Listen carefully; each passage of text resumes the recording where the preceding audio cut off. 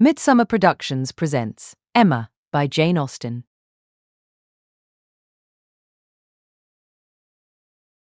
Volume 1, Chapter 1. Emma Woodhouse, handsome, clever, and rich, with a comfortable home and happy disposition, seemed to unite some of the best blessings of existence, and had lived nearly 21 years in the world with very little to distress or vex her. She was the youngest of the two daughters of a most affectionate, indulgent father, and had, in consequence of her sister's marriage, been mistress of his house from a very early period. Her mother had died too long ago for her to have more than an indistinct remembrance of her caresses, and her place had been supplied by an excellent woman as governess, who had fallen little short of a mother in affection. 16 years had Miss Taylor been in Mr. Woodhouse's family, less as a governess than a friend, very fond of both daughters, but particularly of Emma. Between them, it was more the intimacy of sisters. Even before Miss Taylor had ceased to hold the nominal office of governess, the mildness of her temper had hardly allowed her to impose any restraint, and the shadow of authority being now long passed away, they had been living together as friend and friend, very mutually attached, and Emma doing just what she liked, highly esteeming Miss Taylor's judgment, but directed chiefly by her own. The real evils, indeed, of Emma's situation were the power of having rather too much her own way, and a disposition to think a little too well of herself. These were the disadvantages which threatened alloy to her many enjoyments. The danger, however, was at present so unperceived that they did not by any means rank as misfortunes with her. Sorrow came, a gentle sorrow, but not at all in the shape of any disagreeable consciousness. Miss Taylor married. It was Miss Taylor's loss which first brought grief. It was on the wedding day of this beloved friend that Emma first sat in mournful thought of any continuance. The wedding over, and the bride people gone, her father and herself were left to dine together, with no prospect of a third to cheer a long evening. Her father composed himself to sleep after dinner, as usual, and she had then only to sit and think of what she had lost. The event had every promise of happiness for her friend. Mr. Weston was a man of unexceptionable character, easy fortune, suitable age, and pleasant manners, and there was some satisfaction in considering with what self-denying, generous friendship she had always wished and promoted the match, but it was a black morning's work for her. The want of Miss Taylor would be felt every hour of every day. She recalled her past kindness, the affection of 16 years, how she had taught and how she had played with her from 5 years old, how she had devoted all her powers to attach and amuse her in health, and how nursed her through the various illnesses of childhood. A large debt of gratitude was owing here. But the intercourse of the last 7 years, the equal footing and perfect unreserve which had soon followed Isabella's marriage on their being left to each other, was yet a dearer, tenderer recollection. She had been a friend and companion such as few possessed. Intelligent, well-informed, useful, gentle, knowing all the ways of the family, interested in all its concerns, and peculiarly interested in herself, in every pleasure, every scheme of hers, one to whom she could speak every thought as it arose, and who had such an affection for her as could never find fault. How was she to bear the change? It was true that her friend was going only half a mile from them, but Emma was aware that great must be the difference between a Mrs. Weston, only half a mile from them, and a Miss Taylor in the house. And with all her advantages, natural and domestic, she was now in great danger of suffering from intellectual solitude. She dearly loved her father, but he was no companion for her. He could not meet her in conversation, rational or playful. The evil of the actual disparity in their ages, and Mr. Woodhouse had not married early, was much increased by his constitution and habits, for having been a valetudinarian all his life, without activity of mind or body, he was a much older man in ways than in years, and though everywhere beloved for the friendliness of his heart and his amiable temper, his talents could not have recommended him at any time. Her sister, though comparatively but little removed by matrimony, being settled in London, only 16 miles off, was much beyond her daily reach, and many a long October and November evening must be struggled through at Hartfield before Christmas brought the next visit from Isabella and her husband. and their little children to fill the house and give her pleasant society again. Highbury, the large and populous village, almost amounting to a town, to which Hartfield, in spite of its separate lawn and shrubberies and name, did really belong, afforded her no equals. The Woodhouses were first in consequence there. All looked up to them. She had many acquaintance in the place, for her father was universally civil, but not one among them who could be accepted in lieu of Miss Taylor for even half a day. It was a melancholy change, and Emma could not but sigh over it and wish for impossible things, till her father awoke and made it necessary to be cheerful. His spirits required support. He was a nervous man, easily depressed, fond of everybody that he was used to, and hating to part with them, hating change of every kind. Matrimony, as the origin of change, was always disagreeable, and he was by no means yet reconciled to his own daughter's marrying, nor could ever speak of her but with compassion, though it had been entirely a match of affection when he was now obliged to part with Miss Taylor too, and from his habits of gentle selfishness, and of being never able to suppose that other people could feel differently from himself, he was very much disposed to think Miss Taylor had done as sad a thing for herself as for them, and would have been a great deal happier if she had spent all the rest of her life at Hartfield. Emma smiled, and chatted as cheerfully as she could to keep him from such thoughts. But when tea came, it was impossible for him not to say exactly as he had said at dinner. "Poor Miss Taylor! I wish she were here again. What a pity it is that Mr. Weston ever thought of her." "I cannot agree with you, Papa. You know I cannot. Mr. Weston is such a good-humoured, pleasant, excellent man that he thoroughly deserves a good wife, and you would not have had Miss Taylor live with us for ever and bear all my odd humours when she might have a house of her own." A house of her own? But where is the advantage of a house of her own? This is 3 times as large. And you have never any odd humours, my dear. "How often we shall be going to see them, and they coming to see us! We shall be always meeting. We must begin. We must go and pay wedding visit very soon." My dear, how am I to get so far? Randalls is such a distance. I could not walk half so far. "No, Papa, nobody thought of your walking. We must go in the carriage, to be sure." The carriage! But James will not like to put the horses to for such a little way. And where are the poor horses to be while we are paying our visit? "They are to be put into Mr. Weston's stable, Papa. You know we have settled all that already. We talked it all over with Mr. Weston last night. And as for James, you may be very sure he will always like going to Randalls because of his daughter's being housemaid there. I only doubt whether he will ever take us anywhere else." "That was your doing, Papa. You got Hannah that good place. Nobody thought of Hannah till you mentioned her. James is so obliged to you."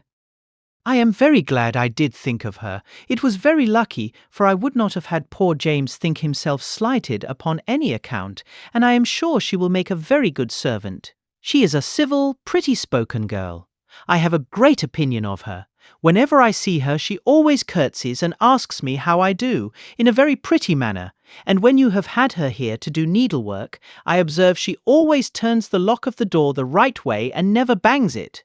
I am sure she will be an excellent servant, and it will be a great comfort to poor Miss Taylor to have somebody about her that she is used to see. Whenever James goes over to see his daughter, you know, she will be hearing of us. He will be able to tell her how we all are."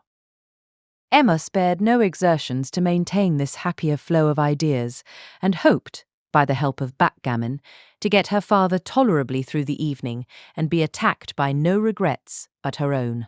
The backgammon table was placed, but a visitor immediately afterwards walked in and made it unnecessary. Mr. Knightley, a sensible man about 7 or 38, was not only a very old and intimate friend of the family, but particularly connected with it as the elder brother of Isabella's husband. He lived about a mile from Highbury, was a frequent visitor and always welcome, and at this time more welcome than usual, as coming directly from their mutual connections in London. He had returned to a late dinner after some days' absence, and now walked up to Hartfield to say that all were well in Brunswick Square. It was a happy circumstance, and animated Mr. Woodhouse for some time. Mr. Knightley had a cheerful manner which always did him good, and his many inquiries after poor Isabella and her children were answered most satisfactorily. When this was over, Mr. Woodhouse gratefully observed, "It is very kind of you, Mr. Knightley, to come out at this late hour to call upon us. I'm afraid you must have had a shocking walk." Not at all, sir. It is a beautiful moonlight night, and so mild that I must draw back from your great fire. "But you must have found it very damp and dirty. I wish you may not catch cold." Dirty, sir. Look at my shoes, not a speck on them. "Well, that is quite surprising, for we have had a vast deal of rain here. It rained dreadfully hard for half an hour while we were at breakfast. I wanted them to put off the wedding." By the by, I have not wished you joy, being pretty well aware of what sort of joy you must both be feeling. I have been in no hurry with my congratulations, but I hope it all went off tolerably well. How did you all behave? Who cried most? "Ah, poor Miss Taylor. 'Tis a sad business." Poor Mr. and Miss Woodhouse, if you please. But I cannot possibly say poor Miss Taylor. I have a great regard for you and Emma, but when it comes to the question of dependence or independence, at any rate, it must be better to have only one to please than two. Especially when one of those two is such a fanciful, troublesome creature, said Emma, playfully. "That is what you have in your head, I know, and what you would certainly say if my father were not by." "I believe it is very true, my dear, indeed," said Mr. Woodhouse, with a sigh. "I am afraid I am sometimes very fanciful and troublesome." "My dearest papa, you do not think I could mean you, or suppose Mr. Knightley to mean you. What a horrible idea! Oh no, I meant only myself. Mr. Knightley loves to find fault with me, you know. In a joke. It is all a joke. We always say what we like to one another." Mr. Knightley, in fact, was one of the few people who could see faults in Emma Woodhouse, and the only one who ever told her of them. And though this was not particularly agreeable to Emma herself, she knew it would be so much less so to her father that she would not have him really suspect such a circumstance as her not being thought perfect by everybody. Emma knows I never flatter her, said Mr. Knightley. But I meant no reflection on anybody. Miss Taylor has been used to have two persons to please. She will now have but one. The chances are that she must be a gainer. "Well," said Emma, willing to let it pass. "you want to hear about the wedding, and I shall be happy to tell you, for we all behaved charmingly. Everybody was punctual, everybody in their best looks, not a tear, and hardly a long face to be seen. Oh no, we all felt that we were going to be only half a mile apart, and were sure of meeting every day." "Dear Emma bears everything so well," said her father. "But Mr. Knightley, she is really very sorry to lose poor Miss Taylor, and I'm sure she will miss her more than she thinks for." Emma turned away her head, divided between tears and smiles. It is impossible that Emma should not miss such a companion, said Mr. Knightley. "We should not like her so well as we do, sir, if we could suppose it. But she knows how much the marriage is to Miss Taylor's advantage. She knows how very acceptable it must be, at Miss Taylor's time of life, to be settled in a home of her own, and how important to her to be secure of a comfortable provision, and therefore cannot allow herself to feel so much pain as pleasure. Every friend of Miss Taylor must be glad to have her so happily married." "And you have forgotten one matter of joy to me," said Emma. "and a very considerable one, that I made the match myself. I made the match, you know, 4 years ago, and to have it take place and be proved in the right, when so many people said Mr. Weston would never marry again, may comfort me for anything." Mr. Knightley shook his head at her. Her father fondly replied, "Ah, my dear, I wish you would not make matches and foretell things, for whatever you say always comes to pass. Pray do not make any more matches." "I promise you to make none for myself, Papa, but I must indeed for other people. It is the greatest amusement in the world, and after such success, you know, everybody said that Mr. Weston would never marry again. Oh dear no. Mr. Weston, who had been a widower so long, and who seemed so perfectly comfortable without a wife, so constantly occupied either in his business in town or among his friends here, always acceptable wherever he went, always cheerful. Mr. Weston need not spend a single evening in the year alone if he did not like it. Oh no, Mr. Weston certainly would never marry again. Some people even talked of a promise to his wife on her deathbed, and others of the son and the uncle not letting him. All manner of solemn nonsense was talked on the subject, but I believed none of it. Ever since the day, about 4 years ago, that Miss Taylor and I met with him in Broadway Lane, when, because it began to drizzle, he darted away with so much gallantry and borrowed 2 umbrellas for us from Farmer Mitchell's, I made up my mind on the subject. I planned the match from that hour. And when such success has blessed me in this instance, dear Papa, you cannot think that I shall leave off matchmaking. I do not understand what you mean by success, said Mr. Knightley. Success supposes endeavour. Your time has been properly and delicately spent. If you have been endeavouring for the last 4 years to bring about this marriage, a worthy employment for a young lady's mind. But if, which I rather imagine, you're making the match, as you call it, means only you're planning it, you're saying to yourself one idle day, I think it would be a very good thing for Miss Taylor if Mr. Weston were to marry her, and saying it again to yourself every now and then afterwards. Why do you talk of success?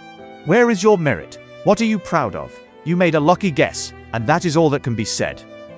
And have you never known the pleasure and triumph of a lucky guess? I pity you.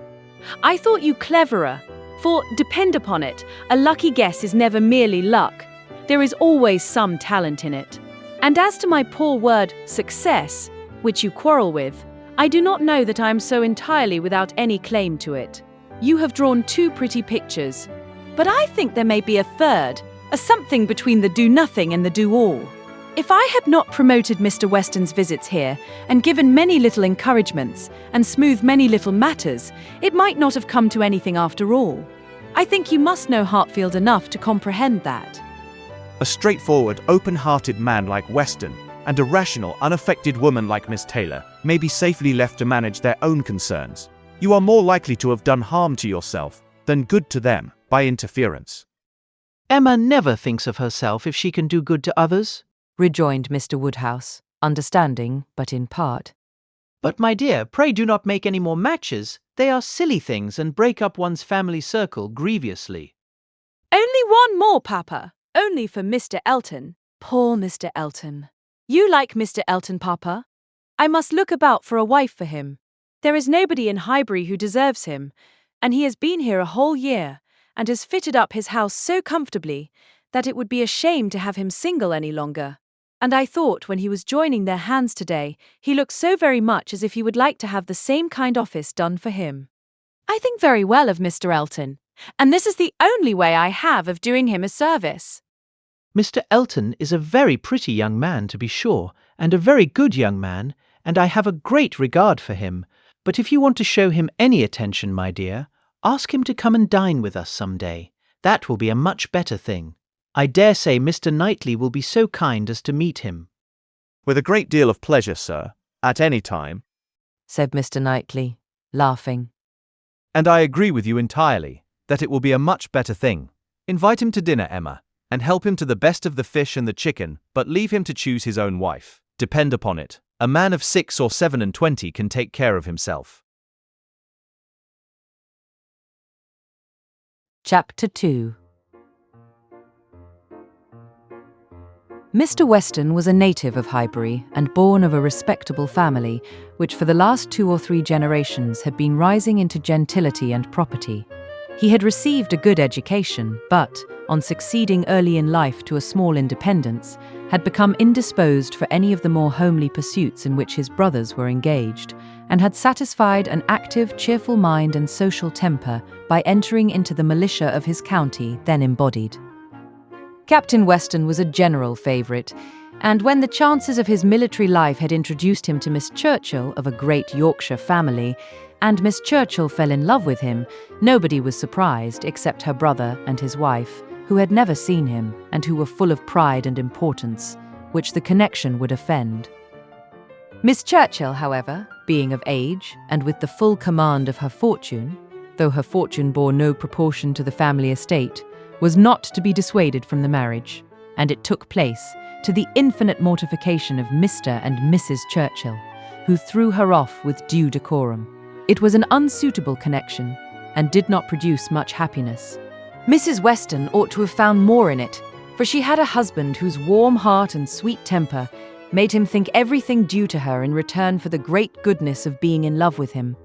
But though she had one sort of spirit, she had not the best. She had resolution enough to pursue her own will in spite of her brother, but not enough to refrain from unreasonable regrets at that brother's unreasonable anger, nor from missing the luxuries of her former home. They lived beyond their income, but still it was nothing in comparison of Enscombe. She did not cease to love her husband, but she wanted at once to be the wife of Captain Weston and Miss Churchill of Enscombe. Captain Weston, who had been considered, especially by the Churchills, as making such an amazing match, was proved to have much the worst of the bargain, for when his wife died, after a 3 years' marriage, he was rather a poorer man than at first, and with a child to maintain. From the expense of the child, however, he was soon relieved. The boy had, with the additional softening claim of a lingering illness of his mother's, been the means of a sort of reconciliation. And Mr. and Mrs. Churchill, having no children of their own, nor any other young creature of equal kindred to care for, offered to take the whole charge of the little Frank soon after her decease.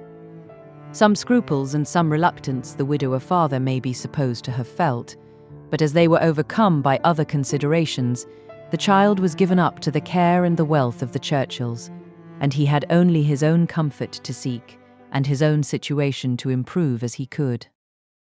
A complete change of life became desirable. He quitted the militia and engaged in trade, having brothers already established in a good way in London, which afforded him a favourable opening. It was a concern which brought just employment enough. He had still a small house in Highbury, where most of his leisure days were spent, and between useful occupation and the pleasures of society, the next 18 or 20 years of his life passed cheerfully away. He had, by that time, realised an easy competence enough to secure the purchase of a little estate adjoining Highbury, which he had always longed for, enough to marry a woman as portionless even as Miss Taylor, and to live according to the wishes of his own friendly and social disposition.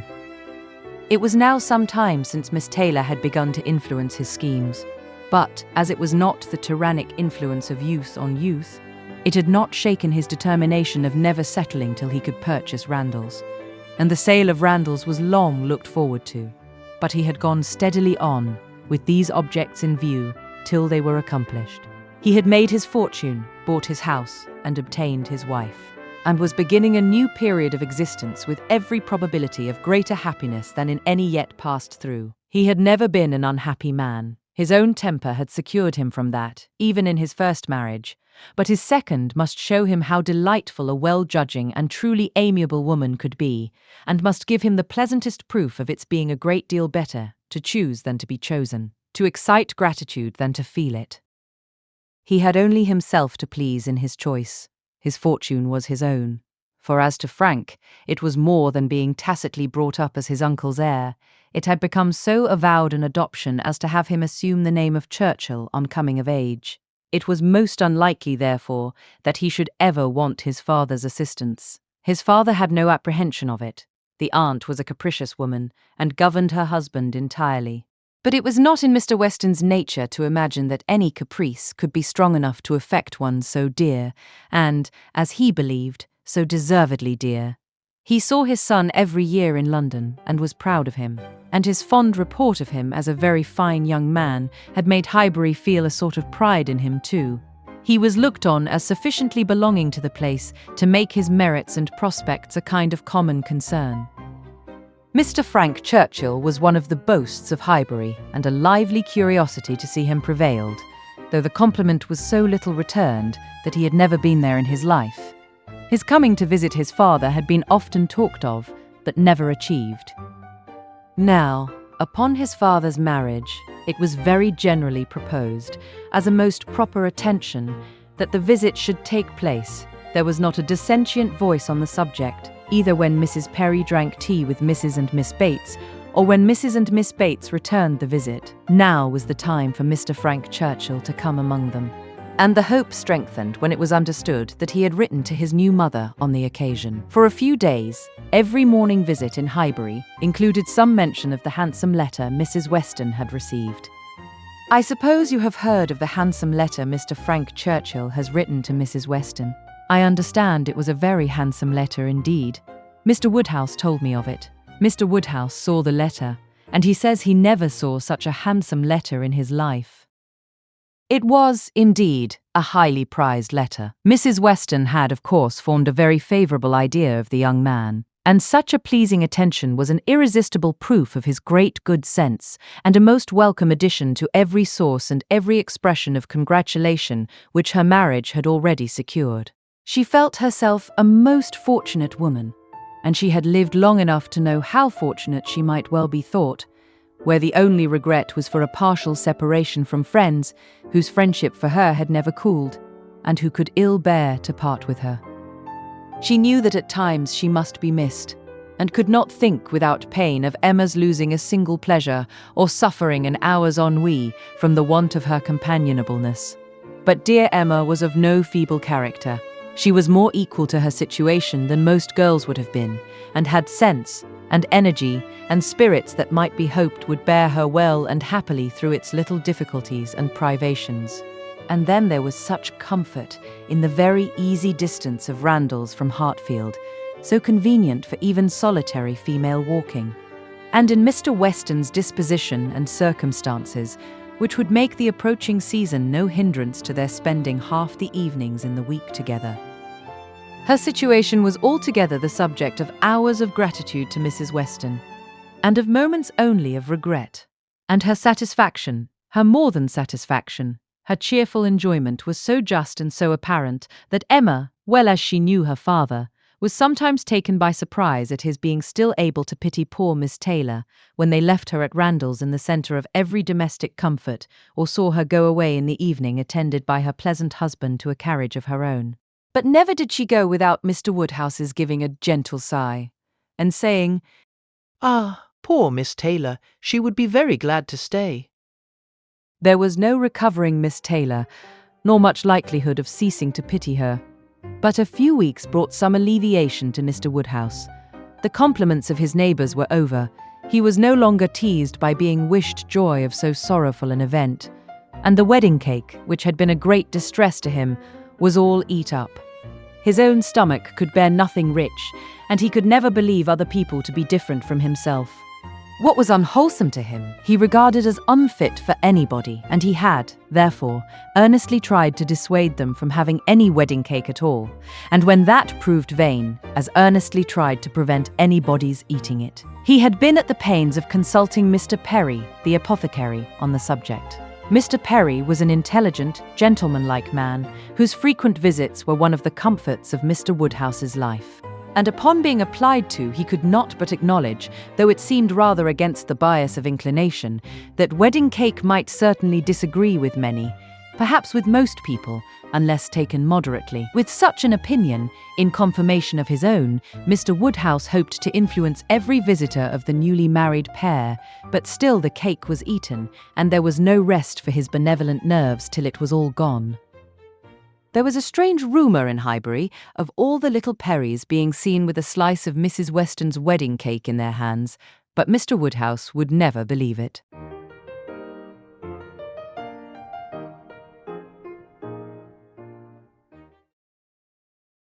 Chapter 3. Mr. Woodhouse was fond of society in his own way. He liked very much to have his friends come and see him, and from various united causes, from his long residence at Hartfield and his good nature, from his fortune, his house, and his daughter, he could command the visits of his own little circle, in a great measure as he liked. He had not much intercourse with any families beyond that circle.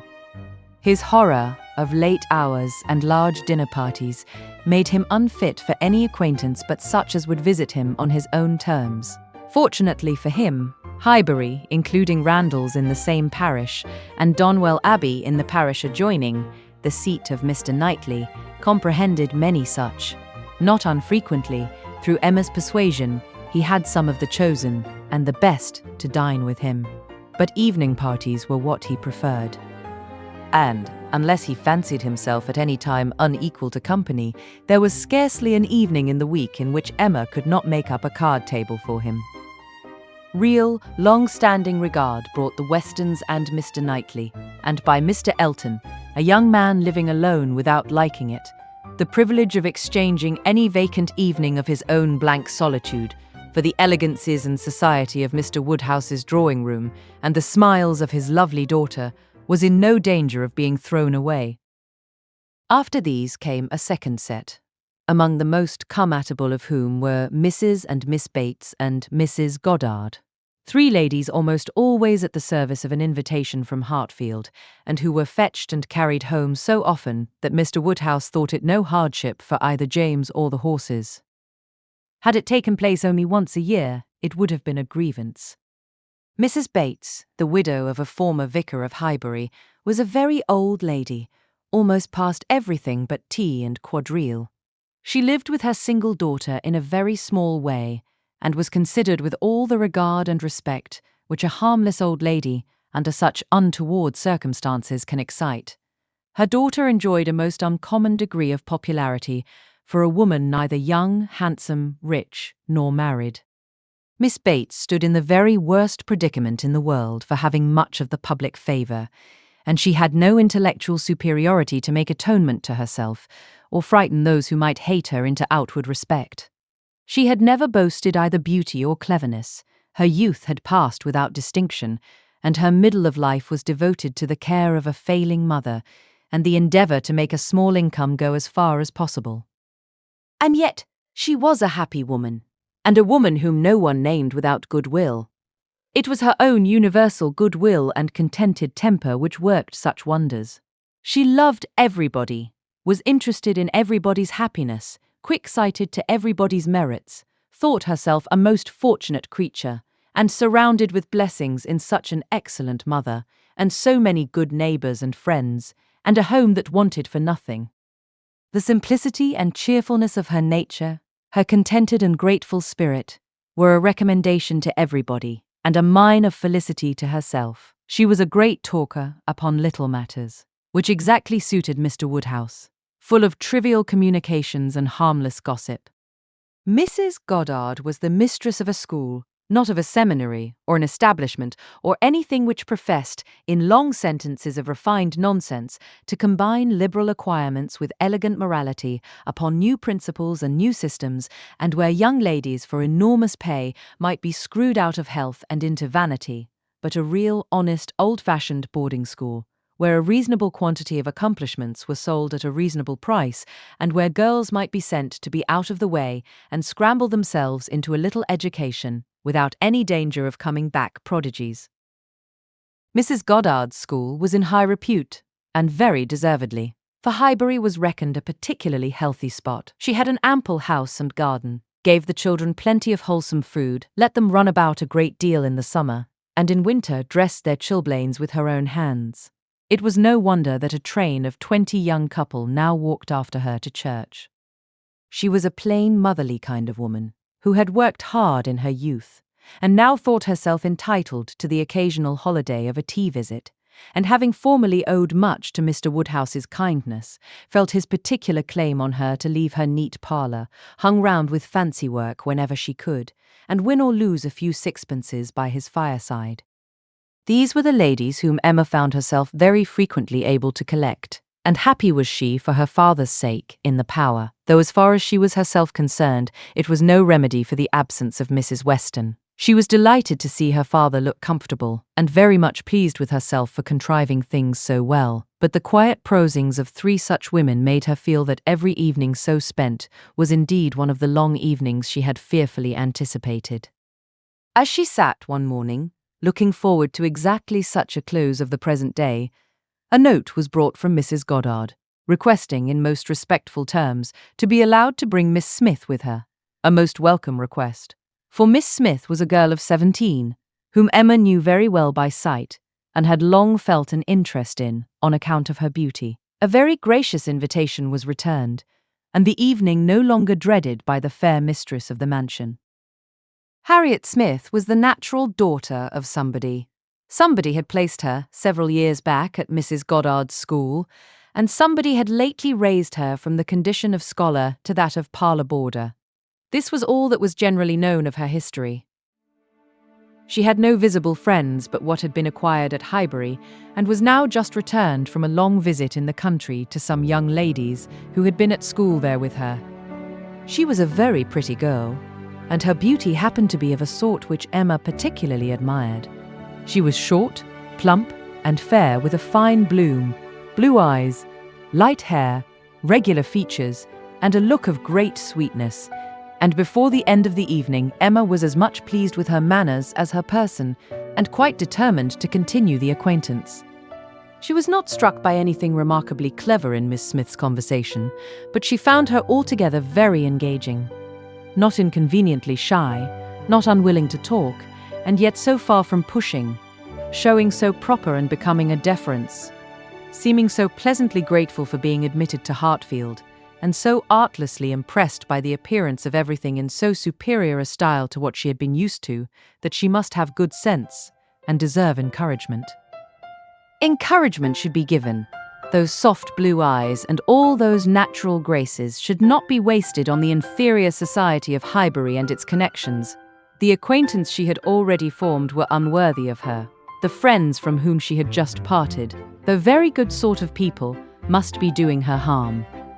They were a family of the name of Martin, whom Emma well knew by character as renting a large farm of Mr. Knightley, and residing in the parish of Donwell, very creditably, she believed. She knew Mr. Knightley thought highly of them, but they must be coarse and unpolished, and very unfit to be the intimates of a girl who wanted only a little more knowledge and elegance to be quite perfect. She would notice her, she would improve her. She would detach her from her bad acquaintance and introduce her into good society. She would form her opinions and her manners. It would be an interesting and certainly a very kind undertaking, highly becoming her own situation in life, her leisure and powers. She was so busy in admiring those soft blue eyes, in talking and listening and forming all these schemes in the in-betweens, that the evening flew away at a very unusual rate, and the supper table, which always closed such parties, and for which she had been used to sit and watch the due time, was all set out and ready, and moved forwards to the fire, before she was aware, with an alacrity beyond the common impulse of a spirit which yet was never indifferent to the credit of doing everything well and attentively, with the real goodwill of a mind delighted with its own ideas. Did she then do all the honours of the meal, and help and recommend the minced chicken and scalloped oysters, with an urgency which she knew would be acceptable to the early hours and civil scruples of their guests. Upon such occasions, poor Mr. Woodhouse's feelings were in sad warfare. He loved to have the cloth laid, because it had been the fashion of his youth, but his conviction of suppers being very unwholesome made him rather sorry to see anything put on it. And while his hospitality would have welcomed his visitors to everything, his care for their health made him grieve that they would eat. Such another small basin of thin gruel as his own was all that he could, with thorough self-approbation, recommend, though he might constrain himself, while the ladies were comfortably clearing the nicer things, to say, Mrs. Bates, let me propose your venturing on one of these eggs. An egg boiled very soft is not unwholesome. Searle understands boiling an egg better than anybody. I would not recommend an egg boiled by anybody else, but you need not be afraid. They are very small, you see. One of our small eggs will not hurt you. Miss Bates, let Emma help you to a little bit of tart. A very little bit. Ours are all apple tarts. You need not be afraid of unwholesome preserves here. I do not advise the custard. Mrs. Goddard, what say you to half a glass of wine? A small half glass, put into a tumbler of water. I do not think it could disagree with you. Emma allowed her father to talk, but supplied her visitors in a much more satisfactory style, and on the present evening had particular pleasure in sending them away happy. The happiness of Miss Smith was quite equal to her intentions. Miss Woodhouse was so great a personage in Highbury that the prospect of the introduction had given as much panic as pleasure. But the humble, grateful little girl went off with highly gratified feelings, delighted with the affability with which Miss Woodhouse had treated her all the evening, and actually shaken hands with her at last.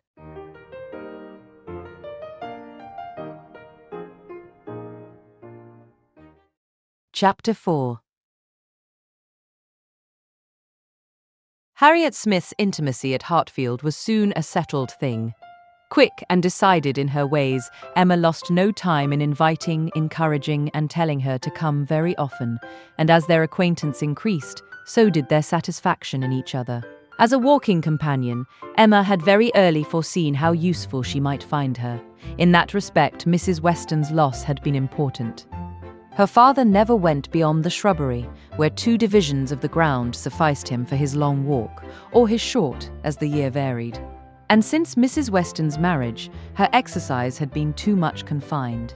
She had ventured once alone to Randalls, but it was not pleasant, and a Harriet Smith, therefore, one whom she could summon at any time to a walk, would be a valuable addition to her privileges. But in every respect, as she saw more of her, she approved her, and was confirmed in all her kind designs. Harriet certainly was not clever, but she had a sweet, docile, grateful disposition, was totally free from conceit, and only desiring to be guided by anyone she looked up to. Her early attachment to herself was very amiable, and her inclination for good company, and power of appreciating what was elegant and clever, showed that there was no want of taste, though strength of understanding must not be expected. Altogether, she was quite convinced of Harriet Smith's being exactly the young friend she wanted, exactly the something which her home required. Such a friend as Mrs. Weston was out of the question. 2 such could never be granted. 2 such she did not want. It was quite a different sort of thing, a sentiment distinct and independent. Mrs. Weston was the object of a regard which had its basis in gratitude and esteem. Harriet would be loved as one to whom she could be useful. For Mrs. Weston, there was nothing to be done. For Harriet, everything. Her first attempts at usefulness were in an endeavour to find out who were the parents, but Harriet could not tell. She was ready to tell everything in her power, but on this subject questions were vain. Emma was obliged to fancy what she liked, but she could never believe that in the same situation she should not have discovered the truth. Harriet had no penetration. She had been satisfied to hear and believe just what Mrs. Goddard chose to tell her, and looked no farther.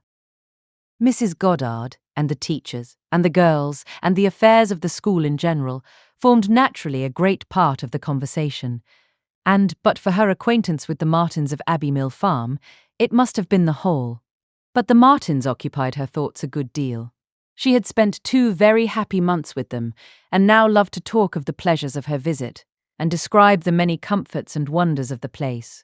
Emma encouraged her talkativeness, amused by such a picture of another set of beings, and enjoying the youthful simplicity which could speak with so much exultation of Mrs. Martin's having 2 parlours, 2 very good parlours indeed, one of them quite as large as Mrs. Goddard's drawing-room, and of her having an upper maid who had lived 25 years with her, and of their having 8 cows, 2 of them Alderneys, and 1 a little Welch cow, a very pretty little Welch cow indeed, and of Mrs. Martin's saying, as she was so fond of it, it should be called her cow, and of their having a very handsome summer house in their garden, where some day next year they were all to drink tea.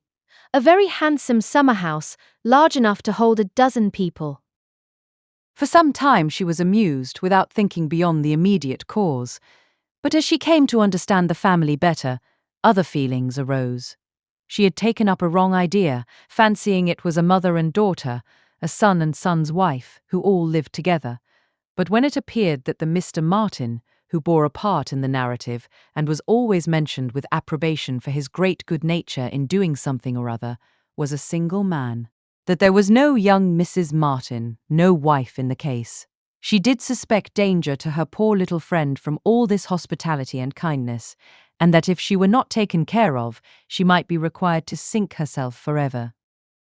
With this inspiriting notion, her questions increased in number and meaning, and she particularly led Harriet to talk more of Mr. Martin, and there was evidently no dislike to it.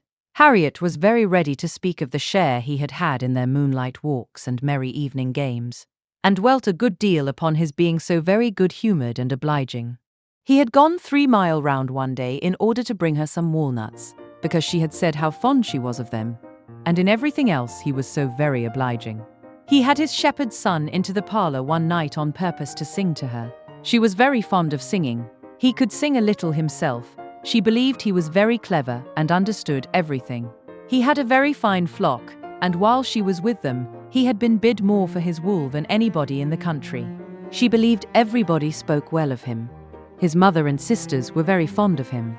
Mrs. Martin had told her one day, and there was a blush as she said it, that it was impossible for anybody to be a better son, and therefore she was sure, whenever he married, he would make a good husband. Not that she wanted him to marry. She was in no hurry at all. Well done, Mrs. Martin, thought Emma. You know what you were about. And when she had come away, Mrs. Martin was so very kind as to send Mrs. Goddard a beautiful goose, the finest goose Mrs. Goddard had ever seen. Mrs. Goddard had dressed it on a Sunday and asked all the 3 teachers, Miss Nash and Miss Prince and Miss Richardson, to sup with her. Mr. Martin, I suppose, is not a man of information beyond the line of his own business. He does not read. Oh yes, that is, no, I do not know, but I believe he has read a good deal, but not what you would think anything of. He reads the agricultural reports and some other books that lay in one of the window seats, but he reads all them to himself. But sometimes of an evening, before we went to cards, he would read something aloud out of the elegant extracts, very entertaining. And I know he has read The Vicar of Wakefield. He never read The Romance of the Forest, nor The Children of the Abbey. He had never heard of such books before. I mentioned them, but he's determined to get them now as soon as ever he can. The next question was, What sort of looking man is Mr. Martin? Oh, not handsome, not at all handsome. I thought him very plain at first, but I do not think him so plain now. One does not, you know, after a time. But did you never see him? He is in Highbury every now and then, and he is sure to ride through every week in his way to Kingston. He has passed you very often. That may be, and I may have seen him 50 times, but without having any idea of his name. A young farmer, whether on horseback or on foot, is the very last sort of person to raise my curiosity. The yeomanry are precisely the order of people with whom I feel I can have nothing to do. A degree or 2 lower, and a creditable appearance might interest me. I might hope to be useful to their families in some way or other.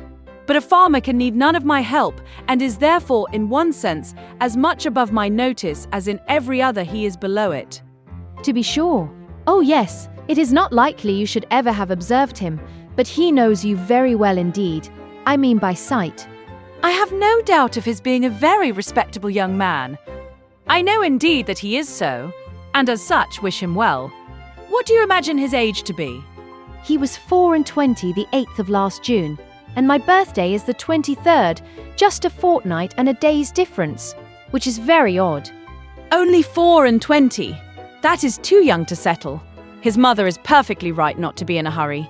They seem very comfortable as they are, and if she were to take any pains to marry him, she would probably repent it. 6 years hence, if he could meet with a good sort of young woman in the same rank as his own, with a little money, it might be very desirable. 6 years hence, dear Miss Woodhouse, he would be 30 years old. Well, and that is as early as most men can afford to marry, who are not born to an independence. Mr. Martin, I imagine, has his fortune entirely to make, cannot be at all beforehand with the world. Whatever money he might come into when his father died, whatever his share of the family property, it is, I dare say, all afloat, all employed in his stock, and so forth. And though, with diligence and good luck, he may be rich in time, it is next to impossible that he should have realized anything yet. To be sure, so it is. But they live very comfortably. They have no indoors man, else they do not want for anything, and Mrs. Martin talks of taking a boy another year. I wish you may not get into a scrape, Harriet, whenever he does marry. I mean, as to being acquainted with his wife, for though his sisters, from a superior education, are not to be altogether objected to, it does not follow that he might marry anybody at all fit for you to notice. The misfortune of your birth ought to make you particularly careful as to your associates. There can be no doubt of your being a gentleman's daughter, and you must support your claim to that station by everything within your own power, or there will be plenty of people who would take pleasure in degrading you. Yes, to be sure, I suppose there are. But while I visited Hartfield, and you are so kind to me, Miss Woodhouse, I am not afraid of what anybody can do. You understand the force of influence pretty well, Harriet. But I would have you so firmly established in good society as to be independent even of Hartfield and Miss Woodhouse. I want to see you permanently well connected, and to that end it will be advisable to have as few odd acquaintances as may be. And therefore, I say that if you should still be in this country when Mr. Martin marries, I wish you may not be drawn in by your intimacy with the sisters, to be acquainted with the wife, who will probably be some mere farmer's daughter without education. To be sure, yes. Not that I think Mr. Martin would ever marry anybody but what had had some education and been very well brought up.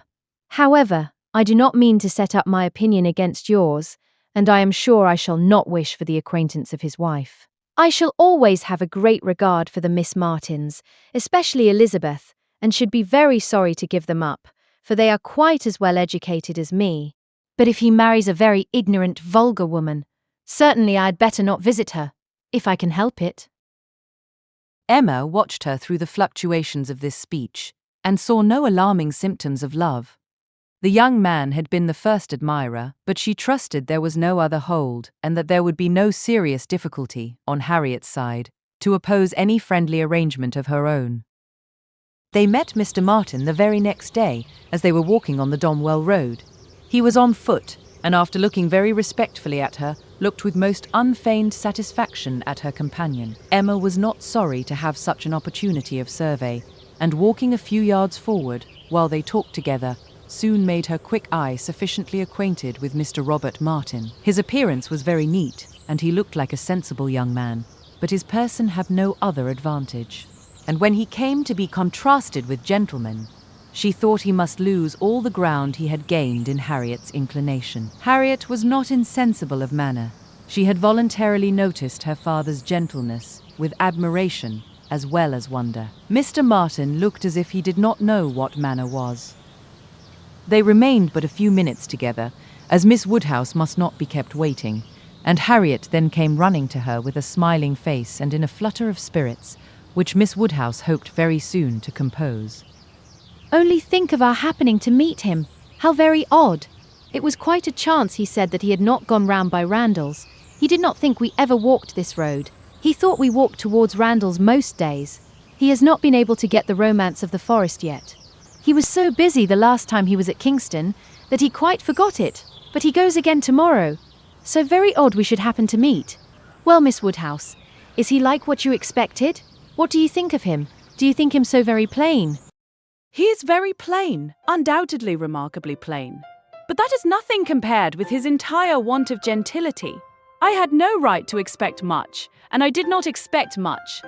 But I had no idea that he could be so very clownish, so totally without air. I had imagined him, I confess, a degree or two nearer gentility. To be sure, said Harriet in a mortified voice. He is not so genteel as real gentlemen.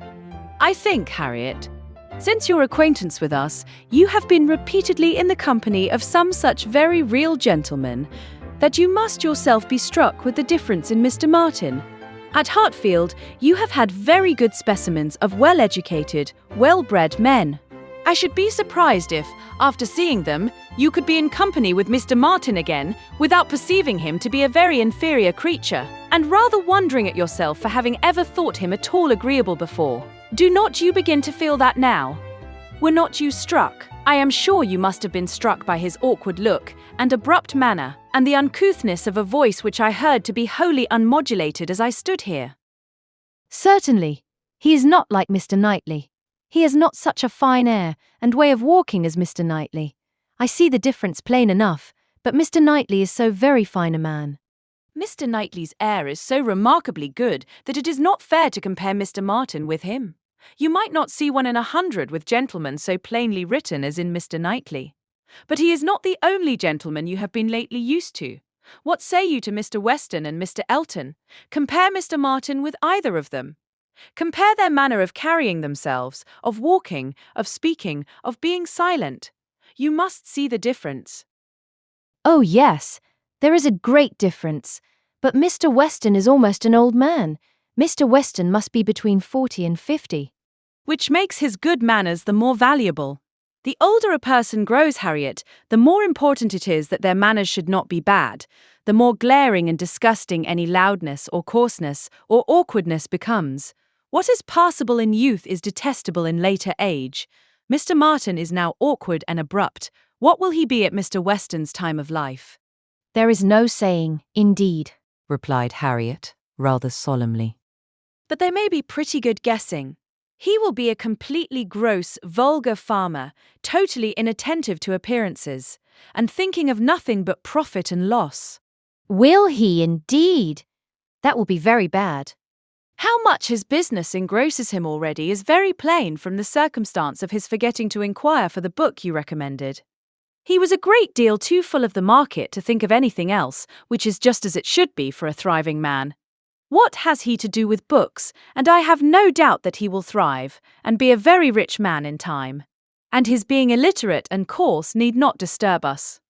I wonder he did not remember the book, was all Harriet's answer, and spoken with a degree of grave displeasure which Emma thought might be safely left to itself. She, therefore, said no more for some time. Her next beginning was, In one respect, perhaps, Mr. Elton's manners are superior to Mr. Knightley's or Mr. Weston's.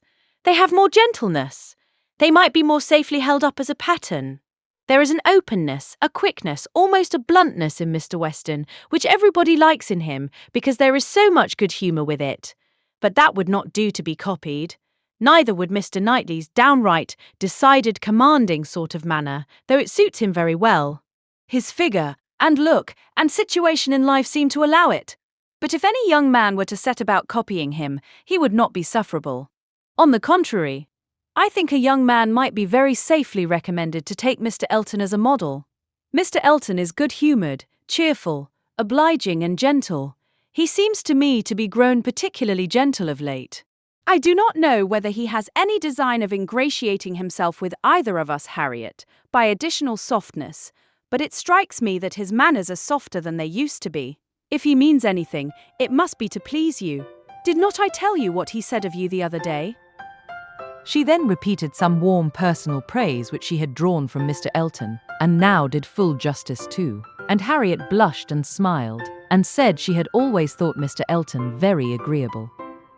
Mr. Elton was the very person fixed on by Emma for driving the young farmer out of Harriet's head. She thought it would be an excellent match, and only too palpably desirable, natural and probable for her to have much merit in planning it. She feared it was what everybody else must think of and predict. It was not likely, however, that anybody should have equalled her in the date of the plan, as it had entered her brain during the very first evening of Harriet's coming to Hartfield. The longer she considered it, the greater was her sense of its expediency. Mr. Elton's situation was most suitable, quite the gentleman himself, and without low connections at the same time, not of any family that could fairly object to the doubtful birth of Harriet. He had a comfortable home for her, and Emma imagined a very sufficient income. For though the vicarage of Highbury was not large, he was known to have some independent property, and she thought very highly of him as a good-humoured, well-meaning, respectable young man, without any deficiency of useful understanding or knowledge of the world. She had already satisfied herself that he thought Harriet a beautiful girl, which she trusted, with such frequent meetings at Hartfield, was foundation enough on his side. And on Harriet's there could be little doubt that the idea of being preferred by him would have all the usual weight and efficacy. And he was really a very pleasing young man, a young man whom any woman not fastidious might like. He was reckoned very handsome, his person much admired in general, though not by her, there being a want of elegance of feature which she could not dispense with. But the girl who could be gratified by a Robert Martin's riding about the country to get walnuts for her might very well be conquered by Mr. Elton's admiration.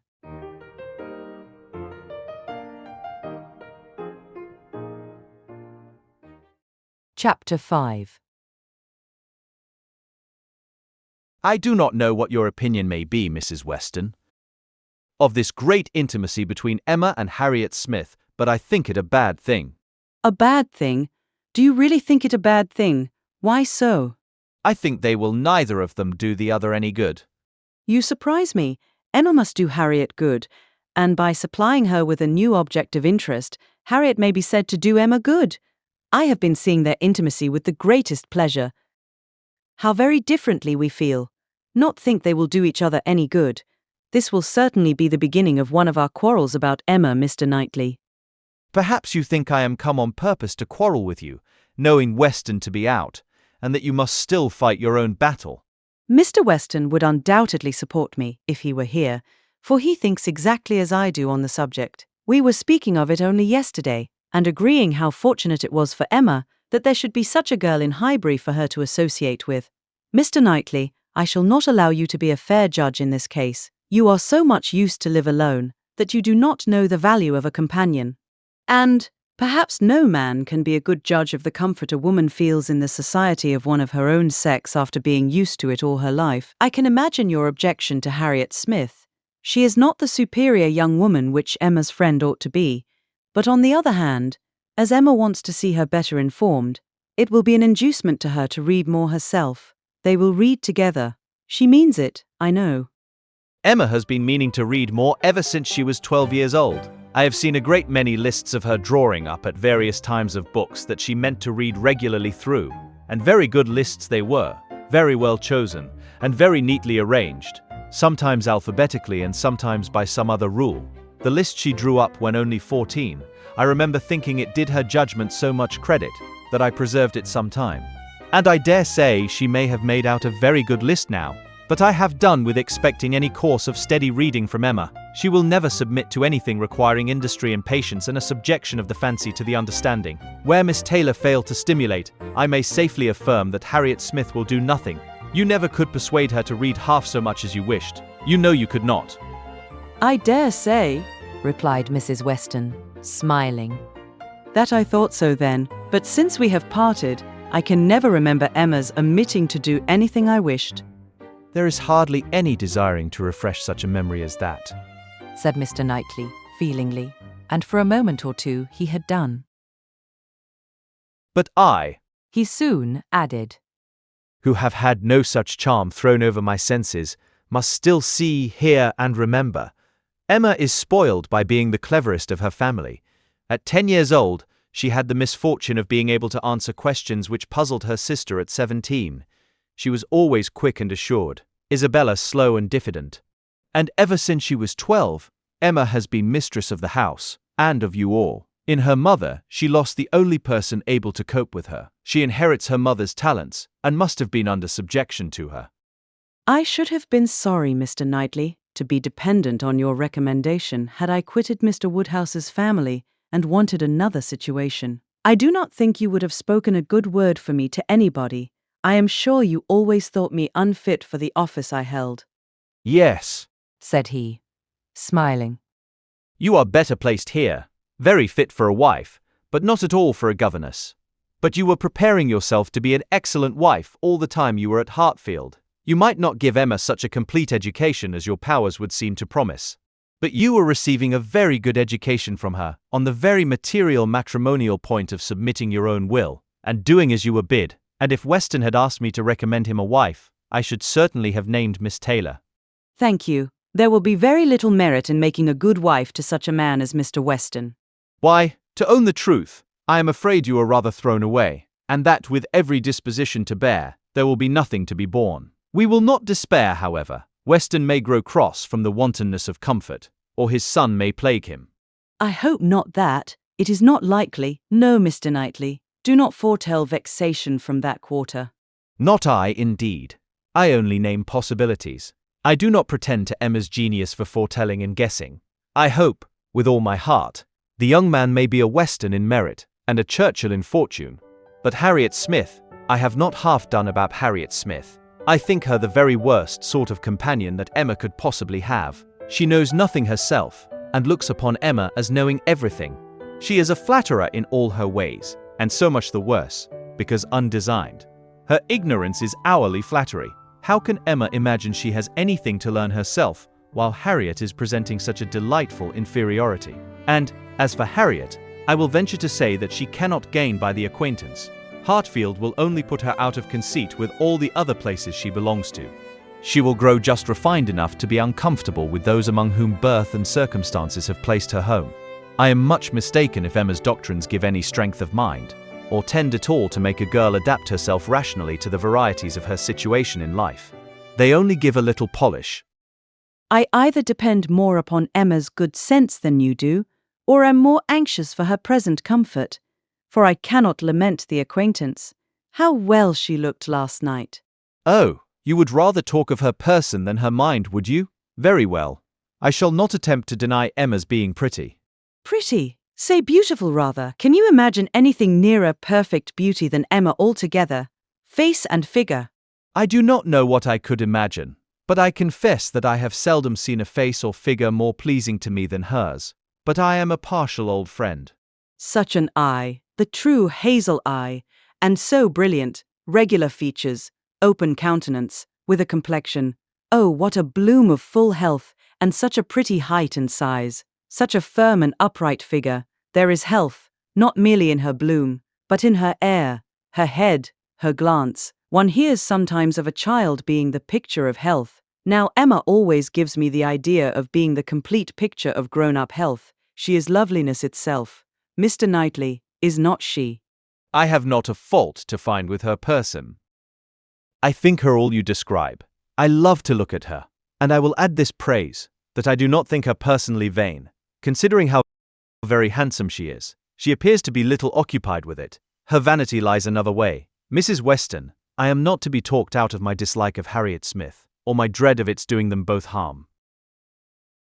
And I, Mr. Knightley, am equally stout in my confidence of its not doing them any harm. With all dear Emma's little faults, she is an excellent creature. Where shall we see a better daughter, or a kinder sister, or a truer friend?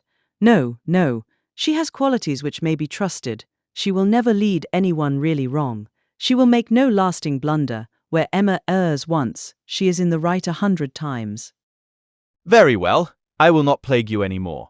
Emma shall be an angel, and I will keep my spleen to myself till Christmas brings John and Isabella. John loves Emma with a reasonable and therefore not a blind affection, and Isabella always thinks as he does, except when he is not quite frightened enough about the children.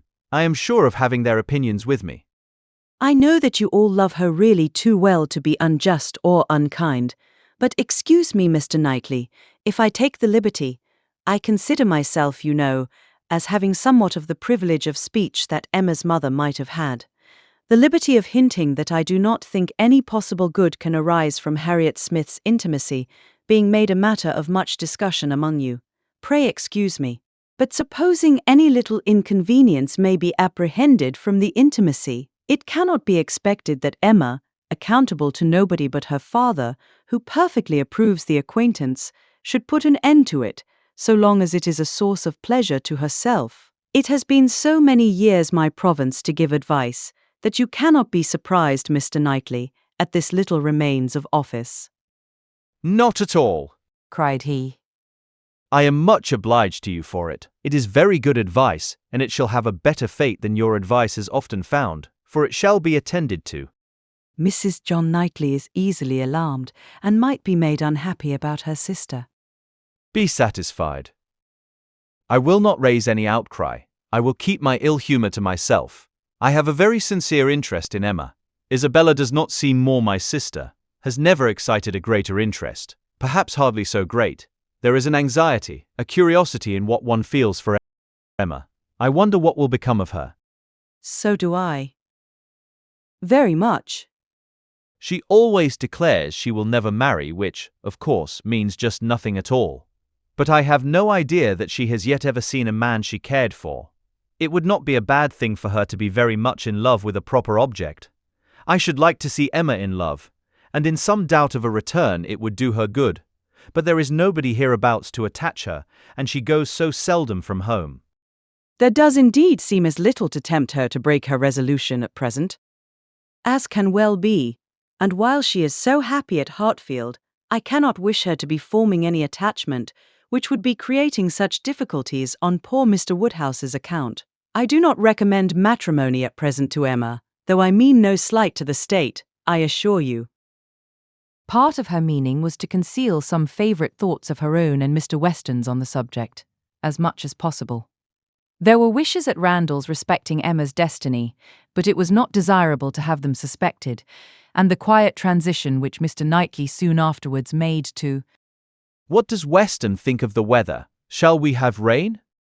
convinced her that he had nothing more to say or surmise about Hartfield.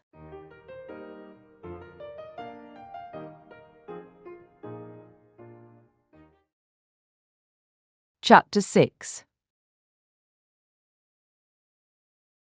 Emma could not feel a doubt of having given Harriet's fancy a proper direction, and raised the gratitude of her young vanity to a very good purpose, for she found her decidedly more sensible than before of Mr. Elton's being a remarkably handsome man, with most agreeable manners, and as she had no hesitation in following up the assurance of his admiration by agreeable hints, she was soon pretty confident of creating as much liking on Harriet's side as there could be any occasion for.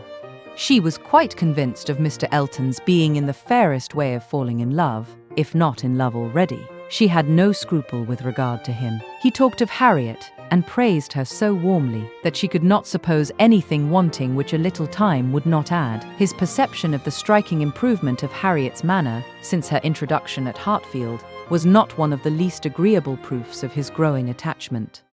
"You have given Miss Smith all that she required," said he.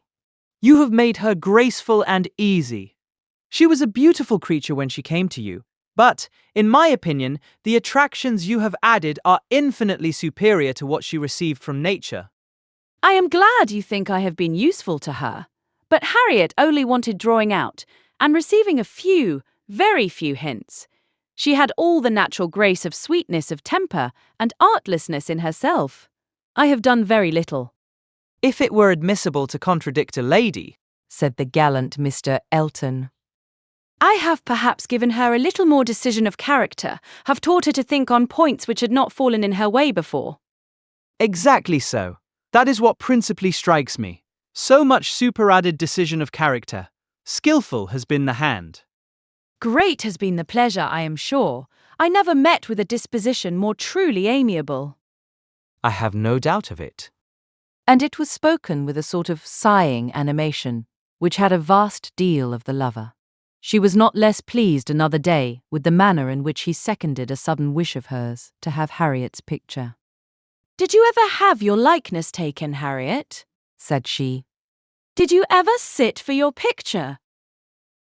Harriet was on the point of leaving the room and only stopped to say, with a very interesting naivete, "Oh, dear no, never." No sooner was she out of sight than Emma exclaimed, "What an exquisite possession a good picture of her would be! I would give any money for it. I almost long to attempt her likeness myself. You do not know it, I dare say, but 2 or 3 years ago I had a great passion for taking likenesses, and attempted several of my friends, and was thought to have a tolerable eye in general. But from one cause or another I gave it up in disgust. But really, I could almost venture, if Harriet would sit to me, it would be such a delight to have her picture." "Let me entreat you," cried Mr. Elton. "It would indeed be a delight. Let me entreat you, Miss Woodhouse, to exercise so charming a talent in favour of your friend. I know what your drawings are. How could you suppose me ignorant? Is not this room rich in specimens of your landscapes and flowers? And has not Mrs. Weston some inimitable figure pieces in her drawing-room at Randalls?" Yes, good man, thought Emma. But what has all that to do with taking likenesses? You know nothing of drawing. Don't pretend to be in raptures about mine. Keep your raptures for Harriet's face. "Well, if you give me such kind encouragement, Mr. Elton, I believe I shall try what I can do. Harriet's features are very delicate, which makes a likeness difficult, and yet there is a peculiarity in the shape of the eye and the lines about the mouth which one ought to catch." "Exactly so. The shape of the eye and the lines about the mouth. I have not a doubt of your success. Pray attempt it. As you will do it, it will indeed, to use your own words, be an exquisite possession."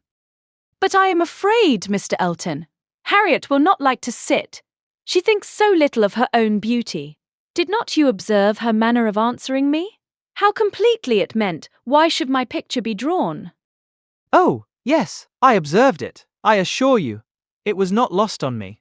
But still, I cannot imagine she would not be persuaded." Harriet was soon back again, and the proposal almost immediately made, and she had no scruples which could stand many minutes against the earnest pressing of both the others. Emma wished to go to work directly, and therefore produced the portfolio containing her various attempts at portraits, for not one of them had ever been finished, that they might decide together on the best size for Harriet.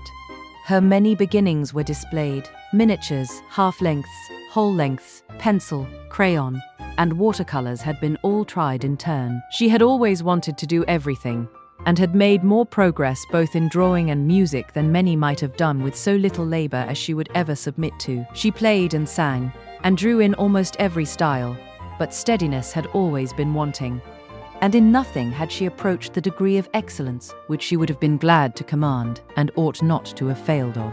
She was not much deceived as to her own skill, either as an artist or a musician, but she was not unwilling to have others deceived, or sorry to know her reputation for accomplishment often higher than it deserved. There was merit in every drawing, in the least finished perhaps the most. Her style was spirited, but had there been much less, or had there been 10 times more, the delight and admiration of her two companions would have been the same. They were both in ecstasies. A likeness pleases everybody, and Miss Woodhouse's performances must be capital. No great variety of faces for you, said Emma. I had only my own family to study from. There is my father, another of my father, but the idea of sitting for his picture made him so nervous that I could only take him by stealth. Neither of them very light, therefore. Mrs. Weston again, and again, and again, you see. Dear Mrs. Weston, always my kindest friend on every occasion. She would sit whenever I asked her. There is my sister, and really quite her own little elegant figure, and the face not unlike. I should have made a good likeness of her if she would have sat longer, but she was in such a hurry to have me draw her 4 children that she would not be quiet. Then, here come all my attempts at 3 of those 4 children. There they are, Henry and John and Bella, from one end of the sheet to the other, and any one of them might do for any one of the rest. She was so eager to have them drawn that I could not refuse. But there is no making children of 3 or 4 years old stand still, you know. Nor can it be very easy to take any likeness of them beyond the air and complexion, unless they are coarser featured than any of Mamma's children ever were. Here is my sketch of the 4th, who was a baby. I took him as he was sleeping on the sofa, and it is as strong a likeness of his cockade as you would wish to see. He had nestled down his head most conveniently. That's very like. I am rather proud of little George. The corner of the sofa is very good. Then here is my last. Unclosing a pretty sketch of a gentleman in small size, whole length. My last and my best, my brother, Mr. John Knightley. This did not want much of being finished, when I put it away in a pet, and vowed I would never take another likeness. I could not help being provoked, for after all my pains, and when I had really made a very good likeness of it, Mrs. Weston and I were quite agreed in thinking it very like, only too handsome, too flattering, but that was a fault on the right side. After all this came poor dear Isabella's cold approbation. Yes, it was a little like, but to be sure it did not do him justice. We had had a great deal of trouble in persuading him to sit at all.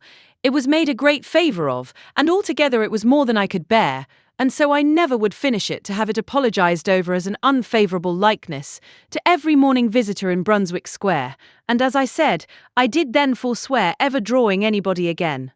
But for Harriet's sake, or rather for my own, and as there are no husbands and wives in the case at present, I will break my resolution now. Mr. Elton seemed very properly struck and delighted by the idea, and was repeating, No husbands and wives in the case at present, indeed, as you observe. Exactly so. No husbands and wives. with so interesting a consciousness that Emma began to consider whether she had not better leave them together at once. But as she wanted to be drawing, the declaration must wait a little longer. She had soon fixed on the size and sort of portrait. It was to be a whole length in watercolours, like Mr. John Knightley's, and was destined, if she could please herself, to hold a very honourable station over the mantelpiece. The sitting began, and Harriet, smiling and blushing, and afraid of not keeping her attitude and countenance, presented a very sweet mixture of youthful expression to the steady eyes of the artist. But there was no doing anything with Mr. Elton fidgeting behind her and watching every touch. She gave him credit for stationing himself where he might gaze and gaze again without offence, but was really obliged to put an end to it, and request him to place himself elsewhere. It then occurred to her to employ him in reading. If he would be so good as to read to them, it would be a kindness indeed. It would amuse away the difficulties of her part and lessen the irksomeness of Miss Smith's. Mr. Elton was only too happy. Harriet listened, and Emma drew in peace. She must allow him to be still frequently coming to look. Anything less would certainly have been too little in a lover, and he was ready at the smallest intermission of the pencil to jump up and see the progress and be charmed. There was no being displeased with such an encourager, for his admiration made him discern a likeness almost before it was possible. She could not respect his eye, but his love and his complacence were unexceptionable. The sitting was altogether very satisfactory. She was quite enough pleased with the first day's sketch to wish to go on. There was no want of likeness. She had been fortunate in the attitude, and as she meant to throw in a little improvement to the figure, to give a little more height and considerably more elegance, she had great confidence of its being in every way a pretty drawing at last, and of its filling its destined place with credit to them both, a standing memorial of the beauty of one, the skill of the other, and the friendship of both, with as many other agreeable associations as Mr. Elton's very promising attachment was likely to add. Harriet was to sit again the next day, and Mr. Elton, just as he ought, entreated for the permission of attending and reading to them again. By all means, we shall be most happy to consider you as one of the party. The same civilities and courtesies, the same success and satisfaction, took place on the morrow, and accompanied the whole progress of the picture, which was rapid and happy. Everybody who saw it was pleased, but Mr. Elton was in continual raptures, and defended it through every criticism. "Miss Woodhouse has given her friend the only beauty she wanted," observed Mrs. Weston to him, not in the least suspecting that she was addressing a lover. "The expression of the eye is most correct, but Miss Smith has not those eyebrows and eyelashes. It is the fault of her face that she has them not." "Do you think so?" replied he. "I cannot agree with you. It appears to me a most perfect resemblance in every feature. I never saw such a likeness in my life. We must allow for the effect of shade, you know." You have made her too tall, Emma, said Mr. Knightley. Emma knew that she had, but would not own it.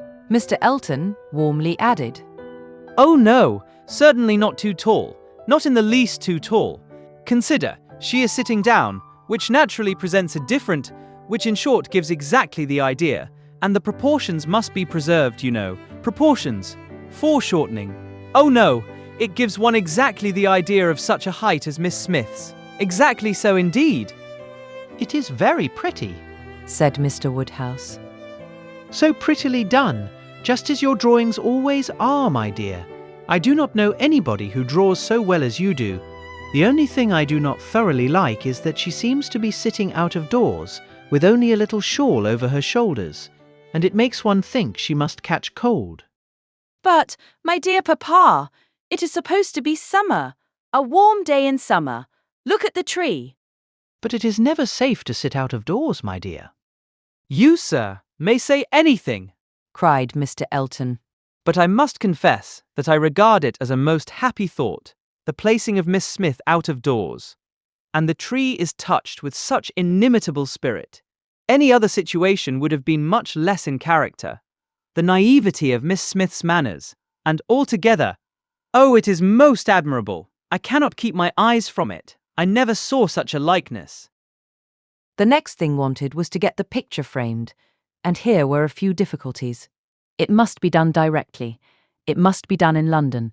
The order must go through the hands of some intelligent person whose taste could be depended on, and Isabella, the usual doer of all commissions, must not be applied to because it was December, and Mr. Woodhouse could not bear the idea of her stirring out of her house in the fogs of December. But no sooner was the distress known to Mr. Elton than it was removed. His gallantry was always on the alert.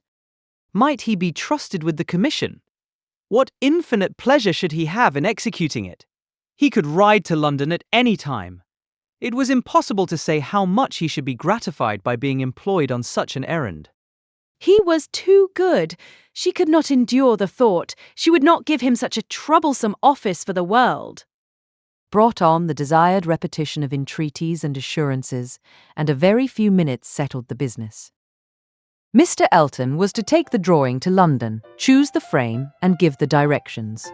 And Emma thought she could so pack it as to ensure its safety without much incommoding him, while he seemed mostly fearful of not being incommoded enough. What a precious deposit, said he with a tender sigh as he received it. This man is almost too gallant to be in love, thought Emma. I should say so, but that I suppose there may be 100 different ways of being in love. He is an excellent young man and will suit Harriet exactly. It will be an exactly so, as he says himself, but he does sigh and languish, and study for compliments rather more than I could endure as a principal. I come in for a pretty good share as a second, but it is his gratitude on Harriet's account.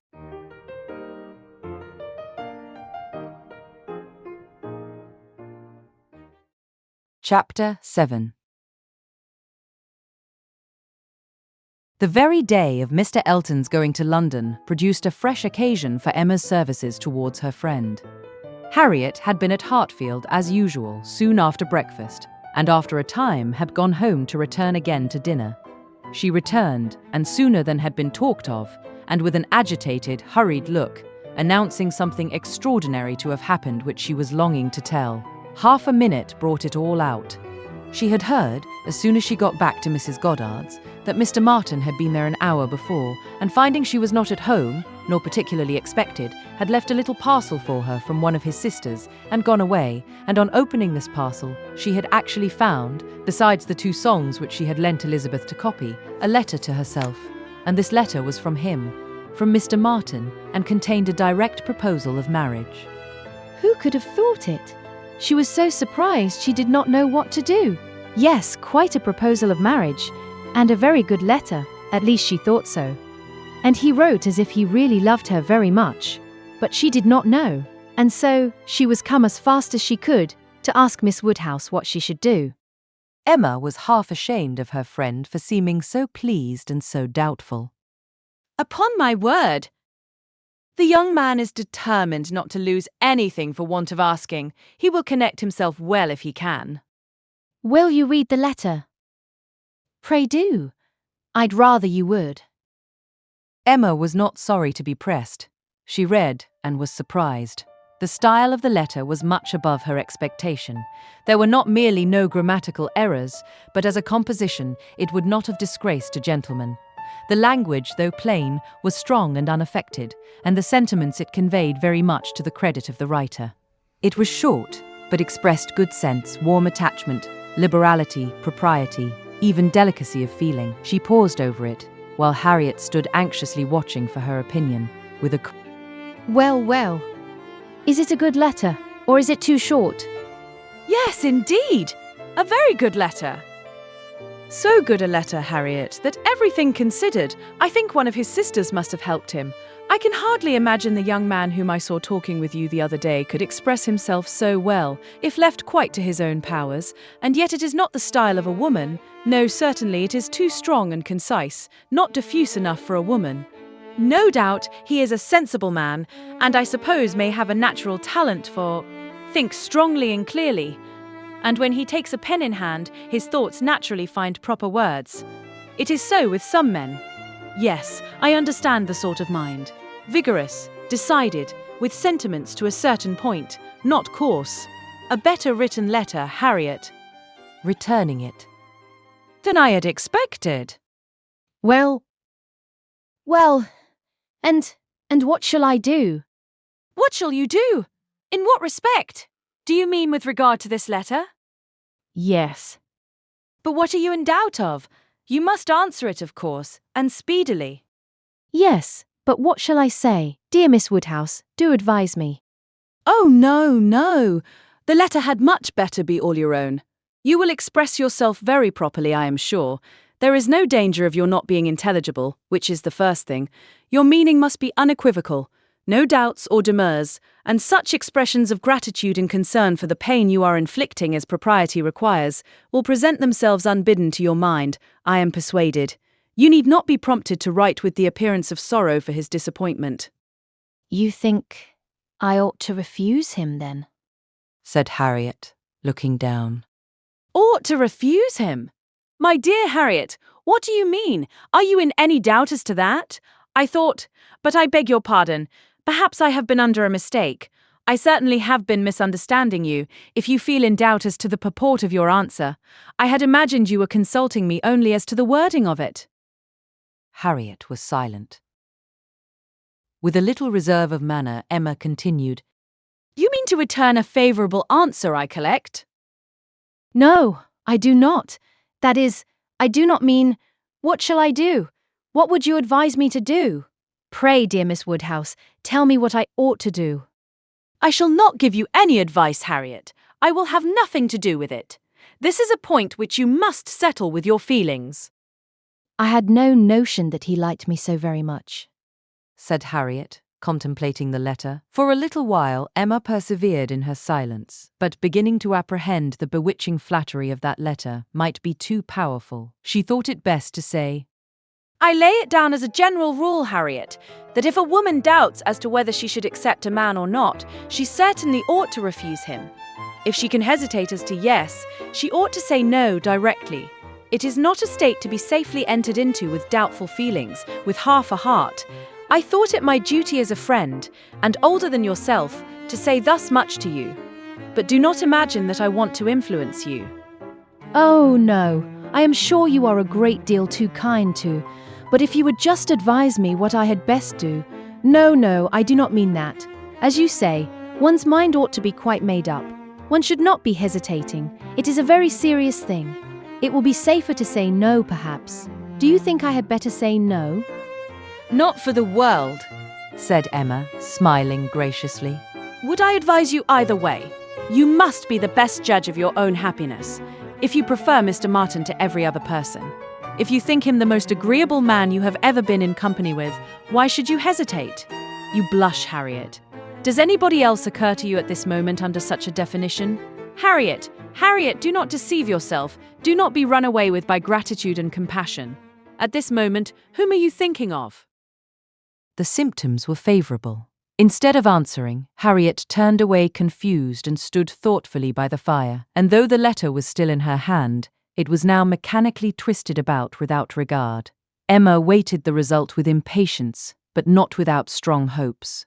At last, with some hesitation, Harriet said, Miss Woodhouse, as you will not give me your opinion, I must do as well as I can by myself, and I have now quite determined, and really almost made up my mind, to refuse Mr. Martin. Do you think I am right? Perfectly right, my dearest Harriet. You are doing just what you ought. While you were at all in suspense, I kept my feelings to myself, but now that you are so completely decided, I have no hesitation in approving. Dear Harriet, I give myself joy of this. It would have grieved me to lose your acquaintance, which must have been the consequence of your marrying Mr. Martin. While you were in the smallest degree wavering, I said nothing about it, because I would not influence. But it would have been the loss of a friend to me. I could not have visited Mrs. Robert Martin of Abbey Mill Farm. Now I am secure of you forever.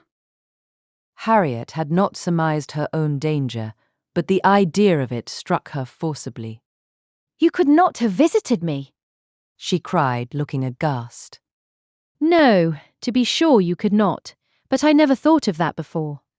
That would have been too dreadful. What an escape. Dear Miss Woodhouse, I would not give up the pleasure and honour of being intimate with you for anything in the world. Indeed, Harriet, it would have been a severe pang to lose you, but it must have been. You would have thrown yourself out of all good society. I must have given you up. Dear me, how should I ever have borne it? It would have killed me never to come to Hartfield any more. Dear affectionate creature, you banished to Abbey Mill Farm. You confined to the society of the illiterate and vulgar all your life. I wonder how the young man could have the assurance to ask it. He must have a pretty good opinion of himself. I do not think he is conceited either, in general, said Harriet, her conscience opposing such censure. At least, he is very good-natured, and I shall always feel much obliged to him, and have a great regard for, but that is quite a different thing from, and you know, though he may like me, it does not follow that I should. And certainly I must confess that since my visiting here, I have seen people, and if one comes to compare them, person and manners, there is no comparison at all. One is so very handsome and agreeable. However, I do really think Mr. Martin a very amiable young man, and have a great opinion of him, and his being so much attached to me, and his writing such a letter. But as to leaving you, it is what I would not do upon any consideration. Thank you, my own sweet little friend. We will not be parted. A woman is not to marry a man merely because she is asked, or because he is attached to her, and can write a tolerable letter. Oh no, and it is but a short letter too. Emma felt the bad taste of her friend, but let it pass with a Very true. And it would be a small consolation to her, for the clownish manner which might be offending her every hour of the day, to know that her husband could write a good letter. Oh, yes, very. Nobody cares for a letter. The thing is, to be always happy with pleasant companions. I am quite determined to refuse him, but how shall I do? What shall I say? Emma assured her there would be no difficulty in the answer, and advised its being written directly, which was agreed to, in the hope of her assistance. And though Emma continued to protest against any assistance being wanted, it was in fact given in the formation of every sentence. The looking over his letter again, in replying to it, had such a softening tendency that it was particularly necessary to brace her up with a few decisive expressions. And she was so very much concerned at the idea of making him unhappy, and thought so much of what his mother and sisters would think and say, and was so anxious that they should not fancy her ungrateful, that Emma believed if the young man had come in her way at that moment, he would have been accepted after all. This letter, however, was written and sealed and sent. The business was finished and Harriet safe. She was rather low all the evening, but Emma could allow for her amiable regrets and sometimes relieved them by speaking of her own affection, sometimes by bringing forward the idea of Mr. Elton. I shall never be invited to Abbey Mill again, Was said in rather a sorrowful tone. Nor, if you were, could I ever bear to part with you, my Harriet. You are a great deal too necessary at Hartfield to be spared to Abbey Mill. and I am sure I should never want to go there, for I am never happy but at Hartfield. Some time afterwards, it was. I think Mrs. Goddard would be very much surprised if she knew what had happened. I am sure Miss Nash would, for Miss Nash thinks her own sister very well married, and it is only a linen draper. One should be sorry to see greater pride or refinement in the teacher of a school, Harriet. I dare say Miss Nash would envy you such an opportunity as this of being married. Even this conquest would appear valuable in her eyes. As to anything superior for you, I suppose she is quite in the dark. The attentions of a certain person can hardly be among the tittle-tattle of Highbury yet. Hitherto, I fancy you and I are the only people to whom his looks and manners have explained themselves. Harriet blushed and smiled, and said something about wondering that people should like her so much. The idea of Mr. Elton was certainly cheering, but still, after a time she was tender-hearted again towards the rejected Mr. Martin. Now he has got my letter, Said she, softly. I wonder what they are all doing, whether his sisters know. If he is unhappy, they will be unhappy too. I hope he will not mind it so very much. Let us think of those among our absent friends who are more cheerfully employed. At this moment, perhaps, Mr. Elton is showing your picture to his mother and sisters, telling how much more beautiful is the original, and after being asked for it 5 or 6 times, allowing them to hear your name, your own dear name. My picture, but he has left my picture in Bond Street. Has he so? Then I know nothing of Mr. Elton. No, my dear little modest Harriet, depend upon it, the picture will not be in Bond Street till just before he mounts his horse tomorrow. It is his companion all this evening, his solace, his delight. It opens his designs to his family. It introduces you among them. It diffuses through the party those pleasantest feelings of our nature, eager curiosity and warm prepossession. How cheerful, how animated, how suspicious, how busy their imaginations all are. Harriet smiled again, and her smiles grew stronger. Chapter 8. Harriet slept at Hartfield that night. For some weeks past, she had been spending more than half her time there, and gradually getting to have a bedroom appropriated to herself. And Emma judged it best in every respect, safest and kindest, to keep her with them as much as possible just at present. She was obliged to go the next morning for an hour or two to Mrs. Goddard's, but it was then to be settled that she should return to Hartfield to make a regular visit of some days. While she was gone, Mr. Knightley called and sat some time with Mr. Woodhouse and Emma, till Mr. Woodhouse, who had previously made up his mind to walk out, was persuaded by his daughter not to defer it, and was induced by the entreaties of both, though against the scruples of his own civility, to leave Mr. Knightley for that purpose. Mr. Knightley, who had nothing of ceremony about him, was offering, by his short, decided answers, an amusing contrast to the protracted apologies and civil hesitations of the other. Well, I believe, if you will excuse me, Mr. Knightley, if you will not consider me as doing a very rude thing, I shall take Emma's advice and go out for a quarter of an hour. As the sun is out, I believe I had better take my 3 turns while I can. I treat you without ceremony, Mr. Knightley. We invalids think we are privileged people. My dear sir, do not make a stranger of me. I leave an excellent substitute in my daughter. Emma will be happy to entertain you. And therefore I think I will beg your excuse and take my 3 turns, my winter walk. You cannot do better, sir.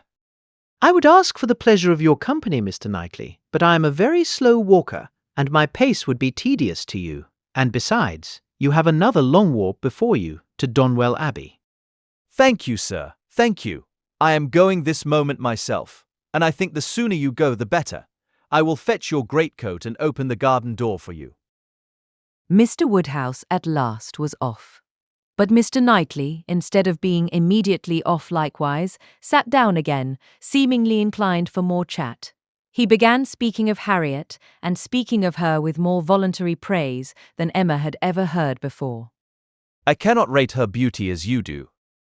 But she is a pretty little creature, and I am inclined to think very well of her disposition. Her character depends upon those she is with, but in good hands she will turn out a valuable woman. I am glad you think so, and the good hands, I hope, may not be wanting. Come. You are anxious for a compliment, so I will tell you that you have improved her. You have cured her of her schoolgirl's giggle. She really does you credit. Thank you. I should be mortified indeed if I did not believe I had been of some use, but it is not everybody who will bestow praise where they may. You do not often overpower me with it. You are expecting her again, you say, this morning? Almost every moment. She has been gone longer already than she intended. Something has happened to delay her. Some visitors, perhaps. Highbury gossips. Tiresome wretches. Harriet may not consider everybody tiresome that you would. Emma knew this was too true for contradiction, and therefore said nothing. He presently added with a smile, I do not pretend to fix on times or places, but I must tell you that I have good reason to believe your little friend will soon hear of something to her advantage. Indeed. How so? Of what sort? A very serious sort, I assure you. still smiling. Very serious. I can think of but one thing. Who is in love with her? Who makes you their confidant? Emma was more than half in hopes of Mr. Elton's having dropped a hint.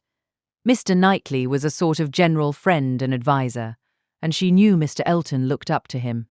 I have reason to think that Harriet Smith will soon have an offer of marriage, and from a most unexceptionable quarter. Robert Martin is the man. Her visit to Abbey Mill this summer seems to have done his business. He is desperately in love and means to marry her. He is very obliging, said Emma. but is he sure that Harriet means to marry him? Well, means to make her an offer then. Will that do? He came to the Abbey 2 evenings ago, on purpose to consult me about it. He knows I have a thorough regard for him and all his family, and I believe considers me as one of his best friends. He came to ask me whether I thought it would be imprudent in him to settle so early, whether I thought her too young. In short, whether I approved his choice altogether. Having some apprehension perhaps of her being considered, especially since you're making so much of her, as in a line of society above him. I was very much pleased with all that he said. I never hear better sense from anyone than Robert Martin. He always speaks to the purpose, open, straightforward, and very well judging. He told me everything. his circumstances and plans, and what they all proposed doing in the event of his marriage. He is an excellent young man, both a son and brother.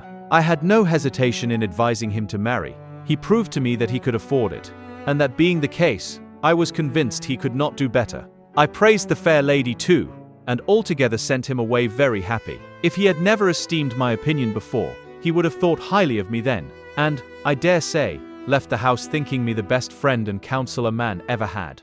This happened the night before last. Now, as we may fairly suppose, he would not allow much time to pass before he spoke to the lady, and as he does not appear to have spoken yesterday, it is not unlikely that he should be at Mrs. Goddard's today, and she may be detained by a visitor, without thinking him at all a tiresome wretch.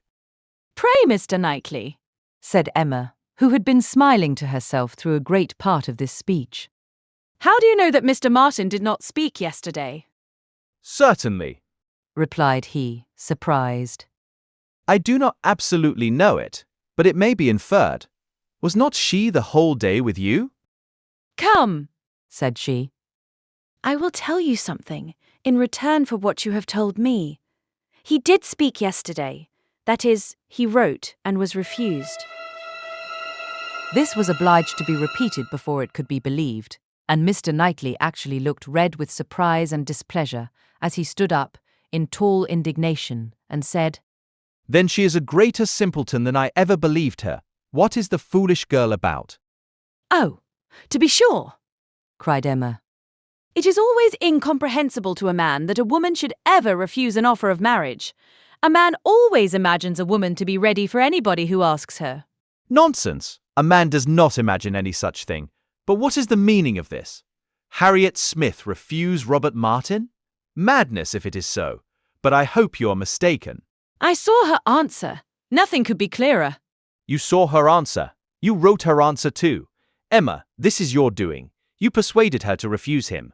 And if I did, which however I am far from allowing, I should not feel that I had done wrong. Mr. Martin is a very respectable young man, but I cannot admit him to be Harriet's equal, and am rather surprised indeed that he should have ventured to address her. By your account, he does seem to have had some scruples. It is a pity that they were ever got over. Not Harriet's equal, exclaimed Mr. Knightley loudly and warmly, and with calmer asperity added, a few moments afterwards, No, he is not her equal indeed, for he is as much her superior in sense as in situation. Emma, your infatuation about that girl blinds you. What are Harriet Smith's claims, either of birth, nature, or education, to any connection higher than Robert Martin? She is the natural daughter of nobody knows whom, with probably no settled provision at all, and certainly no respectable relations. She is known only as parlour boarder at a common school. She is not a sensible girl, nor a girl of any information. She has been taught nothing useful, and is too young and too simple to have acquired anything herself. At her age she can have no experience, and with her little wit, is not very likely ever to have any that can avail her. She is pretty, and she is good-tempered, and that is all. My only scruple in advising the match was on his account, as being beneath his deserts, and a bad connection for him. I felt that, as to fortune, in all probability he might do much better, and that, as to a rational companion or useful helpmate, he could not do worse. But I could not reason so to a man in love, and was willing to trust to there being no harm in her, to her having that sort of disposition, which in good hands, like his, might be easily led aright, and turn out very well. The advantage of the match I felt to be all on her side, and had not the smallest doubt, nor have I now, that there would be a general cry out upon her extreme good luck. Even your satisfaction I made sure of. It crossed my mind immediately that you would not regret your friend's leaving Highbury, for the sake of her being settled so well. I remember saying to myself, even Emma, with all her partiality for Harriet, will think this a good match. I cannot help wondering at your knowing so little of Emma as to say any such thing. What? Think a farmer, and with all his sense and all his merit, Mr. Martin is nothing more. A good match for my intimate friend. Not regret her leaving Highbury for the sake of marrying a man whom I could never admit as an acquaintance of my own. I wonder you should think it possible for me to have such feelings. I assure you mine are very different. I must think your statement by no means fair. You are not just to Harriet's claims. They would be estimated very differently by others as well as myself. Mr. Martin may be the richest of the two, but he is undoubtedly her inferior as to rank in society. The sphere in which she moves is much above his. It would be a degradation. A degradation to illegitimacy and ignorance, to be married to a respectable, intelligent gentleman farmer. As to the circumstances of her birth, though in a legal sense she may be called nobody, it will not hold in common sense. She is not to pay for the offence of others by being held below the level of those with whom she is brought up.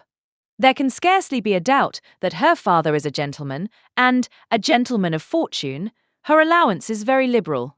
Nothing has ever been grudged for her improvement or comfort. That she is a gentleman's daughter is indubitable to me. That she associates with gentlemen's daughters, no one, I apprehend, will deny. She is superior to Mr. Robert Martin. Whoever might be her parents, said Mr. Knightley. whoever may have had the charge of her, it does not appear to have been any part of their plan to introduce her into what you would call good society. After receiving a very indifferent education, she is left in Mrs. Goddard's hands, to shift as she can, to move, in short, in Mrs. Goddard's line, to have Mrs. Goddard's acquaintance. Her friends evidently thought this good enough for her. And it was good enough. She desired nothing better herself. Till you chose to turn her into a friend, her mind had no distaste for her own set, nor any ambition beyond it. She was as happy as possible with the Martins in the summer. She had no sense of superiority then. If she has it now, you have given it. You have been no friend to Harriet Smith, Emma. Robert Martin would never have proceeded so far, if he had not felt persuaded of her not being disinclined to him. I know him well. He has too much real feeling to address any woman on the haphazard of selfish passion. And as to conceit, he is the farthest from it of any man I know. Depend upon it, he had encouragement. It was most convenient to Emma not to make a direct reply to this assertion. She chose rather to take up her own line of the subject again. You are a very warm friend to Mr. Martin, but, as I said before, are unjust to Harriet. Harriet's claims to marry well are not so contemptible as you represent them. She is not a clever girl, but she has better sense than you are aware of, and does not deserve to have her understanding spoken of so slightingly. Waiving that point, however, and supposing her to be, as you describe her, only pretty and good-natured, let me tell you that in the degree she possesses them, they are not trivial recommendations to the world in general, for she is in fact a beautiful girl, and must be thought so by 99 people out of 100, until it appears that men are much more philosophic on the subject of beauty than they are generally supposed. Till they do fall in love with well-informed minds instead of handsome faces. A girl with such loveliness as Harriet has a certainty of being admired and sought after, of having the power of choosing from among many, consequently a claim to be nice. Her good nature, too, is not so very slight a claim, comprehending as it does real, thorough sweetness of temper and manner, a very humble opinion of herself, and a great readiness to be pleased with other people. I am very much mistaken if your sex in general would not think such beauty and such temper the highest claims a woman could possess. Upon my word, Emma, to hear you abusing the reason you have is almost enough to make me think so too. Better be without sense than misapply it as you do. To be sure, cried she playfully. I know that is the feeling of you all. I know that such a girl as Harriet is exactly what every man delights in, what at once bewitches his senses and satisfies his judgment. Oh, Harriet may pick and choose. Were you yourself ever to marry, she is the very woman for you. And is she, at 17 just entering into life, just beginning to be known, to be wondered at, because she does not accept the first offer she receives? No. Pray, let her have time to look about her. I have always thought it a very foolish intimacy, said Mr. Knightley, presently. Though I have kept my thoughts to myself. But I now perceive that it will be a very unfortunate one for Harriet.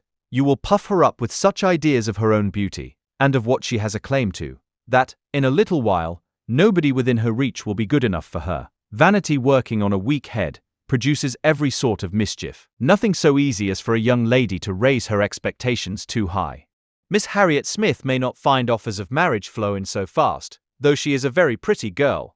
Men of sense, whatever you may choose to say, do not want silly wives. Men of family would not be very fond of connecting themselves with a girl of such obscurity. And most prudent men would be afraid of the inconvenience and disgrace they might be involved in when the mystery of her parentage came to be revealed. Let her marry Robert Martin, and she is safe, respectable, and happy forever. But if you encourage her to expect to marry greatly, and teach her to be satisfied with nothing less than a man of consequence and large fortune, she may be a parlor boarder at Mrs. Goddard's all the rest of her life, or at least, for Harriet Smith is a girl who will marry somebody or other, till she grow desperate, and is glad to catch at the old writing master's son. We think so very differently on this point, Mr. Knightley, that there can be no use in canvassing it. We shall only be making each other more angry. But as to my letting her marry Robert Martin, it is impossible. She has refused him, and so decidedly, I think, as must prevent any second application. She must abide by the evil of having refused him, whatever it may be. And as to the refusal itself, I will not pretend to say that I might not influence her a little. But I assure you there was very little for me or for anybody to do. His appearance is so much against him, and his manner so bad, that if she ever were disposed to favour him, she is not now. I can imagine that before she had seen anybody superior, she might tolerate him. He was the brother of her friends, and he took pains to please her, and altogether, having seen nobody better, that must have been his great assistant, she might not, while she was at Abbey Mill, find him disagreeable. But the case is altered now. She knows now what gentlemen are, and nothing but a gentleman in education and manner has any chance with Harriet. Nonsense, errant nonsense, as ever was talked, cried Mr. Knightley. Robert Martin's manners have sense, sincerity, and good humour to recommend them, and his mind has more true gentility than Harriet Smith could understand. Emma made no answer, and tried to look cheerfully unconcerned, but was really feeling uncomfortable and wanting him very much to be gone. She did not repent what she had done. She still thought herself a better judge of such a point of female right and refinement than he could be. But yet she had a sort of habitual respect for his judgment in general, which made her dislike having it so loudly against her. And to have him sitting just opposite to her in angry state was very disagreeable. Some minutes passed in this unpleasant silence, with only one attempt on Emma's side to talk of the weather, but he made no answer. He was thinking. The result of his thoughts appeared at last in these words. Robert Martin has no great loss, if he can but think so, and I hope it will not be long before he does. Your views for Harriet are best known to yourself, but as you make no secret of your love of matchmaking, it is fair to suppose that views, and plans and projects you have, and as a friend I shall just hint to you, that if Elton is the man, I think it will be all labour in vain. Emma laughed and disclaimed. He continued, Depend upon it, Elton will not do. Elton is a very good sort of man, and a very respectable vicar of Highbury, but not at all likely to make an imprudent match. He knows the value of a good income as well as anybody. Elton may talk sentimentally, but he will act rationally. He is as well acquainted with his own claims as you can be with Harriet's. He knows that he is a very handsome young man, and a great favourite wherever he goes. And from his general way of talking in unreserved moments when there are only men present, I am convinced that he does not mean to throw himself away. I have heard him speak with great animation of a large family of young ladies that his sisters are intimate with, who have all £20,000 apiece. I am very much obliged to you, said Emma, laughing again. If I had set my heart on Mr. Elton's marrying Harriet, it would have been very kind to open my eyes. But at present, I only want to keep Harriet to myself. I have done with matchmaking indeed. I could never hope to equal my own doings at Randall's. I shall leave off while I am well. Good morning to you, said he, rising and walking off abruptly. He was very much vexed. He felt the disappointment of the young man, and was mortified to have been the means of promoting it by the sanction he had given, and the part which he was persuaded Emma had taken in the affair was provoking him exceedingly. Emma remained in a state of vexation too, but there was more indistinctness in the causes of hers than in his. She did not always feel so absolutely satisfied with herself, so entirely convinced that her opinions were right and her adversaries wrong, as Mr. Knightley. He walked off in more complete self-approbation than he left for her. She was not so materially cast down, however, but that a little time and the return of Harriet were very adequate restoratives. Harriet staying away so long was beginning to make her uneasy, The possibility of the young man's coming to Mrs. Goddard's that morning and meeting with Harriet and pleading his own cause gave alarming ideas. The dread of such a failure after all became the prominent uneasiness. And when Harriet appeared, and in very good spirits, and without having any such reason to give for her long absence, she felt a satisfaction which settled her with her own mind and convinced her that let Mr. Knightley think or say what he would, she had done nothing which woman's friendship and woman's feelings would not justify. He had frightened her a little about Mr. Elton, but when she considered that Mr. Knightley could not have observed him as she had done, neither with the interest nor, she must be allowed to tell herself in spite of Mr. Knightley's pretensions, with the skill of such an observer on such a question as herself, that he had spoken it hastily and in anger, she was able to believe that he had rather said what he wished resentfully to be true than what he knew anything about. He certainly might have heard Mr. Elton speak with more unreserve than she had ever done, and Mr. Elton might not be of an imprudent, inconsiderate disposition as to money matters. He might naturally be rather attentive than otherwise to them, but then Mr. Knightley did not make due allowance for the influence of a strong passion at war with all interested motives. Mr. Knightley saw no such passion and of course thought nothing of its effects. But she saw too much of it to feel a doubt of its overcoming any hesitations that a reasonable prudence might originally suggest. And more than a reasonable becoming degree of prudence, she was very sure, did not belong to Mr. Elton. Harriet's cheerful look and manner established hers. She came back, not to think of Mr. Martin, but to talk of Mr. Elton. Miss Nash had been telling her something, which she repeated immediately with great delight.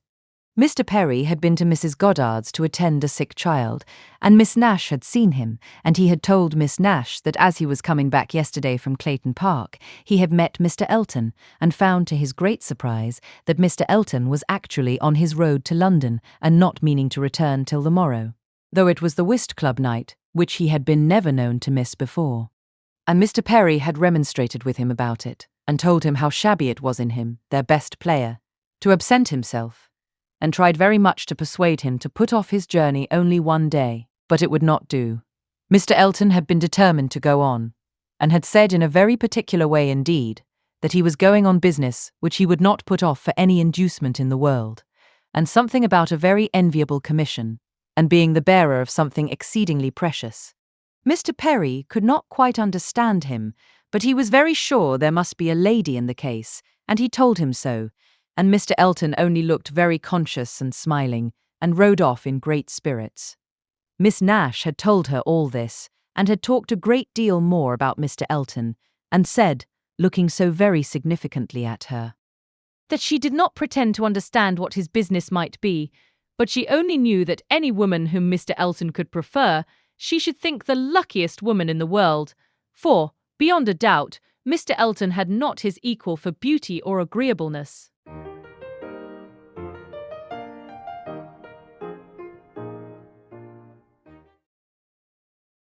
Chapter 9. Mr. Knightley might quarrel with her, but Emma could not quarrel with herself. He was so much displeased that it was longer than usual before he came to Hartfield again, and when they did meet, his grave looks showed that she was not forgiven. She was sorry, but could not repent. On the contrary, her plans and proceedings were more and more justified and endeared to her by the general appearances of the next few days. The picture, elegantly framed, came safely to hand soon after Mr. Elton's return, and being hung over the mantelpiece of the common sitting-room, he got up to look at it and sighed out his half-sentences of admiration just as he ought. And as for Harriet's feelings, they were visibly forming themselves into a strong and steady an attachment, as her youth and sort of mind admitted. Emma was soon perfectly satisfied of Mr. Martin's being no otherwise remembered than as he furnished a contrast with Mr. Elton of the utmost advantage to the latter. Her views of improving her little friend's mind, by a great deal of useful reading and conversation, had never yet led to more than a few first chapters, and the intention of going on tomorrow. It was much easier to chat than to study, much pleasanter to let her imagination range and work at Harriet's fortune than to be labouring to enlarge her comprehension or exercise it on sober facts. and the only literary pursuit which engaged Harriet at present, the only mental provision she was making for the evening of life, was the collecting and transcribing all the riddles of every sort that she could meet with into a thin quarto of hot-pressed paper, made up by her friend and ornamented with ciphers and trophies. In this age of literature, such collections on a very grand scale are not uncommon. Miss Nash, head teacher at Mrs. Goddard's, had written out at least 300, and Harriet, who had taken the first hint of it from her, hoped, with Miss Woodhouse's help, to get a great many more. Emma assisted with her invention, memory, and taste, and as Harriet wrote a very pretty hand, it was likely to be an arrangement of the first order, in form as well as quantity. Mr. Woodhouse was almost as much interested in the business as the girls, and tried very often to recollect something worth their putting in. So many clever riddles as there used to be when he was young, he wondered he could not remember them, but he hoped he should in time. And it always ended in Kitty, a fair but frozen maid. his good friend Perry, too, whom he had spoken to on the subject, did not at present recollect anything of the riddle kind, but he had desired Perry to be upon the watch, and as he went about so much, something, he thought, might come from that quarter. It was by no means his daughter's wish that the intellects of Highbury in general should be put under requisition. Mr. Elton was the only one whose assistance she asked. He was invited to contribute any really good enigmas, charades or conundrums that he might recollect, and she had the pleasure of seeing him most intently at work with his recollections, and at the same time, as she could perceive, most earnestly careful that nothing ungallant, nothing that did not breathe a compliment to the sex should pass his lips. They owed to him their 2 or 3 politest puzzles, and the joy and exultation with which at last he recalled and rather sentimentally recited that well-known charade. My first doth affliction denote, which my second is destined to feel, and my whole is the best antidote, that affliction to soften and heal. Made her quite sorry to acknowledge that they had transcribed it some pages ago already. Why will not you write one yourself for us, Mr. Elton? That is the only security for its freshness, and nothing could be easier to you. Oh no, he had never written, hardly ever, anything of the kind in his life. The stupidest fellow. He was afraid not even Miss Woodhouse, He stopped a moment.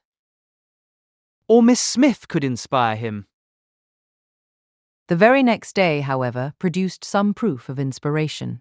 He called for a few moments, just to leave a piece of paper on the table containing, as he said, a charade, which a friend of his had addressed to a young lady the object of his admiration, but which, from his manner, Emma was immediately convinced must be his own. I do not offer it for Miss Smith's collection. Being my friends, I have no right to expose it in any degree to the public eye, but perhaps you may not dislike looking at it. The speech was more to Emma than to Harriet, which Emma could understand.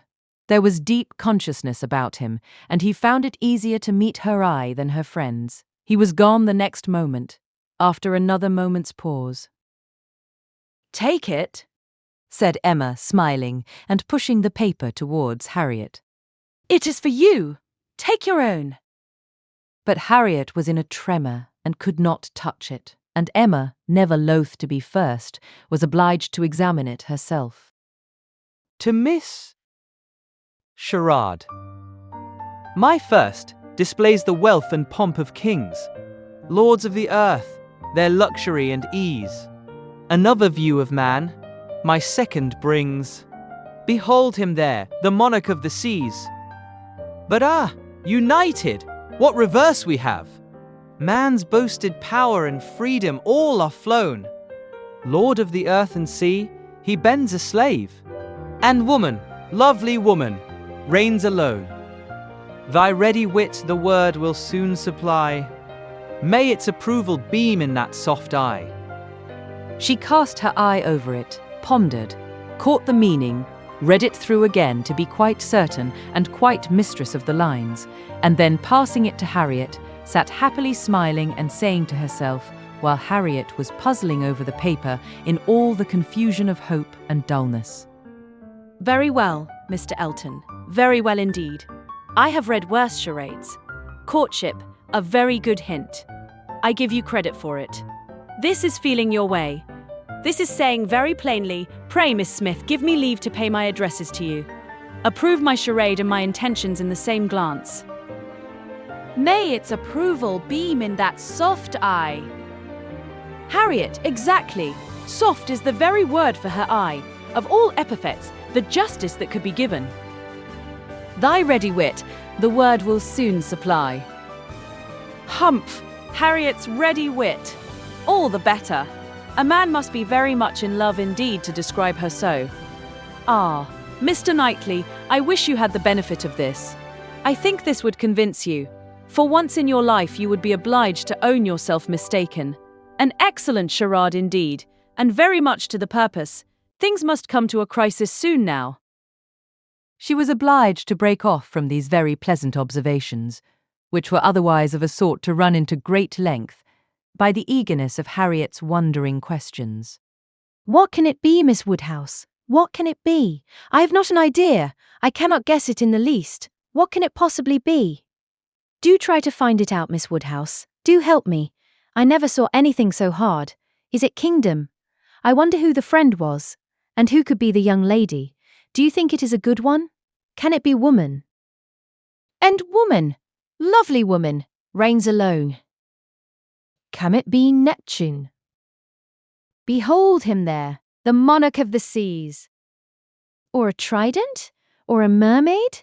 Or a shark? Oh no, shark is only one syllable. It must be very clever or he would not have brought it. Oh, Miss Woodhouse, do you think we shall ever find it out? Mermaids and sharks? Nonsense. My dear Harriet, what are you thinking of? Where would be the use of his bringing us a charade made by a friend upon a mermaid or a shark? Give me the paper and listen. For Miss, read Miss Smith. My first displays the wealth and pomp of kings. Lords of the earth, their luxury and ease. That is court. Another view of man, my second brings. Behold him there, the monarch of the seas. That is ship plain as it can be. Now for the cream. But united. Courtship, you know. What reverse we have. Man's boasted power and freedom, all are flown. Lord of the earth and sea, he bends a slave. And woman, lovely woman, reigns alone. A very proper compliment. And then follows the application, which I think, my dear Harriet, you cannot find much difficulty in comprehending. Read it in comfort to yourself. There can be no doubt of its being written for you and to you. Harriet could not long resist so delightful a persuasion. She read the concluding lines and was all flutter and happiness. She could not speak, but she was not wanted to speak. It was enough for her to feel. Emma spoke for her. There is so pointed and so particular a meaning in this compliment that I cannot have a doubt as to Mr. Elton's intentions. You are his object, and you will soon receive the completest proof of it. I thought it must be so. I thought I could not be so deceived, but now it is clear. The state of his mind is as clear and decided as my wishes on the subject have been ever since I knew you. Yes, Harriet. Just so long have I been wanting the very circumstance to happen that has happened. I could never tell whether an attachment between you and Mr. Elton were most desirable or most natural. Its probability and its eligibility have really so equalled each other. I am very happy. I congratulate you, my dear Harriet, with all my heart. This is an attachment which a woman may well feel pride in creating. This is a connection which offers nothing but good. It will give you everything that you want: consideration, independence, a proper home. It will fix you in the centre of all your real friends, close to Hartfield and to me, and confirm our intimacy forever. This, Harriet, is an alliance which can never raise a blush in either of us. Dear Miss Woodhouse. And Dear Miss Woodhouse. was all that Harriet, with many tender embraces, could articulate at first. But when they did arrive at something more like conversation, it was sufficiently clear to her friend that she saw, felt, anticipated, and remembered just as she ought. Mr. Elton's superiority had very ample acknowledgment. Whatever you say is always right. Cried Harriet. And therefore I suppose, and believe, and hope it must be so, but otherwise I could not have imagined it. It is so much beyond anything I deserve. Mr. Elton, who might marry anybody, there cannot be two opinions about him. He is so very superior. Only think of those sweet verses, to Miss. Dear me, how clever. Could it really be meant for me?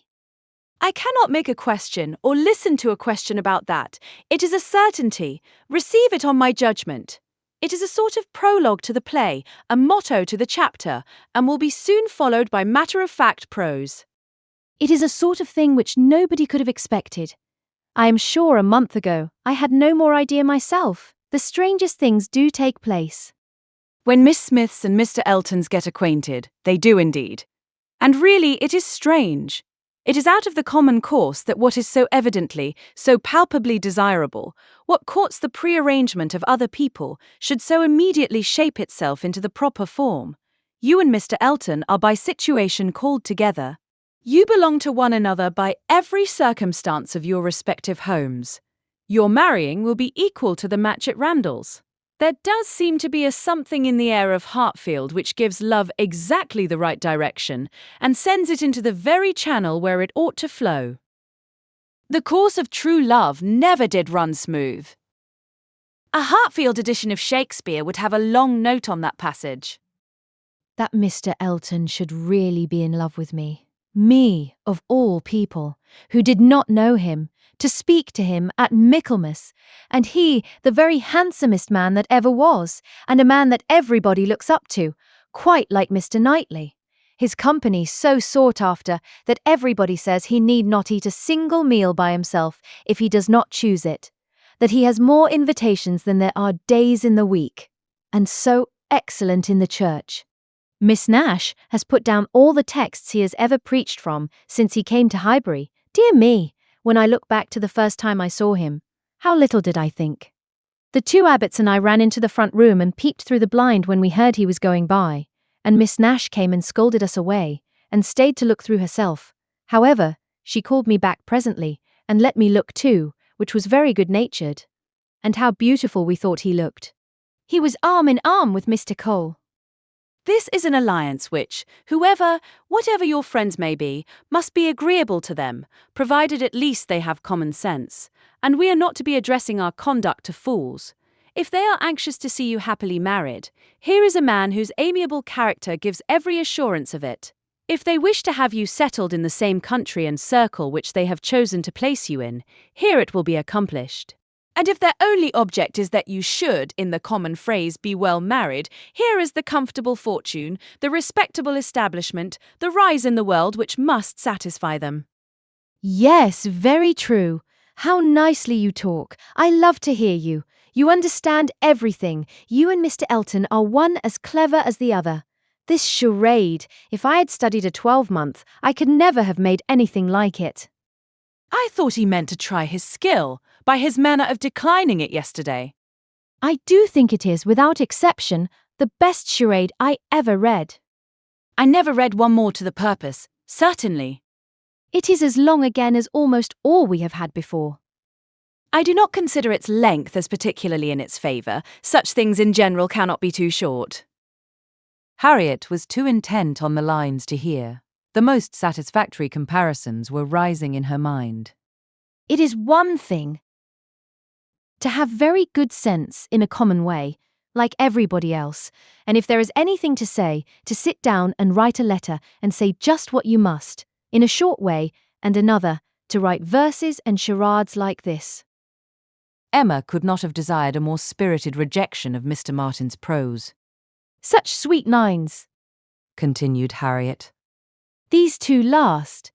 But how shall I ever be able to return the paper, or say I have found it out? Oh, Miss Woodhouse, what can we do about that? Leave it to me. You do nothing. He will be here this evening, I dare say, and then I will give it him back, and some nonsense or other will pass between us, and you shall not be committed. Your soft eyes shall choose their own time for beaming. Trust to me. Oh, Miss Woodhouse, what a pity that I must not write this beautiful charade into my book. I am sure I have not got one half so good. Leave out the 2 last lines, and there is no reason why you should not write it into your book. Oh, but those 2 lines are… The best of all. Granted, for private enjoyment, and for private enjoyment keep them. They are not at all the less written, you know, because you divide them. The couplet does not cease to be, nor does its meaning change, but take it away, and all appropriation ceases, and a very pretty gallant charade remains, fit for any collection. Depend upon it, he would not like to have his charade slighted, much better than his passion. A poet in love must be encouraged in both capacities, or neither. Give me the book, I will write it down, and then there can be no possible reflection on you. Harriet submitted, though her mind could hardly separate the parts, so as to feel quite sure that her friend were not writing down a declaration of love. It seemed too precious an offering for any degree of publicity. I shall never let that book go out of my own hands, said she. Very well, replied Emma. A most natural feeling, and the longer it lasts, the better I shall be pleased. But here is my father coming. You will not object to my reading the charade to him. It will be giving him so much pleasure. He loves anything of the sort, and especially anything that pays woman a compliment. He has the tenderest spirit of gallantry towards us all. You must let me read it to him. Harriet looked grave. My dear Harriet, you must not refine too much upon this charade. You will betray your feelings improperly if you are too conscious and too quick, and appear to affix more meaning, or even quite all the meaning which may be affixed to it. Do not be overpowered by such a little tribute of admiration. If he had been anxious for secrecy, he would not have left the paper while I was by, but he rather pushed it towards me than towards you. Do not let us be too solemn on the business. He has encouragement enough to proceed, without our sighing out our souls over this charade. Oh, no, I hope I shall not be ridiculous about it. Do as you please. Mr. Woodhouse came in and very soon led to the subject again, by the recurrence of his very frequent inquiry. Well, my dears, how does your book go on? Have you got anything fresh? Yes, Papa, we have something to read you, something quite fresh. A piece of paper was found on the table this morning, dropped, we suppose, by a fairy, containing a very pretty charade, and we have just copied it in. She read it to him, just as he liked to have anything read, slowly and distinctly, and 2 or 3 times over, with explanations of every part as she proceeded, and he was very much pleased, and, as she had foreseen, especially struck with the complimentary conclusion. Aye, that's very just indeed. That's very properly said. Very true. Woman, lovely woman, it is such a pretty charade, my dear, that I can easily guess what fairy brought it. Nobody could have written so prettily, but you, Emma. Emma only nodded and smiled. After a little thinking and a very tender sigh, he added, Ah, it is no difficulty to see who you take after. Your dear mother was so clever at all those things. If I had but her memory. But I can remember nothing, not even that particular riddle which you have heard me mention. I can only recollect the first stanza, and there are several. Kitty, a fair but frozen maid, kindled a flame I yet deplore. The hoodwinked boy I called to aid, though of his near approach afraid, so fatal to my suit before. And that is all that I can recollect of it, but it is very clever all the way through. But I think, my dear, you said you had got it. Yes, Papa, it is written out in our second page. We copied it from the elegant extracts. It was Garrick's, you know. Aye, very true. I wish I could recollect more of it. Kitty, a fair but frozen maid. The name makes me think of poor Isabella, for she was very near being christened Catherine after her grandmamma. I hope we shall have her here next week. Have you thought, my dear, where you shall put her, and what room there will be for the children?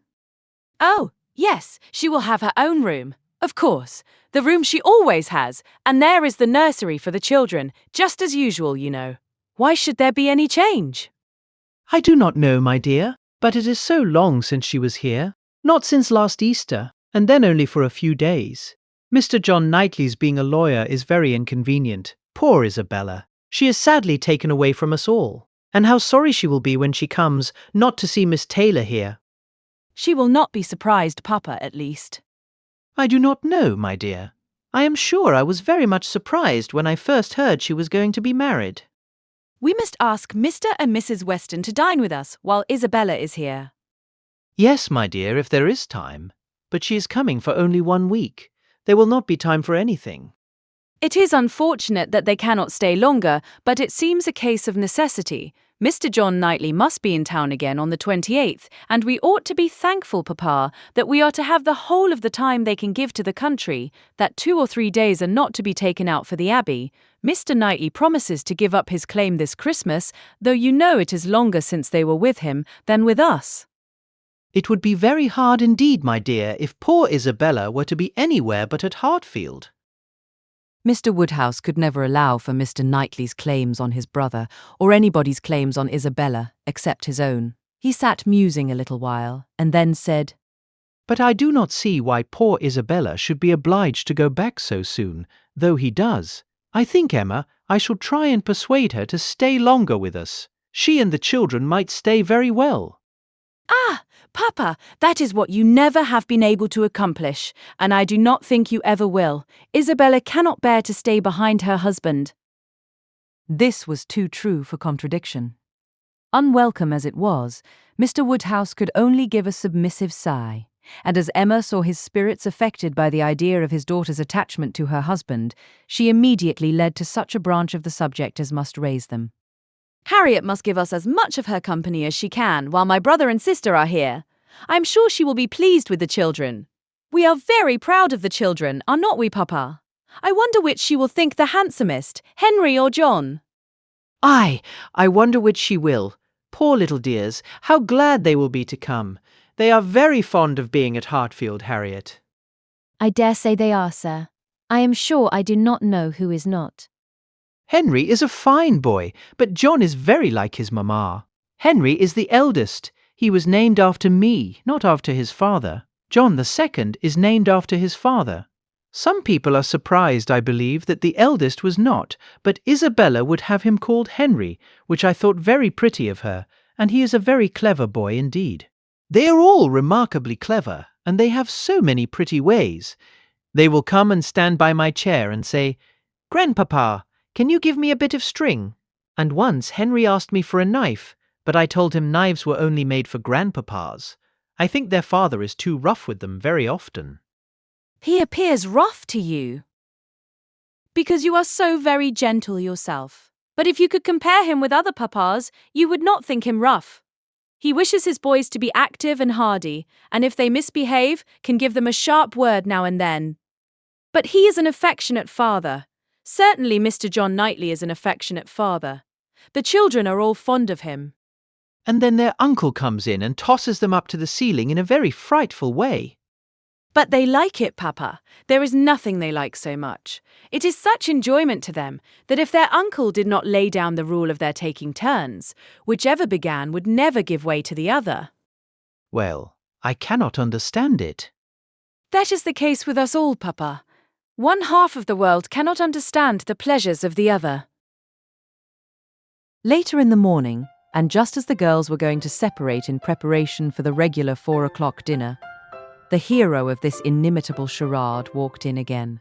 Harriet turned away, but Emma could receive him with the usual smile, and her quick eye soon discerned in his the consciousness of having made a push, of having thrown a die, and she imagined he was come to see how it might turn up.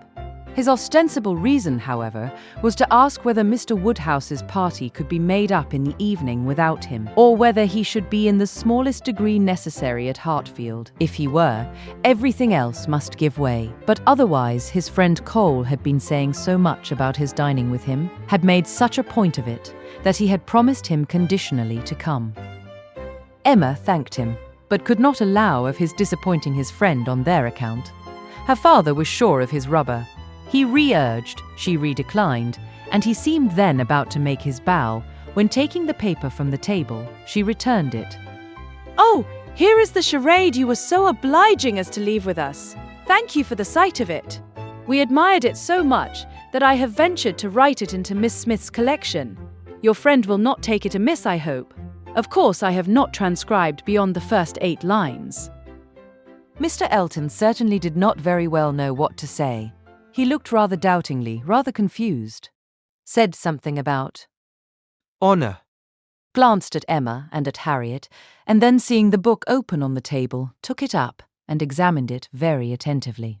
With the view of passing off an awkward moment, Emma smilingly said, You must make my apologies to your friend, but so good a charade must not be confined to 1 or 2. He may be sure of every woman's approbation while he writes with such gallantry.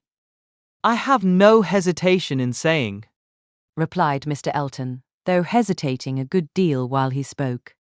I have no hesitation in saying, at least if my friend feels at all as I do, I have not the smallest doubt that, could he see his little effusion honoured as I see it, Looking at the book again and replacing it on the table, he would consider it as the proudest moment of his life. After this speech he was gone as soon as possible. Emma could not think it too soon, for, with all his good and agreeable qualities, there was a sort of parade in his speeches which was very apt to incline her to laugh. She ran away to indulge the inclination, leaving the tender and the sublime of pleasure to Harriet's share.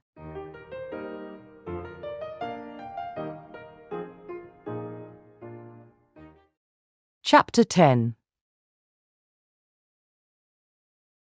Though now the middle of December, there had yet been no weather to prevent the young ladies from tolerably regular exercise, and on the morrow Emma had a charitable visit to pay to a poor sick family who lived a little way out of Highbury. Their road to this detached cottage was down Vicarage Lane, a lane leading at right angles from the broad though irregular main street of the place, and, as may be inferred, containing the blessed abode of Mr. Elton. A few inferior dwellings were first to be passed, and then, about 1/4 mile down the lane rose the vicarage, an old and not very good house, almost as close to the road as it could be. It had no advantage of situation, but had been very much smartened up by the present proprietor, and, such as it was, there could be no possibility of the 2 friends passing it without a slackened pace and observing eyes. Emma's remark was, There it is! There go you in your riddle book one of these days. Harriet's was, Oh, what a sweet house. How very beautiful. There are the yellow curtains that Miss Nash admires so much. I do not often walk this way now. But then there will be an inducement, and I shall gradually get intimately acquainted with all the hedges, gates, pools and pollards of this part of Highbury. Harriet, she found, had never in her life been inside the vicarage, and her curiosity to see it was so extreme that, considering exteriors and probabilities, Emma could only class it as a proof of love, with Mr. Elton's seeing ready wit in her. I wish we could contrive it. But I cannot think of any tolerable pretence for going in. No servant that I want to inquire about of his housekeeper. No message from my father. She pondered, but could think of nothing. After a mutual silence of some minutes, Harriet thus began again. I do so wonder, Miss Woodhouse, that you should not be married, or going to be married, so charming as you are. Emma laughed and replied, My being charming, Harriet, is not quite enough to induce me to marry. I must find other people charming, one other person at least. And I am not only not going to be married at present, but have very little intention of ever marrying at all. Ah, so you say, but I cannot believe it. I must see somebody very superior to anyone I have seen yet, to be tempted. Mr. Elton, you know, recollecting herself, is out of the question, and I do not wish to see any such person. I would rather not be tempted. I cannot really change for the better. If I were to marry, I must expect to repent it. Dear me, it is so odd to hear a woman talk so. I have none of the usual inducements of women to marry. Were I to fall in love, indeed, it would be a different thing. But I never have been in love. It is not my way, or my nature, and I do not think I ever shall.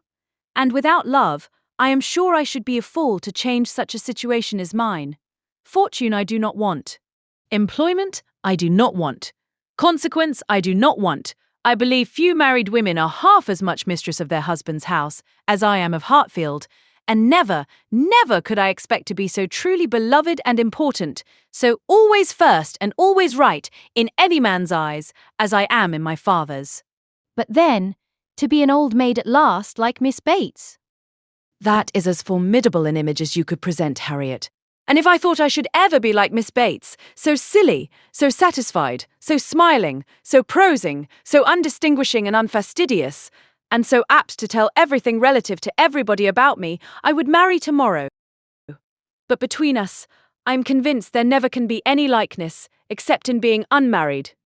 But still, you will be an old maid. And that's so dreadful. Never mind, Harriet, I shall not be a poor old maid. And it is poverty only which makes celibacy contemptible to a generous public. A single woman, with a very narrow income, must be a ridiculous, disagreeable old maid, the proper sport of boys and girls. But a single woman of good fortune is always respectable, and may be as sensible and pleasant as anybody else. And the distinction is not quite so much against the candour and common sense of the world as appears at first. For a very narrow income has a tendency to contract the mind, and sour the temper. Those who can barely live, and who live perforce in a very small, and generally very inferior society, may well be illiberal and cross. This does not apply, however, to Miss Bates. She is only too good-natured and too silly to suit me. But in general she is very much to the taste of everybody, though single, and though poor. Poverty certainly has not contracted her mind. I really believe, if she had only a shilling in the world, she would be very likely to give away sixpence of it, and nobody is afraid of her. That is a great charm. Dear me. But what shall you do? How shall you employ yourself when you grow old?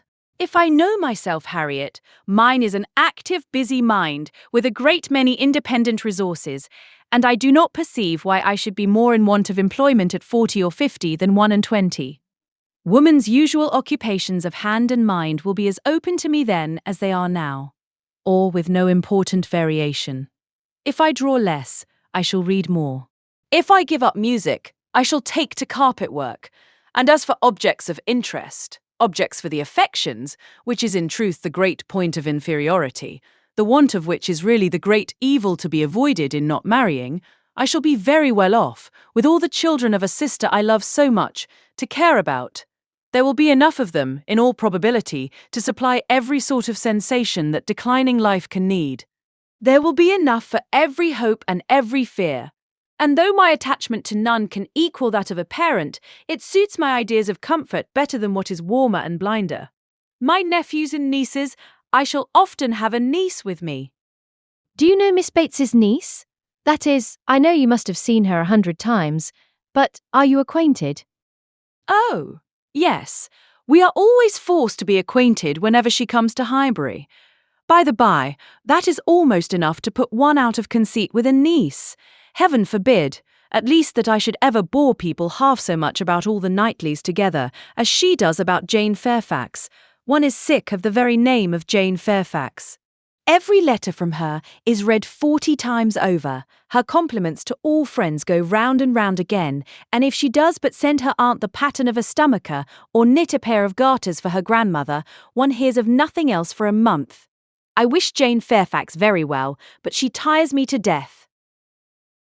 They were now approaching the cottage, and all idle topics were superseded. Emma was very compassionate, and the distresses of the poor were as sure of relief from her personal attention and kindness, her counsel and her patience, as from her purse. She understood their ways, could allow for their ignorance and their temptations, had no romantic expectations of extraordinary virtue from those for whom education had done so little, entered into their troubles with ready sympathy, and always gave her assistance with as much intelligence as goodwill. In the present instance, it was sickness and poverty together which she came to visit. And after remaining there as long as she could give comfort or advice, she quitted the cottage with such an impression of the scene as made her say to Harriet, as they walked away, "These are the sights, Harriet, to do one good. How trifling they make everything else appear! I feel now as if I could think of nothing but these poor creatures all the rest of the day, and yet, who can say how soon it may all vanish from my mind?" Very true. Poor creatures. One can think of nothing else. And really, I do not think the impression will soon be over, said Emma as she crossed the low hedge and tottering footstep which ended the narrow, slippery path through the cottage garden and brought them into the lane again. I do not think it will. Stopping to look once more at all the outward wretchedness of the place and recall the still greater within. Oh, dear no, said her companion. They walked on. The lane made a slight bend, and when that bend was passed, Mr. Elton was immediately in sight, and so near as to give Emma time only to say farther. Ah, Harriet, here comes a very sudden trial of our stability and good thoughts. Well, smiling, I hope it may be allowed that if compassion has produced exertion and relief to the sufferers, it has done all that is truly important. If we feel for the wretched, enough to do all we can for them, the rest is empty sympathy, only distressing to ourselves. Harriet could just answer, "Oh, dear, yes," before the gentleman joined them. The wants and sufferings of the poor family, however, were the first subject on meeting. He had been going to call on them. His visit he would now defer, but they had a very interesting parley about what could be done and should be done. Mr. Elton then turned back to accompany them. To fall in with each other on such an errand as this, thought Emma. To meet in a charitable scheme. This will bring a great increase of love on each side. I should not wonder if it were to bring on the declaration. It must, if I were not here. I wish I were anywhere else. Anxious to separate herself from them as far as she could, she soon afterwards took possession of a narrow footpath, a little raised on one side of the lane, leaving them together in the main road. But she had not been there 2 minutes when she found that Harriet's habits of dependence and imitation were bringing her up too, and that, in short, they would both be soon after her. This would not do. She immediately stopped, under pretense of having some alteration to make in the lacing of her half-boot, and stooping down in complete occupation of the footpath, begged them to have the goodness to walk on, and she would follow in half a minute. They did as they were desired, and by the time she judged it reasonable to have done with her boot, she had the comfort of farther delay in her power being overtaken by a child from the cottage, setting out according to orders with her pitcher to fetch broth from Hartfield. To walk by the side of this child and talk to and question her was the most natural thing in the world, or would have been the most natural had she been acting just then without design. And by this means the others were still able to keep ahead, without any obligation of waiting for her. She gained on them, however, involuntarily. The child's pace was quick, and theirs rather slow, and she was the more concerned at it from their being evidently in a conversation which interested them. Mr. Elton was speaking with animation, Harriet listening with a very pleased attention. And Emma, having sent the child on, was beginning to think how she might draw back a little more, when they both looked around, and she was obliged to join them. Mr. Elton was still talking, still engaged in some interesting detail, and Emma experienced some disappointment when she found that he was only giving his fair companion an account of the yesterday's party at his friend Cole's, and that she was come in herself for the Stilton cheese, the North Wiltshire, the butter, the celery, the beetroot, and all the dessert. This would soon have led to something better, of course, was her consoling reflection. Anything interests between those who love, and anything will serve as introduction to what is near the heart, if I could but have kept longer away. They now walked on together quietly, till within view of the vicarage pales, when a sudden resolution of at least getting Harriet into the house made her again find something very much amiss about her boot, and fall behind to arrange it once more. She then broke the lace off short, and dexterously throwing it into a ditch, was presently obliged to entreat them to stop, and acknowledged her inability to put herself to rights, so as to be able to walk home in tolerable comfort. Part of my lace is gone, said she, and I do not know how I am to contrive. I really am a most troublesome companion to you both, but I hope I am not often so ill-equipped. Mr. Elton, I must beg leave to stop at your house and ask your housekeeper for a bit of riband or string, or anything just to keep my boot on.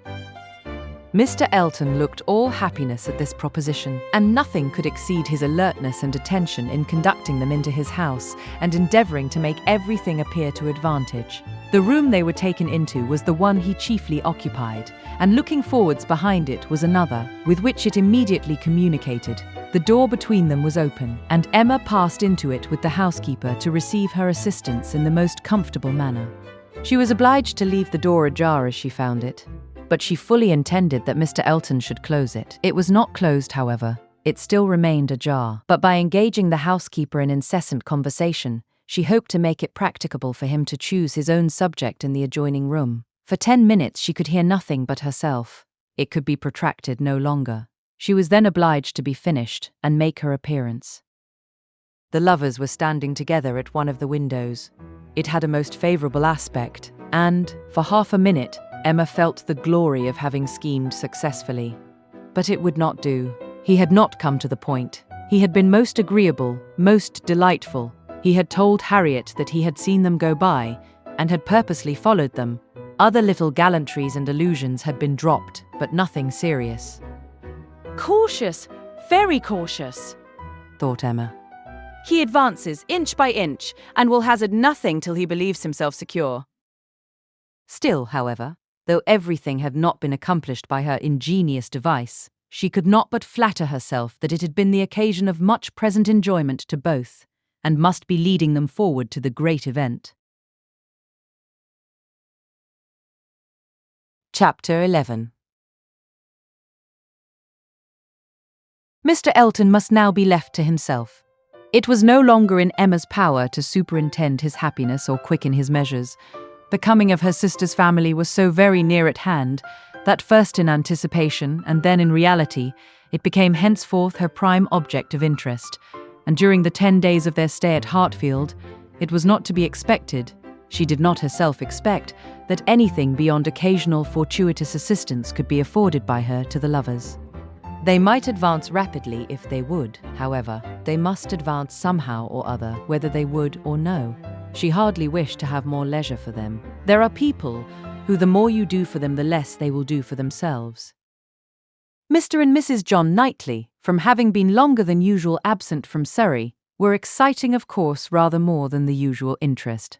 Till this year, every long vacation since their marriage had been divided between Hartfield and Donwell Abbey. But all the holidays of this autumn had been given to sea-bathing for the children, and it was therefore many months since they had been seen in a regular way by their Surrey connections, or seen at all by Mr. Woodhouse, who could not be induced to get so far as London even for poor Isabella's sake, and who consequently was now most nervously and apprehensively happy in forestalling this too short visit. He thought much of the evils of the journey for her, and not a little of the fatigues of his own horses and coachmen who were to bring some of the party the last half of the way, but his alarms were needless, the 16 miles being happily accomplished, and Mr. and Mrs. John Knightley, their 5 children, and a competent number of nursery maids all reaching Hartfield in safety.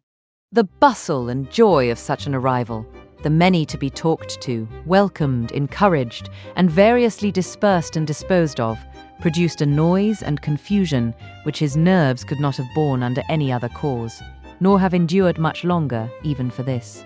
But the ways of Hartfield and the feelings of her father were so respected by Mrs. John Knightley that in spite of maternal solicitude for the immediate enjoyment of her little ones, and for their having instantly all the liberty and attendance, all the eating and drinking and sleeping and playing which they could possibly wish for, without the smallest delay, the children were never allowed to be long a disturbance to him, either in themselves or in any restless attendance on them.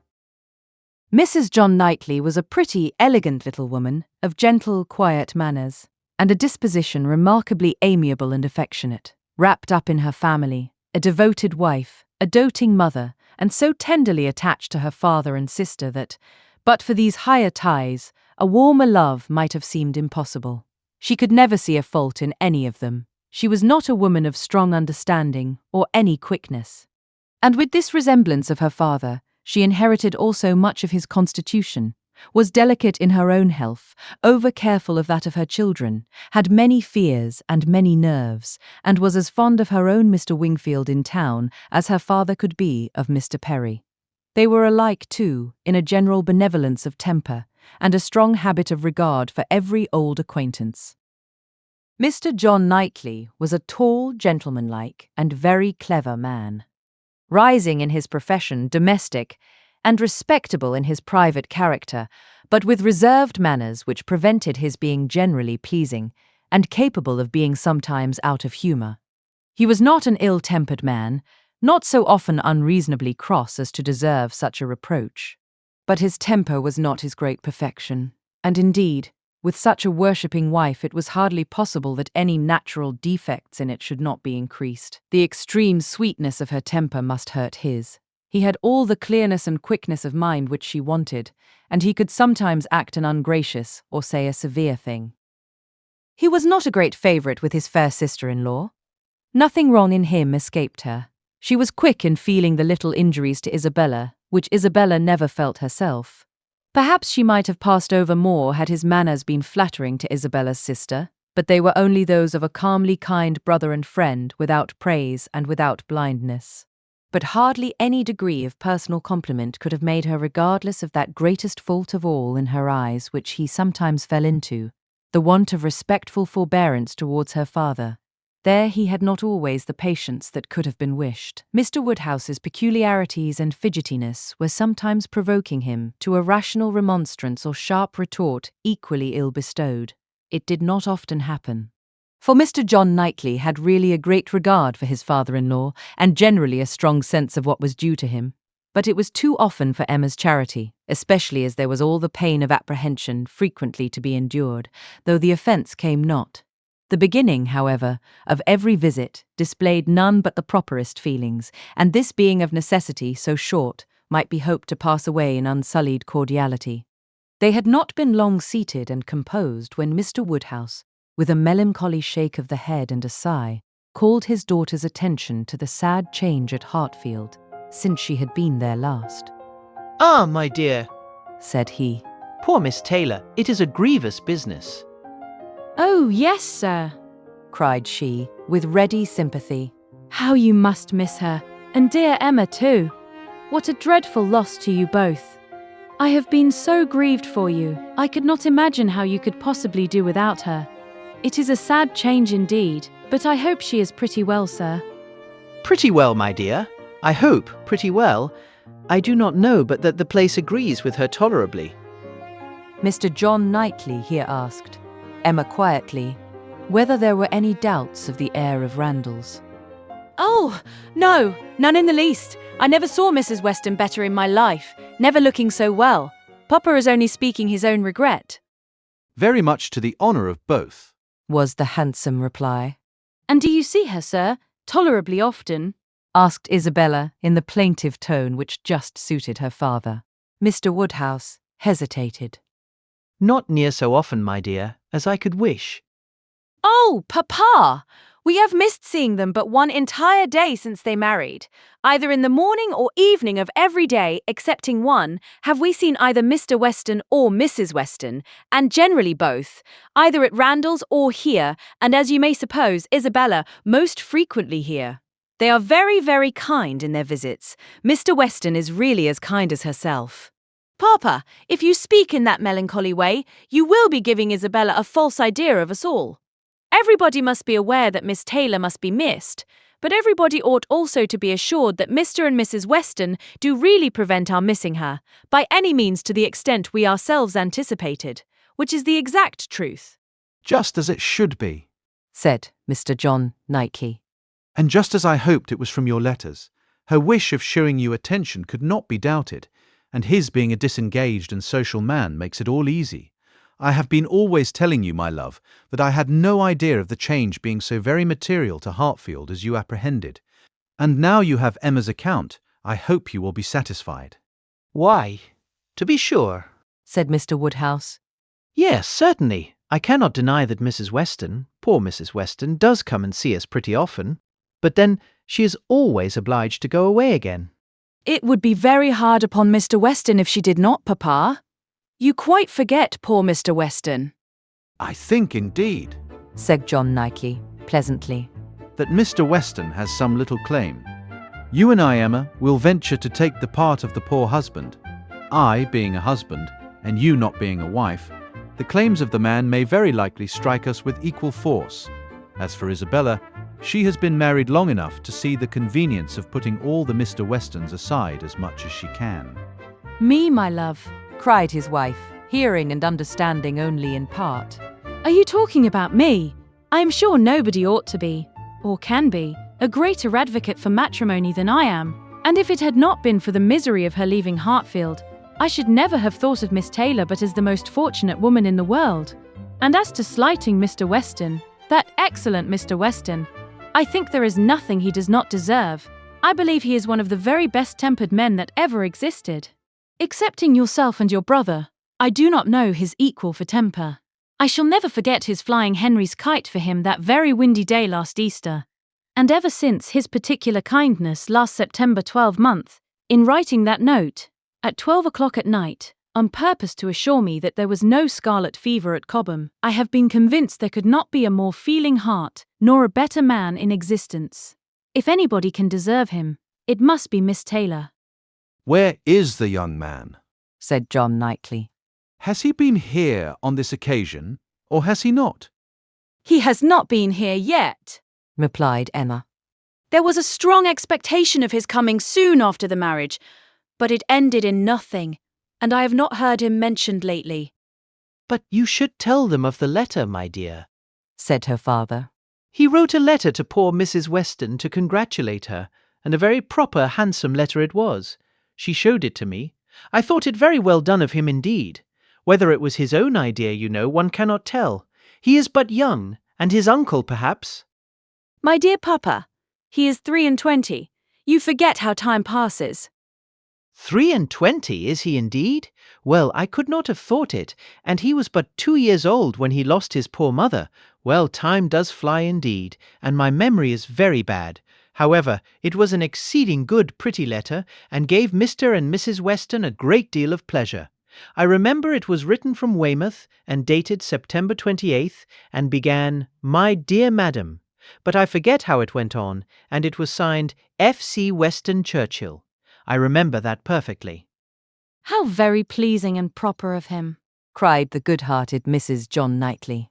I have no doubt of his being a most amiable young man, but how sad it is that he should not live at home with his father. There is something so shocking in a child's being taken away from his parents and natural home. I never could comprehend how Mr. Weston could part with him. To give up one's child, I really never could think well of anybody who proposed such a thing to anybody else. Nobody ever did think well of the Churchills, I fancy, observed Mr. John Knightley coolly. But you need not imagine Mr. Weston to have felt what you would feel in giving up Henry or John. Mr. Weston is rather an easy, cheerful-tempered man than a man of strong feelings. He takes things as he finds them, and makes enjoyment of them somehow or other, depending, I suspect, much more upon what is called society for his comforts, that is, upon the power of eating and drinking and playing whist with his neighbours 5 times a week, than upon family affection or anything that home affords.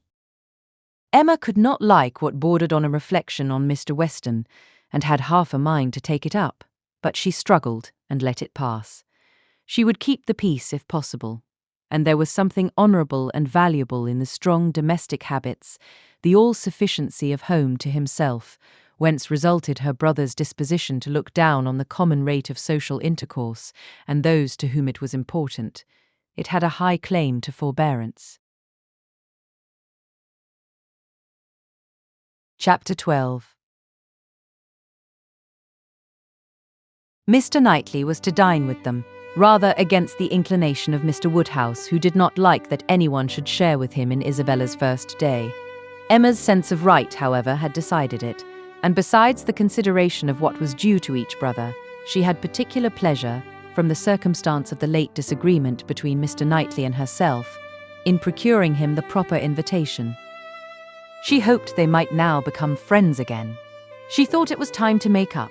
Making up, indeed, would not do. She certainly had not been in the wrong, and he would never own that he had. Concession must be out of the question, but it was time to appear to forget that they had ever quarrelled. And she hoped it might rather assist the restoration of friendship, that when he came into the room she had one of the children with her, the youngest, a nice little girl about 8 months old, who was now making her first visit to Hartfield, and very happy to be danced about in her aunt's arms. It did assist. For though he began with grave looks and short questions, he was soon led on to talk of them all in the usual way, and to take the child out of her arms with all the unceremoniousness of perfect amity. Emma felt they were friends again, and the conviction giving her at first great satisfaction and then a little sauciness, she could not help saying as he was admiring the baby, What a comfort it is that we think alike about our nephews and nieces. As to men and women, our opinions are sometimes very different, but with regard to these children, I observe we never disagree. If you are as much guided by nature in your estimate of men and women, and as little under the power of fancy and whim in your dealings with them, as you are where these children are concerned, we might always think alike. To be sure. Our discordancies must always arise from my being in the wrong. Yes. And reason good. I was 16 years old when you were born. A material difference, then. And no doubt you were much my superior in judgment at that period of our lives.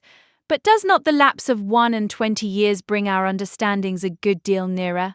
Yes, a good deal nearer. But still, not near enough to give me a chance of being right if we think differently. I have still the advantage of you by 16 years' experience, and by not being a pretty young woman and a spoiled child. Come, my dear Emma, let us be friends, and say no more about it. Tell your aunt, little Emma, that she ought to set you a better example than to be renewing old grievances, and that if she were not wrong before, she is now. That's true. Very true. Little Emma, grow up a better woman than your aunt. Be infinitely cleverer and not half so conceited. Now, Mr. Knightley, a word or two more and I have done. As far as good intentions went, we were both right, and I must say that no effects on my side of the argument have yet proved wrong. I only want to know that Mr. Martin is not very, very bitterly disappointed. A man cannot be more so, was his short, full answer. Ah, indeed I am very sorry. Come, shake hands with me. This had just taken place, and with great cordiality, when John Knightley made his appearance. How do you do, George? John, how are you? Succeeded in the true English style, burying under a calmness that seemed all but indifference the real attachment which would have led either of them, if requisite, to do everything for the good of the other. The evening was quiet and conversable, as Mr. Woodhouse declined cards entirely for the sake of comfortable talk with his dear Isabella, and the little party made two natural divisions, on one side he and his daughter, on the other the two Mr. Knightleys, their subjects totally distinct, or very rarely mixing, and Emma only occasionally joining in one or the other. The brothers talked of their own concerns and pursuits, but principally of those of the elder, whose temper was by much the most communicative, and who was always the greater talker. As a magistrate, he had generally some point of law to consult John about, or at least some curious anecdote to give. And as a farmer, as keeping in hand the home farm at Donwell, he had to tell what every field was to bear next year, and to give all such local information as could not fail of being interesting to a brother whose home it had equally been the longest part of his life, and whose attachments were strong. The plan of a drain, the change of a fence, the felling of a tree, and the destination of every acre for wheat, turnips, or spring corn was entered into with as much equality of interest by John as his cooler manners rendered possible, and if his willing brother ever left him anything to inquire about, his inquiries even approached a tone of eagerness. While they were thus comfortably occupied, Mr. Woodhouse was enjoying a full flow of happy regrets and fearful affection with his daughter.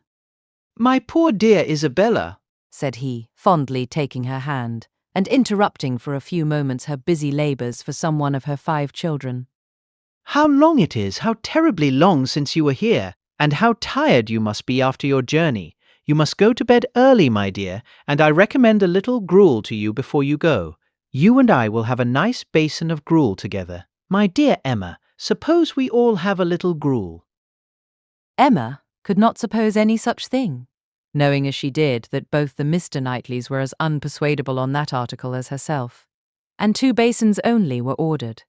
After a little more discourse in praise of gruel, with some wondering at its not being taken every evening by everybody, he proceeded to say with an air of grave reflection, It was an awkward business, my dear. You're spending the autumn at Southend instead of coming here. I never had much opinion of the sea air. Mr. Wingfield most strenuously recommended it, sir, or we should not have gone.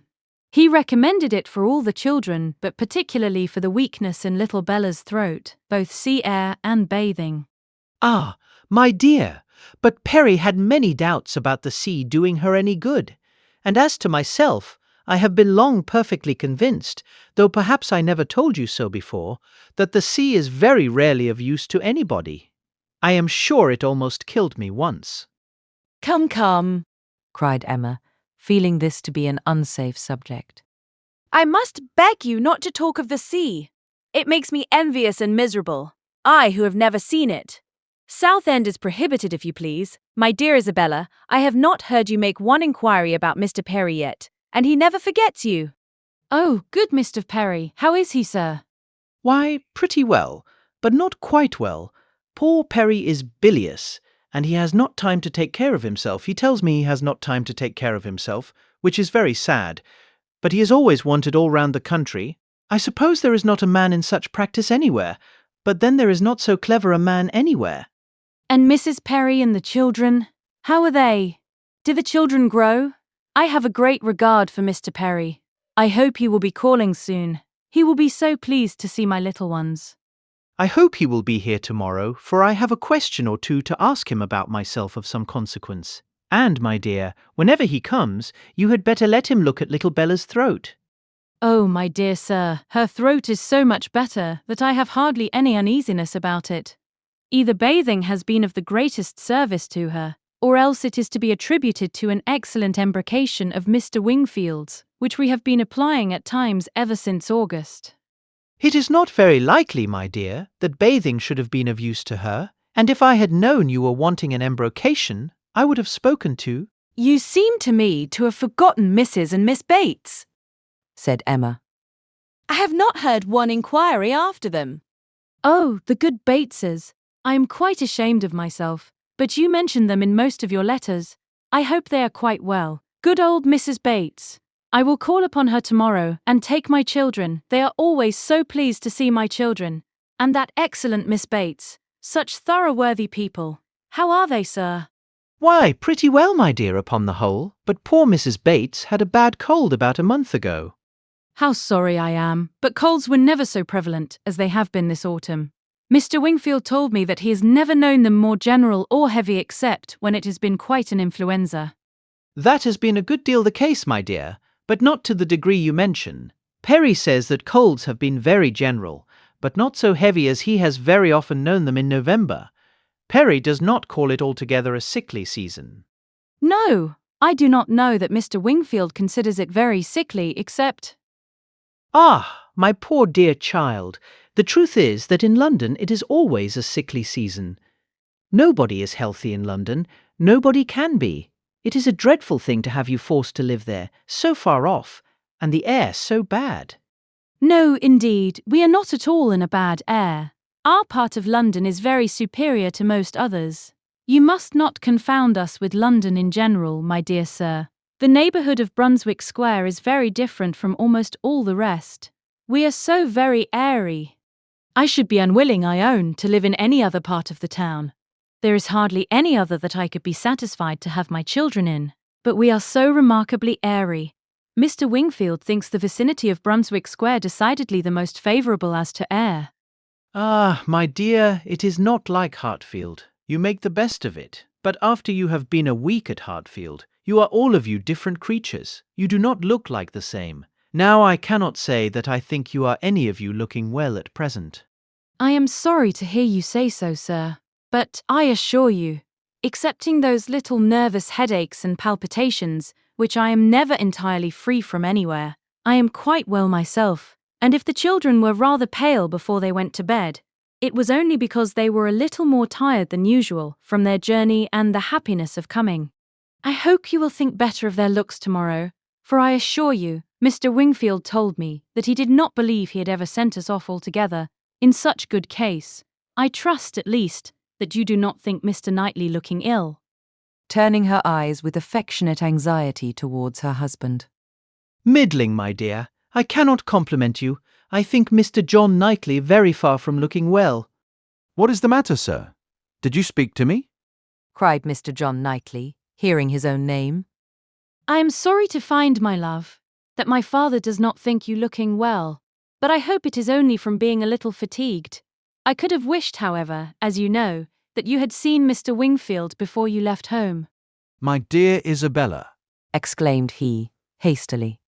"pray do not concern yourself about my looks. Be satisfied with doctoring and coddling yourself and the children, and let me look as I choose." I did not thoroughly understand what you were telling your brother, cried Emma. about your friend Mr. Graham's intending to have a bailiff from Scotland to look after his new estate. What will it answer? Will not the old prejudice be too strong? And she talked in this way so long and successfully that, when forced to give her attention again to her father and sister, she had nothing worse to hear than Isabella's kind inquiry after Jane Fairfax. And Jane Fairfax, though no great favourite with her in general, she was at that moment very happy to assist in praising. "That sweet, amiable Jane Fairfax," said Mrs. John Knightley. "It is so long since I have seen her, except now and then for a moment accidentally in town. What happiness it must be to her good old grandmother and excellent aunt when she comes to visit them. I always regret excessively on dear Emma's account that she cannot be more at Highbury. But now their daughter is married, I suppose Colonel and Mrs. Campbell will not be able to part with her at all. She would be such a delightful companion for Emma."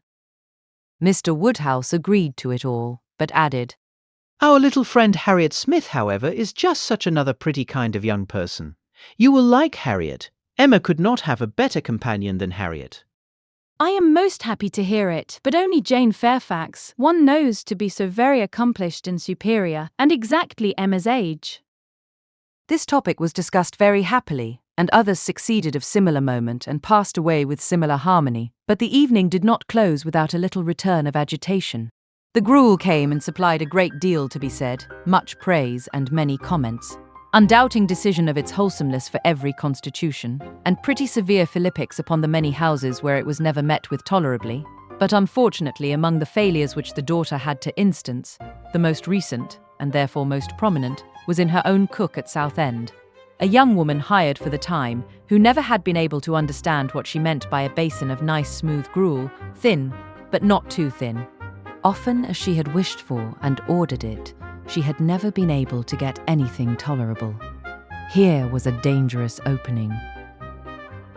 "Ah," said Mr. Woodhouse, shaking his head and fixing his eyes on her with tender concern. The ejaculation in Emma's ear expressed, "Ah, there is no end of the sad consequences of your going to Southend.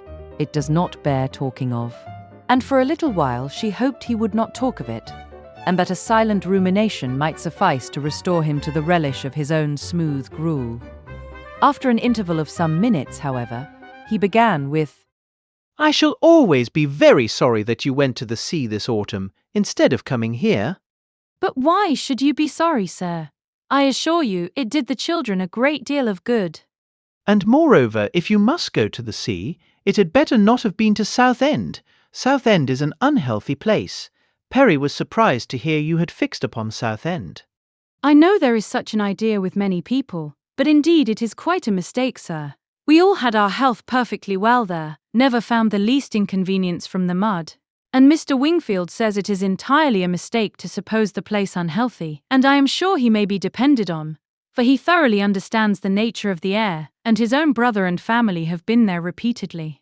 "You should have gone to Cromer, my dear, if you went anywhere. Perry was a week at Cromer once, and he holds it to be the best of all the sea bathing places. A fine open sea, he says, and very pure air, and by what I understand, you might have had lodgings there quite away from the sea, a quarter of a mile off, very comfortable. You should have consulted Perry." "But, my dear sir, the difference of the journey, only consider how great it would have been. 100 miles, perhaps, instead of 40. "Ah, my dear, as Perry says, where health is at stake, nothing else should be considered. And if one is to travel, there is not much to choose between 40 miles and 100. Better not move at all. Better stay in London altogether than travel 40 miles to get into a worse air." This is just what Perry said. It seemed to him a very ill-judged measure. Emma's attempts to stop her father had been vain, and when he had reached such a point as this, she could not wonder at her brother-in-law's breaking out. Mr. Perry would do as well to keep his opinion till it is asked for. Why does he make it any business of his to wonder at what I do, at my taking my family to one part of the coast or another? I may be allowed, I hope, the use of my judgment as well as Mr. Perry. I want his directions no more than his drugs.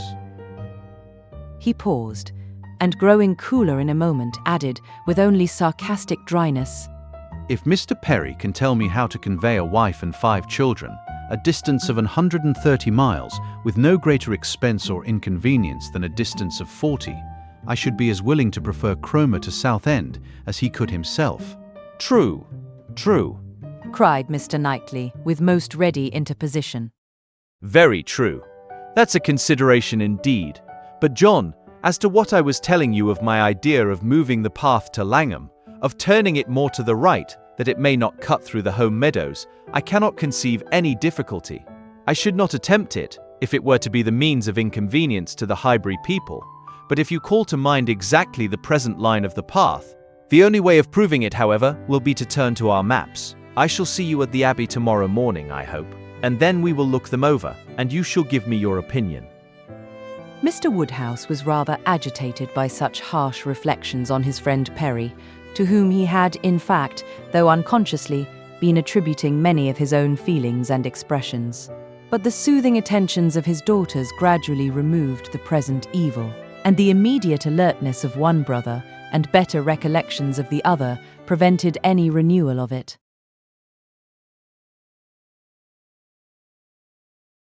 Chapter 13. There could hardly be a happier creature in the world than Mrs. John Knightley in this short visit to Hartfield, going about every morning among her old acquaintance with her 5 children, and talking over what she had done every evening with her father and sister. She had nothing to wish otherwise, but that the days did not pass so swiftly. It was a delightful visit, perfect in being much too short. In general, their evenings were less engaged with friends than their mornings, but one complete dinner engagement, and out of the house too, there was no avoiding, though at Christmas Mr. Weston would take no denial. They must all dine at Randall's one day. Even Mr. Woodhouse was persuaded to think it a possible thing, in preference to a division of the party.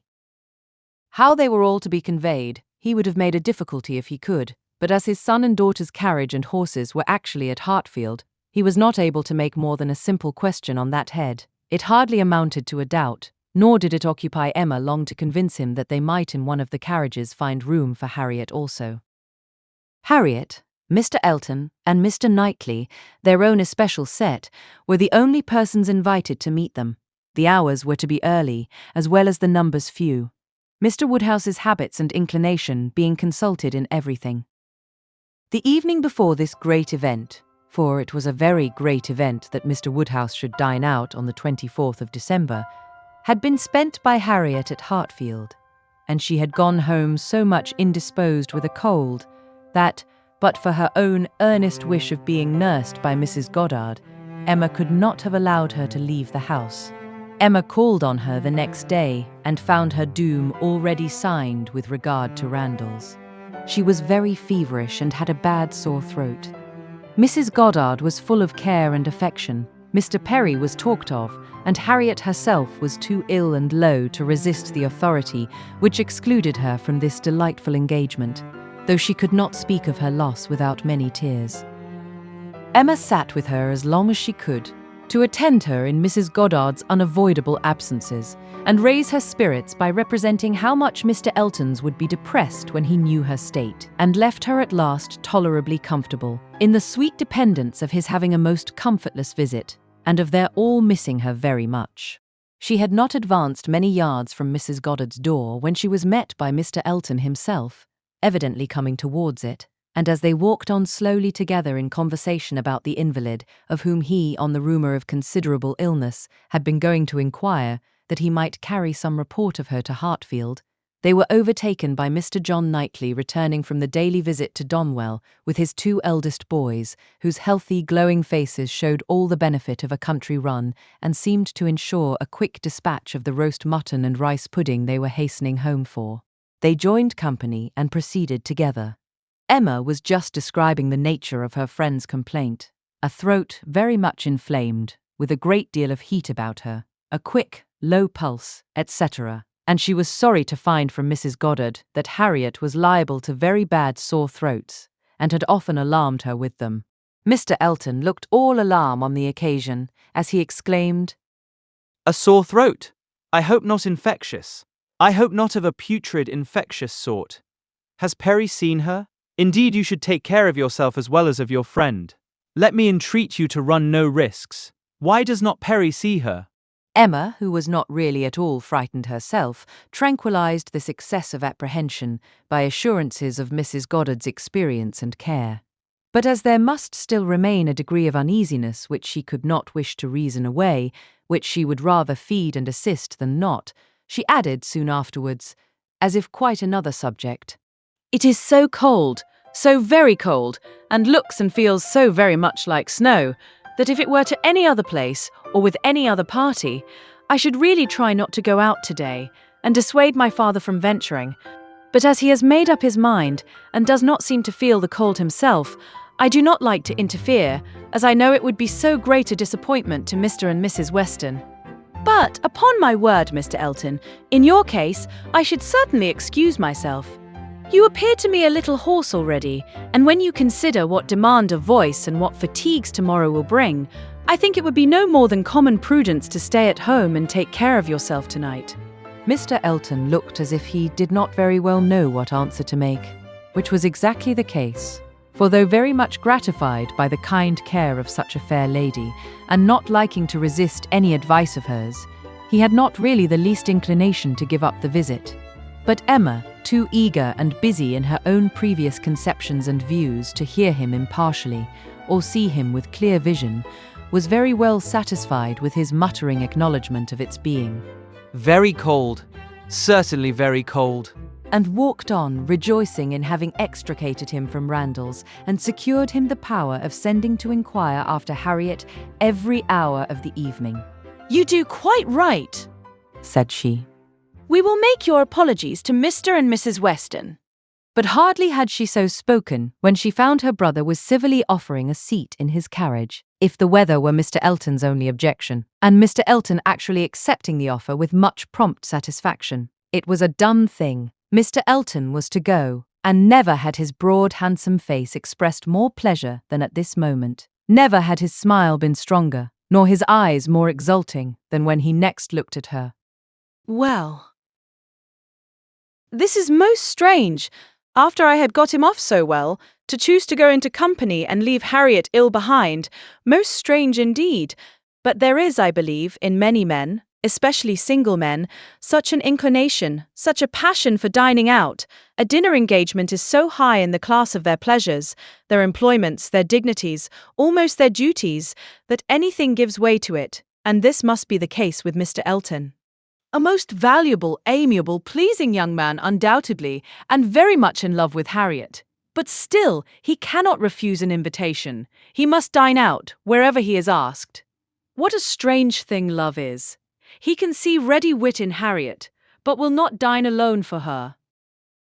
Soon afterwards Mr. Elton quitted them, and she could not but do him the justice of feeling that there was a great deal of sentiment in his manner of naming Harriet at parting, in the tone of his voice, while assuring her that he should call at Mrs. Goddard's for news of her fair friend, the last thing before he prepared for the happiness of meeting her again, when he hoped to be able to give a better report.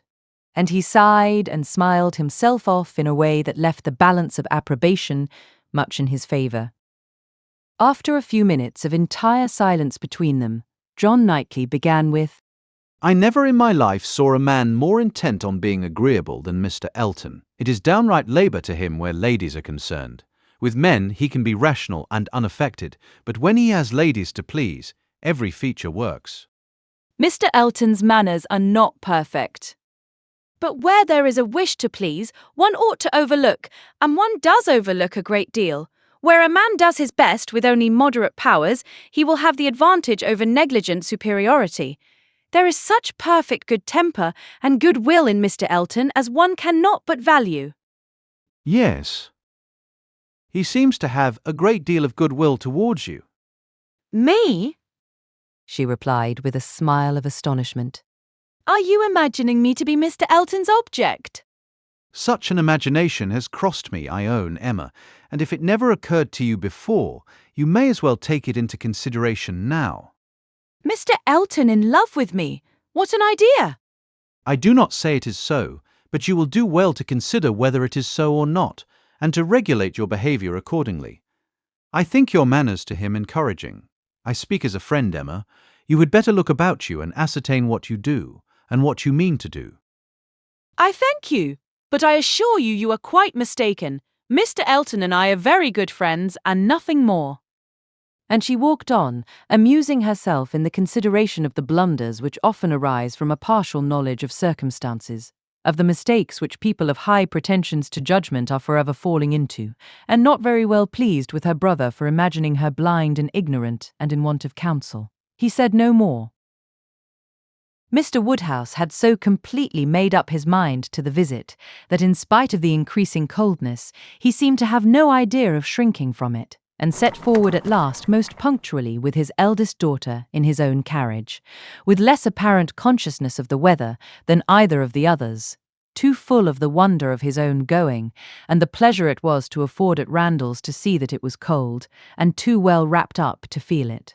The cold, however, was severe, and by the time the second carriage was in motion, a few flakes of snow were finding their way down, and the sky had the appearance of being so overcharged as to want only a milder air to produce a very white world in a very short time. Emma soon saw that her companion was not in the happiest humour.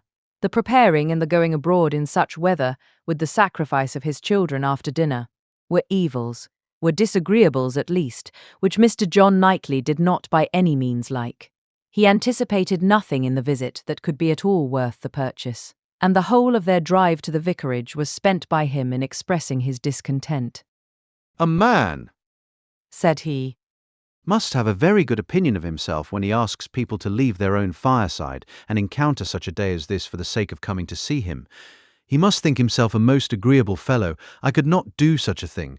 It is the greatest absurdity, actually snowing at this moment, the folly of not allowing people to be comfortable at home, and the folly of people's not staying comfortably at home when they can. If we were obliged to go out such an evening as this, by any call of duty or business, what a hardship we should deem it. And here are we, probably with rather thinner clothing than usual, setting forward voluntarily without excuse, in defiance of the voice of nature which tells man, in everything given to his view or his feelings, to stay at home himself, and keep all under shelter that he can. Here are we setting forward to spend 5 dull hours in another man's house, with nothing to say or to hear that was not said and heard yesterday, and may not be said and heard again tomorrow. Going in dismal weather, to return probably in worse. 4 horses and 4 servants taken out for nothing but to convey 5 idle, shivering creatures into colder rooms and worse company than they might have had at home. Emma did not find herself equal to give the pleased assent, which no doubt he was in the habit of receiving, to emulate the very true my love, which must have been usually administered by his travelling companion. But she had resolution enough to refrain from making any answer at all. She could not be complying, she dreaded being quarrelsome. Her heroism reached only to silence. She allowed him to talk, and arranged the glasses, and wrapped herself up, without opening her lips. They arrived, the carriage turned, the step was let down, and Mr. Elton, spruce, black and smiling, was with them instantly. Emma thought with pleasure of some change of subject. Mr. Elton was all obligation and cheerfulness. He was so very cheerful in his civilities indeed, that she began to think he must have received a different account of Harriet from what had reached her. She had sent while dressing, and the answer had been, much the same, not better. My report from Mrs. Goddard's, said she presently, was not so pleasant as I had hoped. Not better, was my answer. His face lengthened immediately, and his voice was the voice of sentiment as he answered, Oh, No, I am grieved to find. I was on the point of telling you that when I called at Mrs. Goddard's door, which I did the very last thing before I returned to dress, I was told that Miss Smith was not better. By no means better, rather worse. Very much grieved and concerned, I had flattered myself that she must be better after such a cordial as I knew had been given her in the morning. Emma smiled and answered, My visit was of use to the nervous part of her complaint, I hope, but not even I can charm away a sore throat. It is a most severe cold indeed. Mr. Perry has been with her, as you probably heard. Yes, I imagined, that is, I did not. He has been used to her in these complaints, and I hope tomorrow morning will bring us both a more comfortable report. But it is impossible not to feel uneasiness. Such a sad loss to our party today. Dreadful. Exactly so indeed. She will be missed every moment. This was very proper. The sigh which accompanied it was really estimable, but it should have lasted longer. Emma was rather in dismay when only half a minute afterwards he began to speak of other things, and in a voice of the greatest alacrity and enjoyment. What an excellent device, said he. The use of a sheepskin for carriages, how very comfortable they make it. Impossible to feel cold with such precautions. The contrivances of modern days indeed have rendered a gentleman's carriage perfectly complete. One is so fenced and guarded from the weather that not a breath of air can find its way unpermitted. Weather becomes absolutely of no consequence. It is a very cold afternoon, but in this carriage we know nothing of the matter. Ha! Snows a little, I see. Yes, said John Knightley. and I think we shall have a good deal of it. Christmas weather. Observed Mr. Elton. Quite seasonable, and extremely fortunate we may think ourselves that it did not begin yesterday and prevent this day's party, which it might very possibly have done, for Mr. Woodhouse would hardly have ventured had there been much snow on the ground. But now it is of no consequence. This is quite the season indeed for friendly meetings. At Christmas everybody invites their friends about them, and people think little of even the worst weather. I was snowed up at a friend's house once for a week. Nothing could be pleasanter. I went for only one night and could not get away till that very day se'nnight. Mr. John Knightley looked as if he did not comprehend the pleasure, but said only, coolly, I cannot wish to be snowed up a week at Randall's. At another time, Emma might have been amused, but she was too much astonished now at Mr. Elton's spirits for other feelings. Harriet seemed quite forgotten in the expectation of a pleasant party. We are sure of excellent fires, continued he, and everything in the greatest comfort. Charming people, Mr. and Mrs. Weston. Mrs. Weston indeed is much beyond praise, and he is exactly what one values. So hospitable, and so fond of society. It will be a small party, but where small parties are select, they are perhaps the most agreeable of any. Mr. Weston's dining room does not accommodate more than 10 comfortably, and for my part, I would rather, under such circumstances, fall short by 2 than exceed by 2. I think you will agree with me. turning with a soft air to Emma. I think I shall certainly have your approbation, though Mr. Knightley perhaps, from being used to the large parties of London, may not quite enter into our feelings.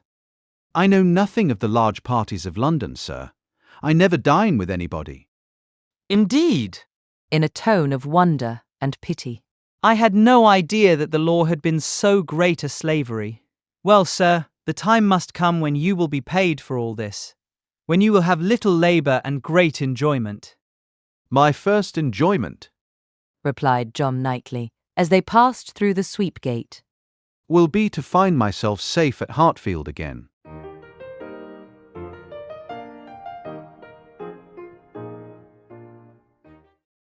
Chapter 14. Some change of countenance was necessary for each gentleman as they walked into Mrs. Weston's drawing-room. Mr. Elton must compose his joyous looks, and Mr. John Knightley disperse his ill humour. Mr. Elton must smile less, and Mr. John Knightley more, to fit them for the place. Emma only might be as nature prompted, and show herself just as happy as she was. To her it was real enjoyment to be with the Westons. Mr. Weston was a great favourite, and there was not a creature in the world to whom she spoke with such unreserve as to his wife. Not anyone to whom she related with such conviction of being listened to and understood, of being always interesting and always intelligible, the little affairs, arrangements, perplexities and pleasures of her father and herself. She could tell nothing of Hartfield in which Mrs. Weston had not a lively concern, and half an hour's uninterrupted communication of all those little matters on which the daily happiness of private life depends was one of the first gratifications of each. This was a pleasure which perhaps the whole day's visit might not afford, which certainly did not belong to the present half hour. But the very sight of Mrs. Weston, her smile, her touch, her voice was grateful to Emma, and she determined to think as little as possible of Mr. Elton's oddities, or of anything else unpleasant, and enjoy all that was enjoyable to the utmost. The misfortune of Harriet's cold had been pretty well gone through before her arrival. Mr. Woodhouse had been safely seated long enough to give the history of it, besides all the history of his own and Isabella's coming, and of Emma's being to follow, and had indeed just got to the end of his satisfaction that James should come and see his daughter, when the others appeared, and Mrs. Weston, who had been almost wholly engrossed by her attentions to him, was able to turn away and welcome her dear Emma. Emma's project of forgetting Mr. Elton for a while made her rather sorry to find, when they had all taken their places, that he was close to her. The difficulty was great of driving his strange insensibility towards Harriet from her mind, while he not only sat at her elbow, but was continually obtruding his happy countenance on her notice, and solicitously addressing her upon every occasion. Instead of forgetting him, his behaviour was such that she could not avoid the internal suggestion of, Can it really be as my brother imagined? Can it be possible for this man to be beginning to transfer his affections from Harriet to me? Absurd and insufferable. Yet he would be so anxious for her being perfectly warm, would be so interested about her father, and so delighted with Mrs. Weston, and at last would begin admiring her drawings with so much zeal and so little knowledge as seemed terribly like a would-be lover, and made it some effort with her to preserve her good manners. For her own sake she could not be rude, and for Harriet's, in the hope that all would yet turn out right, she was even positively civil. But it was an effort. Especially as something was going on amongst the others in the most overpowering period of Mr. Elton's nonsense, which she particularly wished to listen to. She heard enough to know that Mr. Weston was giving some information about his son. She heard the words, My son. and Frank. and My son.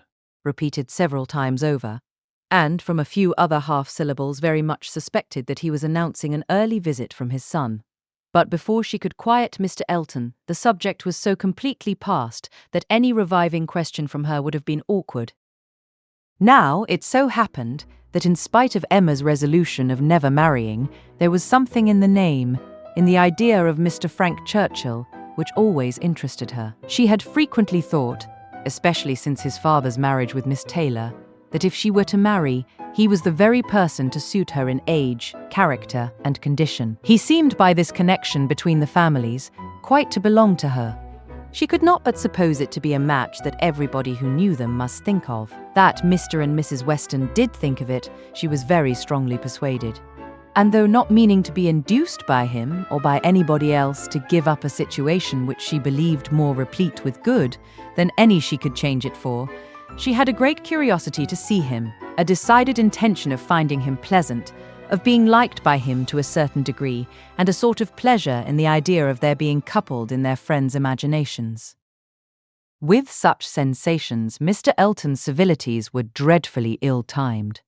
But she had the comfort of appearing very polite, while feeling very cross, and of thinking that the rest of the visit could not possibly pass without bringing forward the same information again, or the substance of it, from the open-hearted Mr. Weston. So it proved, for when happily released from Mr. Elton and seated by Mr. Weston at dinner, he made use of the very first interval in the cares of hospitality, the very first leisure from the saddle of mutton, to say to her, We want only 2 more to be just the right number.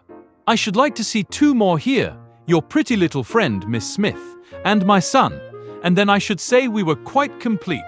I believe you did not hear me telling the others in the drawing room that we are expecting Frank. I had a letter from him this morning, and he will be with us within a fortnight. Emma spoke with a very proper degree of pleasure and fully assented to his proposition of Mr. Frank Churchill and Miss Smith, making their party quite complete. He has been wanting to come to us, Continued Mr. Weston. ever since September. Every letter has been full of it, but he cannot command his own time. He has those to please who must be pleased, and who, between ourselves, are sometimes to be pleased only by a good many sacrifices. But now I have no doubt of seeing him here about the second week in January. What a very great pleasure it will be to you, and Mrs. Weston is so anxious to be acquainted with him that she must be almost as happy as yourself. Yes, she would be, but that she thinks there will be another put-off. She does not depend upon his coming so much as I do, but she does not know the parties so well as I do. The case, you see, is, but this is quite between ourselves. I did not mention a syllable of it in the other room. There are secrets in all families, you know. The case is that a party of friends are invited to pay a visit at Enscombe in January, and that Frank's coming depends upon their being put off. If they are not put off, he cannot stir. But I know they will, because it is a family that a certain lady of some consequence at Enscombe has a particular dislike to, and though it is thought necessary to invite them once in 2 or 3 years, they always are put off when it comes to the point. I have not the smallest doubt of the issue. I am as confident of seeing Frank here before the middle of January as I am of being here myself.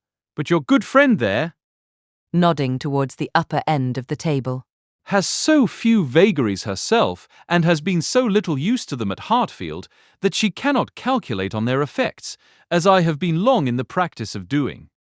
I am sorry there should be anything like doubt in the case, but am disposed to side with you, Mr. Weston.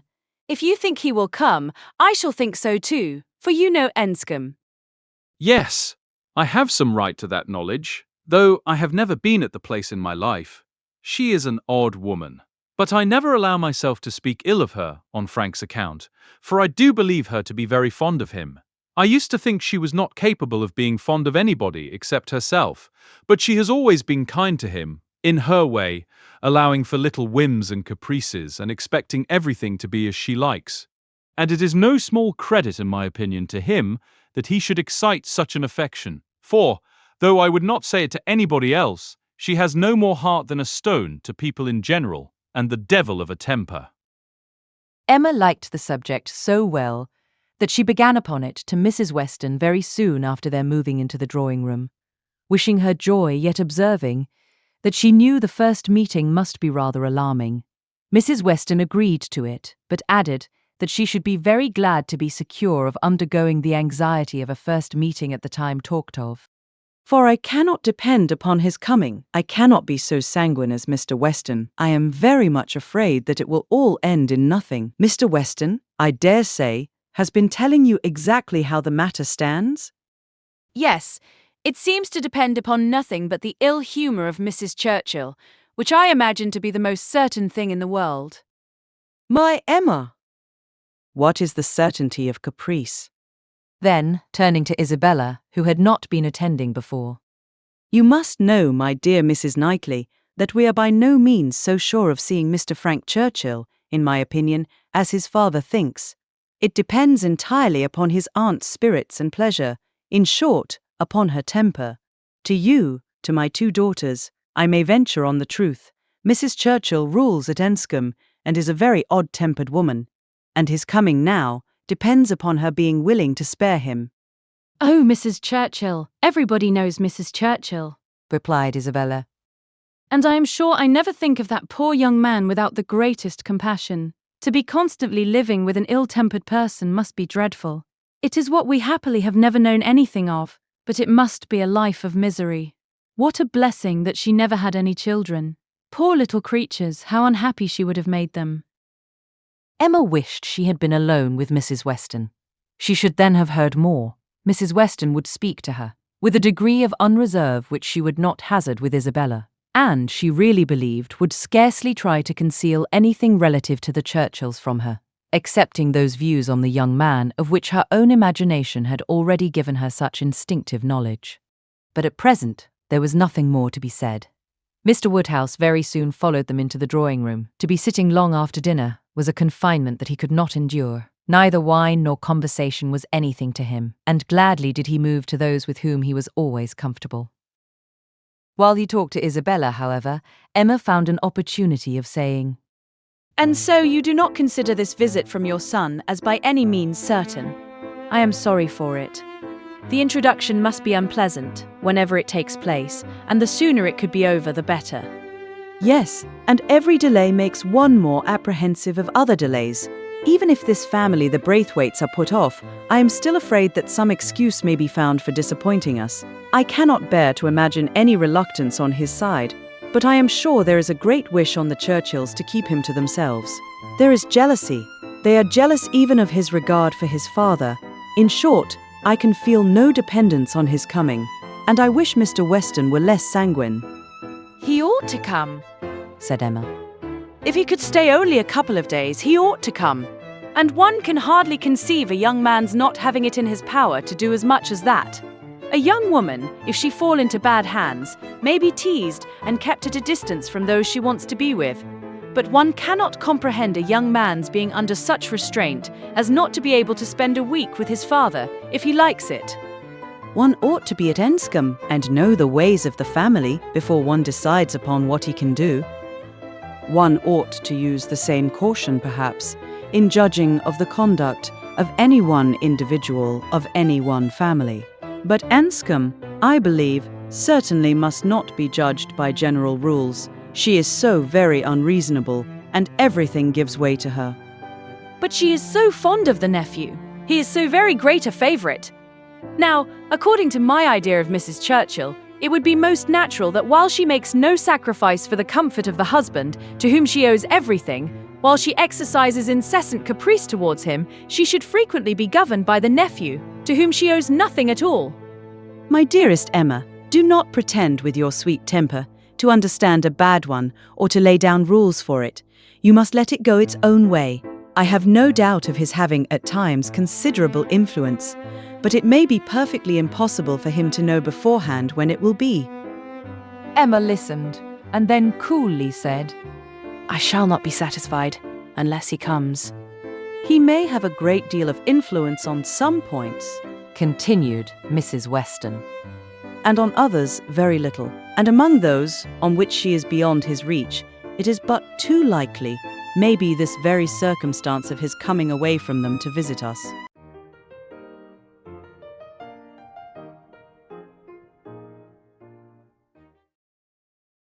Chapter 15.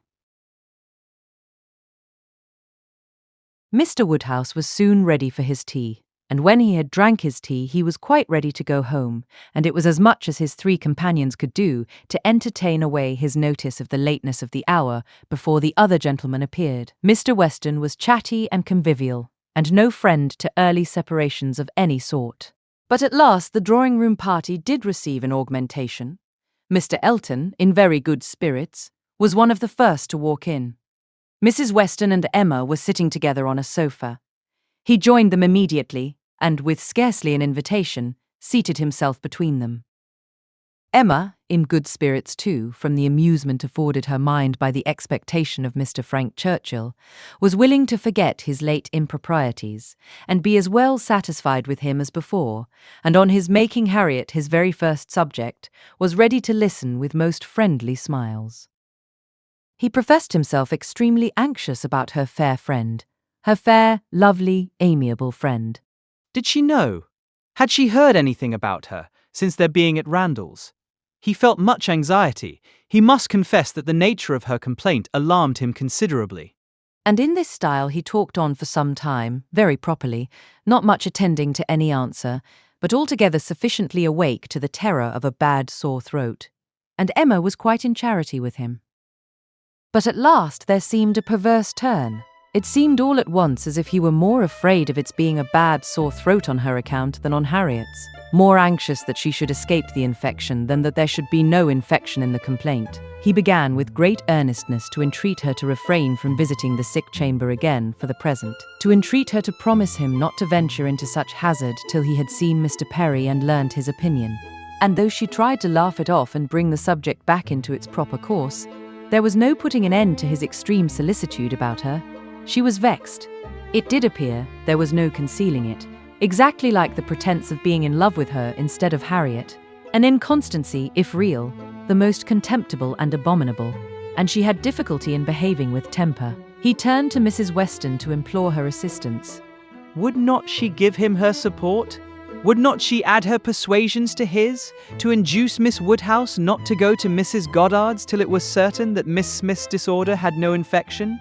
He could not be satisfied without a promise? Would not she give him her influence in procuring it?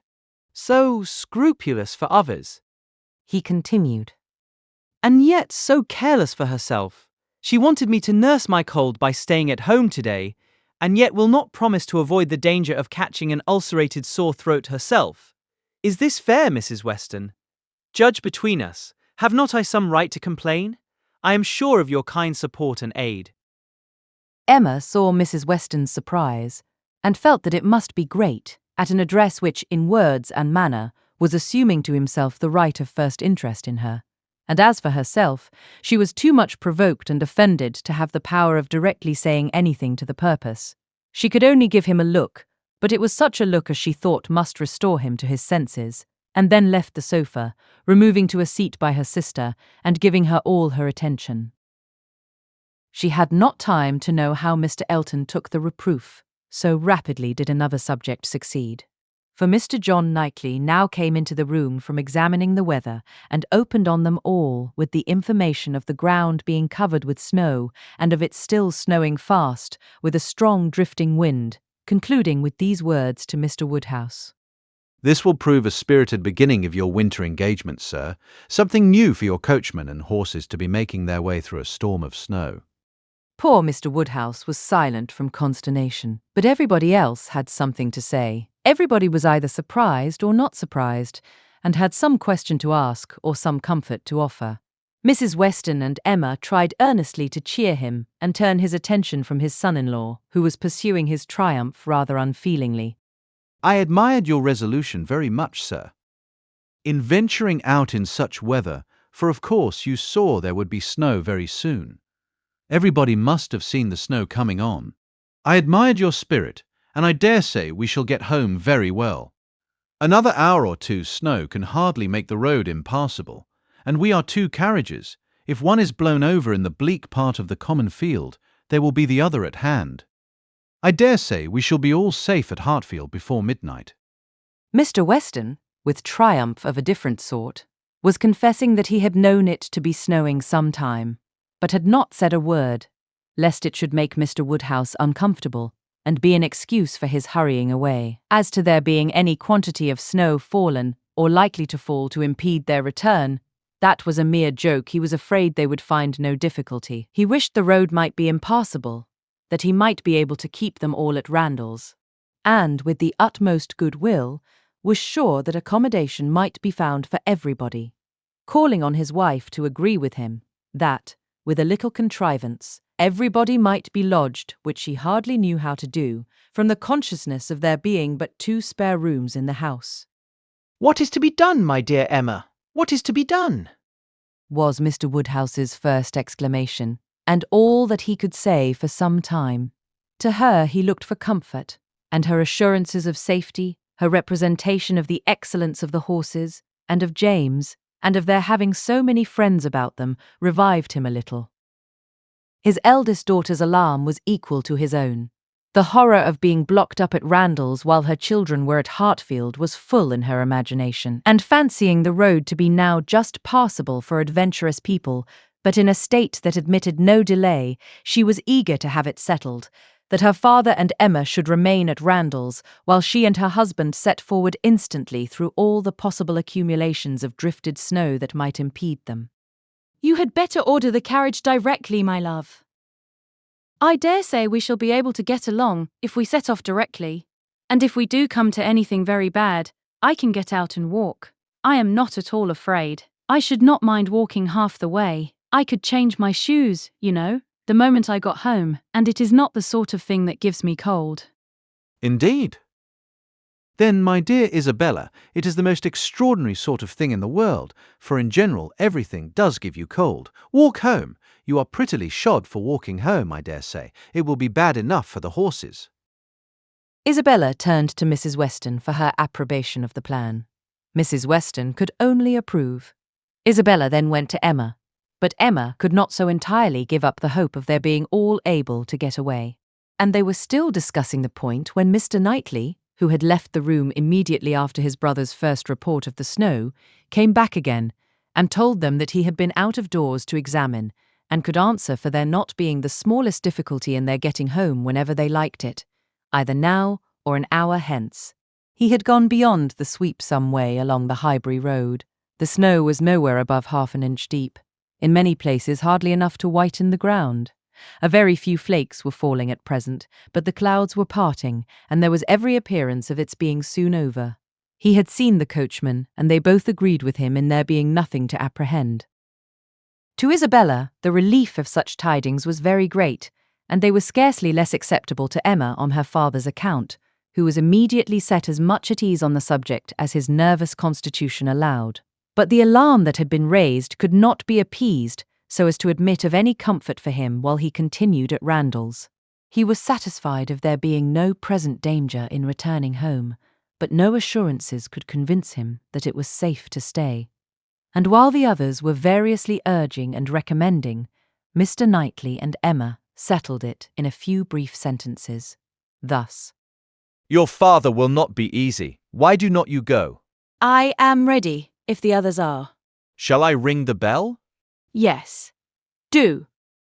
And the bell was rung and the carriages spoken for. A few minutes more, and Emma hoped to see one troublesome companion deposited in his own house, to get sober and cool, and the other recover his temper and happiness, when this visit of hardship were over.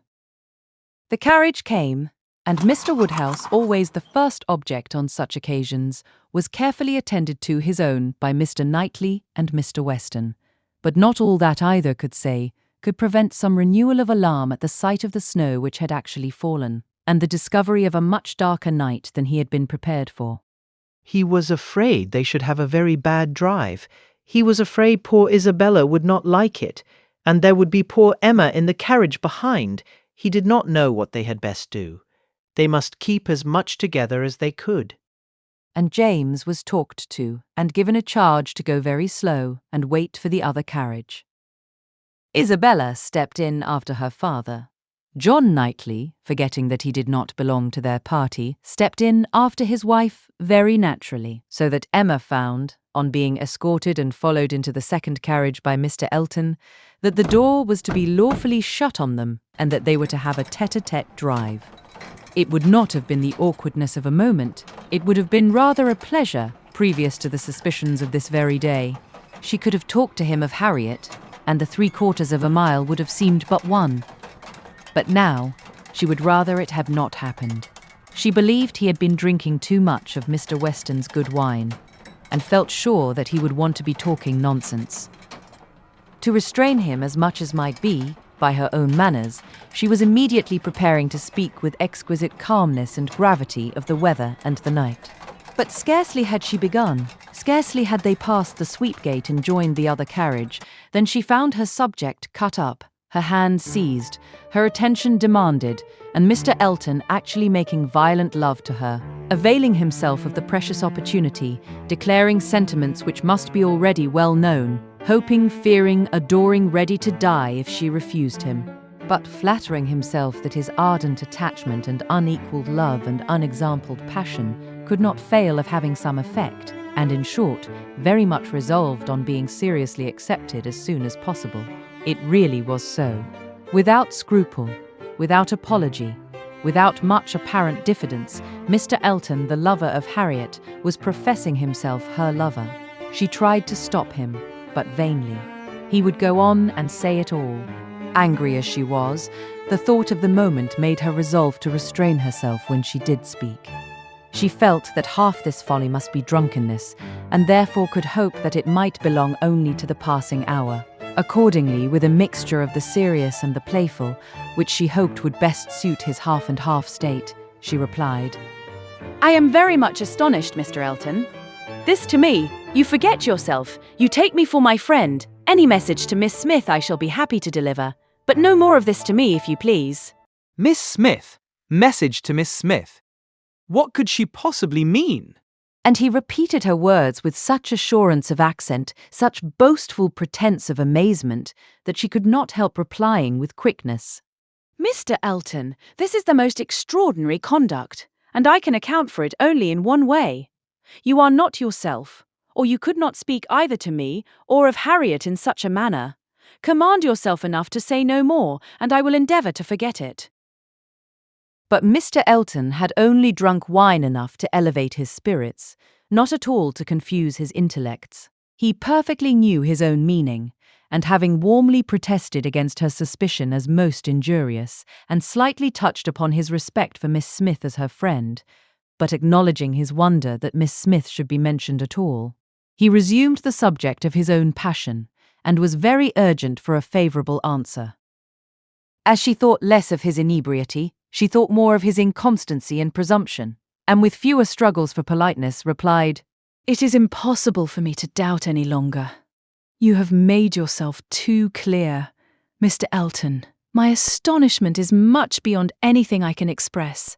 After such behaviour as I have witnessed during the last month to Miss Smith, such attentions as I have been in the daily habit of observing, to be addressing me in this manner, this is an unsteadiness of character indeed, which I had not supposed possible.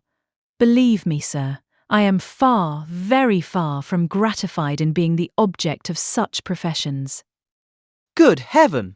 cried Mr. Elton. What can be the meaning of this, Miss Smith? I never thought of Miss Smith in the whole course of my existence, never paid her any attentions, but as your friend, never cared whether she were dead or alive, but as your friend. If she has fancied otherwise, her own wishes have misled her, and I am very sorry, extremely sorry. But Miss Smith indeed! Oh, Miss Woodhouse, who can think of Miss Smith when Miss Woodhouse is near? No, upon my honour, there is no unsteadiness of character.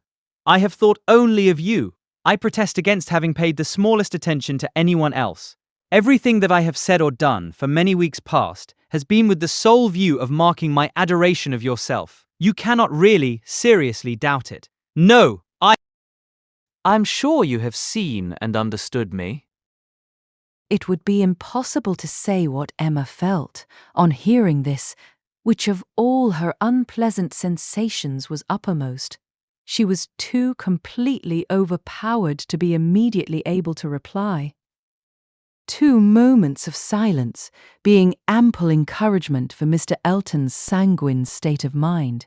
He tried to take her hand again, as he joyously exclaimed, Charming Miss Woodhouse!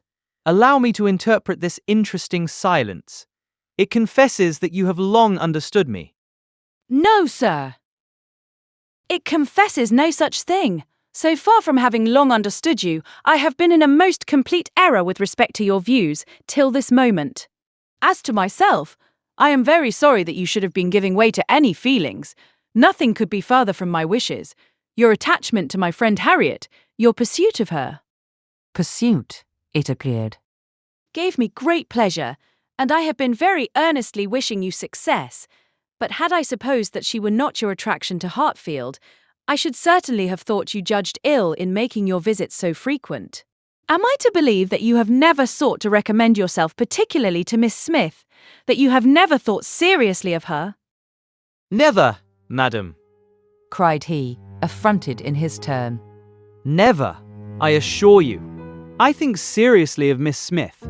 Miss Smith is a very good sort of girl, and I should be happy to see her respectably settled. I wish her extremely well, and no doubt there are men who might not object to.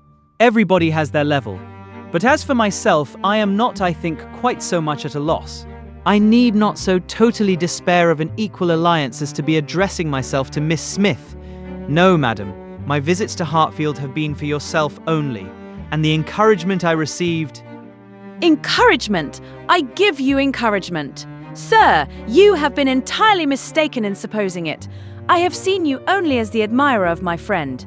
In no other light could you have been more to me than a common acquaintance. I am exceedingly sorry, But it is well that the mistake ends where it does. Had the same behavior continued, Miss Smith might have been led into a misconception of your views. Not being aware, probably, any more than myself, of the very great inequality which you are so sensible of. But, as it is, the disappointment is single, and, I trust, will not be lasting. I have no thoughts of matrimony at present. He was too angry to say another word, her manner too decided to invite supplication, and in this state of swelling resentment and mutually deep mortification, they had to continue together a few minutes longer, for the fears of Mr. Woodhouse had confined them to a foot pace. If there had not been so much anger, there would have been desperate awkwardness. But their straightforward emotions left no room for the little zigzags of embarrassment. Without knowing when the carriage turned into Vicarage Lane or when it stopped, they found themselves all at once at the door of his house, and he was out before another syllable passed. Emma then felt it indispensable to wish him a good night. The compliment was just returned, coldly and proudly, and under indescribable irritation of spirits, she was then conveyed to Hartfield. There she was welcomed with the utmost delight by her father, who had been trembling for the dangers of a solitary drive from Vicarage Lane, turning a corner which he could never bear to think of, and in strange hands, a mere common coachman, no James. And there it seemed as if her return only were wanted to make everything go well, for Mr. John Knightley, ashamed of his ill humour, was now all kindness and attention, and so particularly solicitous for the comfort of her father, as to seem, if not quite ready to join him in a basin of gruel, perfectly sensible of its being exceedingly wholesome, and the day was concluding in peace and comfort to all their little party except herself. But her mind had never been in such perturbation, and it needed a very strong effort to appear attentive and cheerful, till the usual hour of separating allowed her the relief of quiet reflection. Chapter 16. The hair was curled, and the maid sent away, and Emma sat down to think and be miserable. It was a wretched business indeed, such an overthrow of everything she had been wishing for, such a development of everything most unwelcome, such a blow for Harriet. That was the worst of all. Every part of it brought pain and humiliation of some sort or other. But, compared with the evil to Harriet, all was light, and she would gladly have submitted to feel yet more mistaken, more in error, more disgraced by misjudgment than she actually was, could the effects of her blunders have been confined to herself. If I had not persuaded Harriet into liking the man, I could have borne anything. He might have doubled his presumption to me. But poor Harriet! How she could have been so deceived. He protested that he had never thought seriously of Harriet. Never. She looked back as well as she could, but it was all confusion. She had taken up the idea, she supposed, and made everything bend to it. His manners, however, must have been unmarked, wavering, dubious, or she could not have been so misled. The picture! How eager he had been about the picture, and the charade, and 100 other circumstances. How clearly they had seemed to point at Harriet. To be sure, the charade with its ready wit, but then the soft eyes. In fact, it suited neither. It was a jumble without taste or truth. Who could have seen through such thick-headed nonsense? Certainly she had often, especially of late, thought his manners to herself unnecessarily gallant, but it had passed as his way, as a mere error of judgment, of knowledge, of taste, as one proof among others that he had not always lived in the best society, that with all the gentleness of his address, true elegance was sometimes wanting, but, till this very day, she had never, for an instant, suspected it to mean anything but grateful respect to her as Harriet's friend. To Mr. John Knightley was she indebted for her first idea on the subject, for the first start of its possibility. There was no denying that those brothers had penetration. She remembered what Mr. Knightley had once said to her about Mr. Elton, the caution he had given, the conviction he had professed that Mr. Elton would never marry indiscreetly, and blushed to think how much truer a knowledge of his character had been there shown than any she had reached herself. It was dreadfully mortifying, but Mr. Elton was proving himself, in many respects, the very reverse of what she had meant and believed him. Proud, assuming, conceited, very full of his own claims and little concerned about the feelings of others. Contrary to the usual course of things, Mr. Elton's wanting to pay his addresses to her had sunk him in her opinion. His professions and his proposals did him no service. She thought nothing of his attachment and was insulted by his hopes. He wanted to marry well, and having the arrogance to raise his eyes to her pretended to be in love, but she was perfectly easy as to his not suffering any disappointment that need be cared for. There had been no real affection either in his language or manners. Sighs and fine words had been given in abundance, but she could hardly devise any set of expressions or fancy any tone of voice less allied with real love. She need not trouble herself to pity him. He only wanted to aggrandize and enrich himself. And if Miss Woodhouse of Hartfield, the heiress of £30,000, were not quite so easily obtained as he had fancied, he would soon try for Miss Somebody Else with 20 or with 10.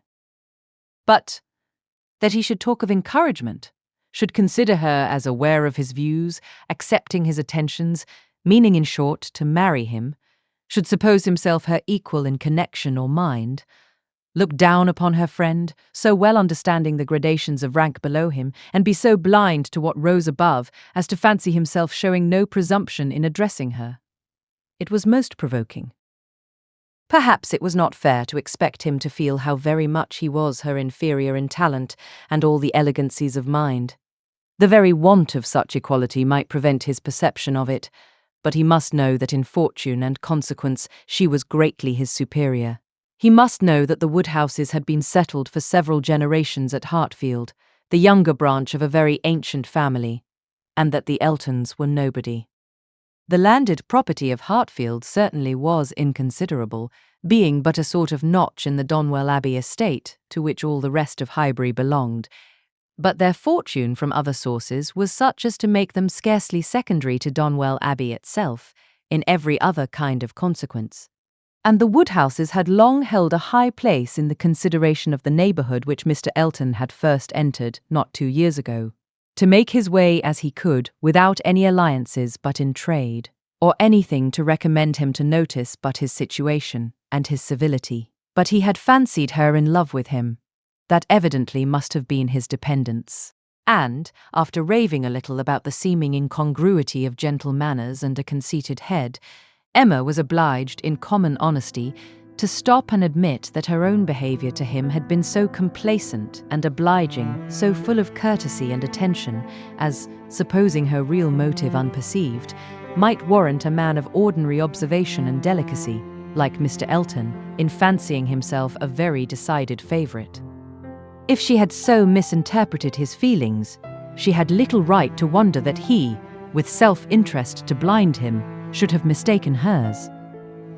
The first error, and the worst, lay at her door. It was foolish, it was wrong, to take so active a part in bringing any two people together. It was adventuring too far, assuming too much, making light of what ought to be serious, a trick of what ought to be simple. She was quite concerned and ashamed, and resolved to do such things no more. Here have I actually talked poor Harriet into being very much attached to this man. She might never have thought of him but for me, and certainly never would have thought of him with hope if I had not assured her of his attachment, for she is as modest and humble as I used to think him. Oh, that I had been satisfied with persuading her not to accept young Martin. There I was quite right, that was well done of me, but there I should have stopped, and left the rest to time and chance. I was introducing her into good company and giving her the opportunity of pleasing someone worth having. I ought not to have attempted more. But now, poor girl, her peace is cut up for some time. I have been but half a friend to her, and, if she were not to feel this disappointment so very much, I am sure I have not an idea of anybody else who would be at all desirable for her. William Cox. Oh, no, I could not endure William Cox, a pert young lawyer. She stopped to blush and laugh at her own relapse, and then resumed a more serious, more dispiriting cogitation upon what had been, and might be, and must be. The distressing explanation she had to make to Harriet, and all that poor Harriet would be suffering, with the awkwardness of future meetings, the difficulties of continuing or discontinuing the acquaintance, of subduing feelings, concealing resentment, and avoiding éclat, were enough to occupy her in most unmirthful reflections some time longer, and she went to bed at last with nothing settled but the conviction of her having blundered most dreadfully.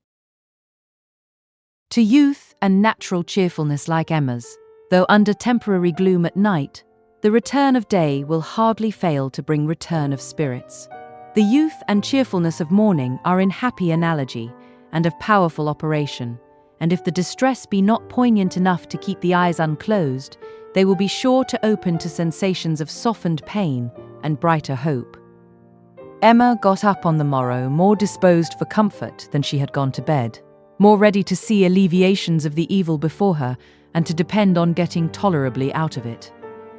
It was a great consolation that Mr. Elton should not be really in love with her, or so particularly amiable as to make it shocking to disappoint him, that Harriet's nature should not be of that superior sort in which the feelings are most acute and retentive, and that there could be no necessity for anybody's knowing what had passed, except the three principals, and especially for her father's being given a moment's uneasiness about it. These were very cheering thoughts, and the sight of a great deal of snow on the ground did her further service, for anything was welcome that might justify their all three being quite asunder at present. The weather was most favourable for her, though Christmas Day she could not go to church. Mr. Woodhouse would have been miserable had his daughter attempted it, and she was therefore safe from either exciting or receiving unpleasant and most unsuitable ideas. The ground covered with snow, and the atmosphere in that unsettled state between frost and thaw, which is of all others the most unfriendly for exercise, every morning beginning in rain or snow, and every evening setting into freeze, she was for many days a most honourable prisoner. No intercourse with Harriet possible but by note, no church for her on Sunday any more than on Christmas Day, and no need to find excuses for Mr. Elton's absenting himself. It was weather which might fairly confine everybody at home, and though she hoped and believed him to be really taking comfort in some society or other, it was very pleasant to have her father so well satisfied with his being all alone in his own house, too wise to stir out, and to hear him say to Mr. Knightley, whom no weather could keep entirely from them, "Ah, Mr. Knightley, why do not you stay at home like poor Mr. Elton?" These days of confinement would have been, but for her private perplexities, remarkably comfortable, as such seclusion exactly suited her brother, whose feelings must always be of great importance to his companions, and he had besides so thoroughly cleared off his ill humour at Randalls that his amiableness never failed him during the rest of his stay at Hartfield. He was always agreeable and obliging, and speaking pleasantly of everybody, but with all the hopes of cheerfulness, and all the present comfort of delay, there was still such an evil hanging over her in the hour of explanation with Harriet, as made it impossible for Emma to be ever perfectly at ease. Chapter 17. Mr. and Mrs. John Knightley were not detained long at Hartfield.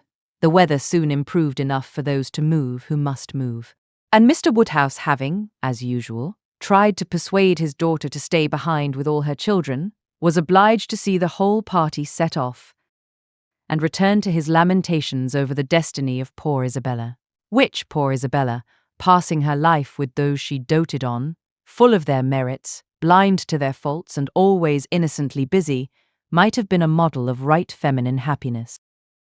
The evening of the very day on which they went brought a note from Mr. Elton to Mr. Woodhouse, a long, civil, ceremonious note, to say, with Mr. Elton's best compliments, that he was proposing to leave Highbury the following morning in his way to Bath, where, in compliance with the pressing entreaties of some friends, he had engaged to spend a few weeks and very much regretted the impossibility he was under, from various circumstances of weather and business, of taking a personal leave of Mr. Woodhouse, of whose friendly civilities he should ever retain a grateful sense, and had Mr. Woodhouse any commands, should be happy to attend to them. Emma was most agreeably surprised. Mr. Elton's absence just at this time was the very thing to be desired. She admired him for contriving it, though not able to give him much credit for the manner in which it was announced. Resentment could not have been more plainly spoken than in a civility to her father, from which she was so pointedly excluded. She had not even a share in his opening compliments. Her name was not mentioned, and there was so striking a change in all this, and such an ill-judged solemnity of leave-taking in his graceful acknowledgments, as she thought, at first, could not escape her father's suspicion. It did, however. Her father was quite taken up with the surprise of so sudden a journey, and his fears that Mr. Elton might never get safely to the end of it, and saw nothing extraordinary in his language. It was a very useful note, for it supplied them with fresh matter for thought and conversation during the rest of their lonely evening. Mr. Woodhouse talked over his alarms, and Emma was in spirits to persuade them away with all her usual promptitude. She now resolved to keep Harriet no longer in the dark. She had reason to believe her nearly recovered from her cold, and it was desirable that she should have as much time as possible for getting the better of her other complaint before the gentleman's return. She went to Mrs. Goddard's accordingly the very next day to undergo the necessary penance of communication. And a severe one it was. She had to destroy all the hopes which she had been so industriously feeding to appear in the ungracious character of the one preferred, and acknowledge herself grossly mistaken and misjudging in all her ideas on one subject, all her observations, all her convictions, all her prophecies for the last 6 weeks. The confession completely renewed her first shame, and the sight of Harriet's tears made her think that she should never be in charity with herself again. Harriet bore the intelligence very well, blaming nobody, and in everything testifying such an ingenuousness of disposition and lowly opinion of herself as must appear with particular advantage at that moment to her friend. Emma was in the humour to value simplicity and modesty to the utmost, and all that was amiable, all that ought to be attaching, seemed on Harriet's side, not her own. Harriet did not consider herself as having anything to complain of. The affection of such a man as Mr. Elton would have been too great a distinction. She never could have deserved him, and nobody but so partial and kind a friend as Miss Woodhouse would have thought it possible. Her tears fell abundantly, but her grief was so truly artless that no dignity could have made it more respectable in Emma's eyes, and she listened to her and tried to console her with all her heart and understanding. Really, for the time, convinced that Harriet was the superior creature of the two, and that to resemble her would be more for her own welfare and happiness than all that genius or intelligence could do. It was rather too late in the day to set about being simple-minded and ignorant, but she left her with every previous resolution confirmed of being humble and discreet, and repressing imagination all the rest of her life. Her second duty now, inferior only to her father's claims, was to promote Harriet's comfort and endeavour to prove her own affection in some better method than by matchmaking. She got her to Hartfield and showed her the most unvarying kindness, striving to occupy and amuse her, and by books and conversation to drive Mr. Elton from her thoughts. Time, she knew, must be allowed for this being thoroughly done, and she could suppose herself but an indifferent judge of such matters in general, and very inadequate to sympathise in an attachment to Mr. Elton in particular. But it seemed to her reasonable that at Harriet's age, and with the entire extinction of all hope, such a progress might be made towards a state of composure by the time of Mr. Elton's return, as to allow them all to meet again in the common routine of acquaintance, without any danger of betraying sentiments or increasing them.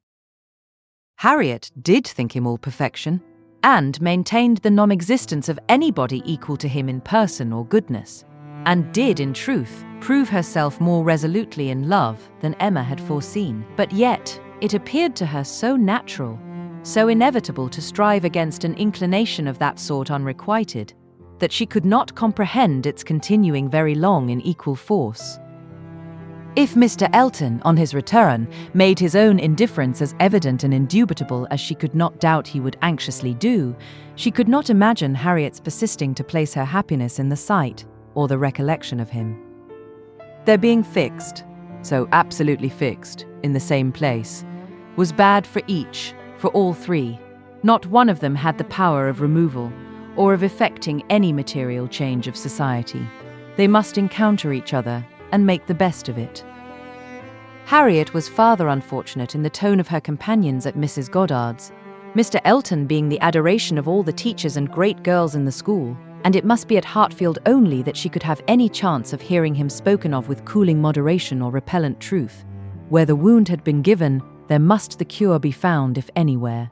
And Emma felt that, till she saw her in the way of cure, there could be no true peace for herself.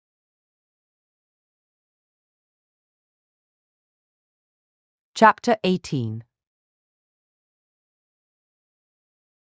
Mr. Frank Churchill did not come.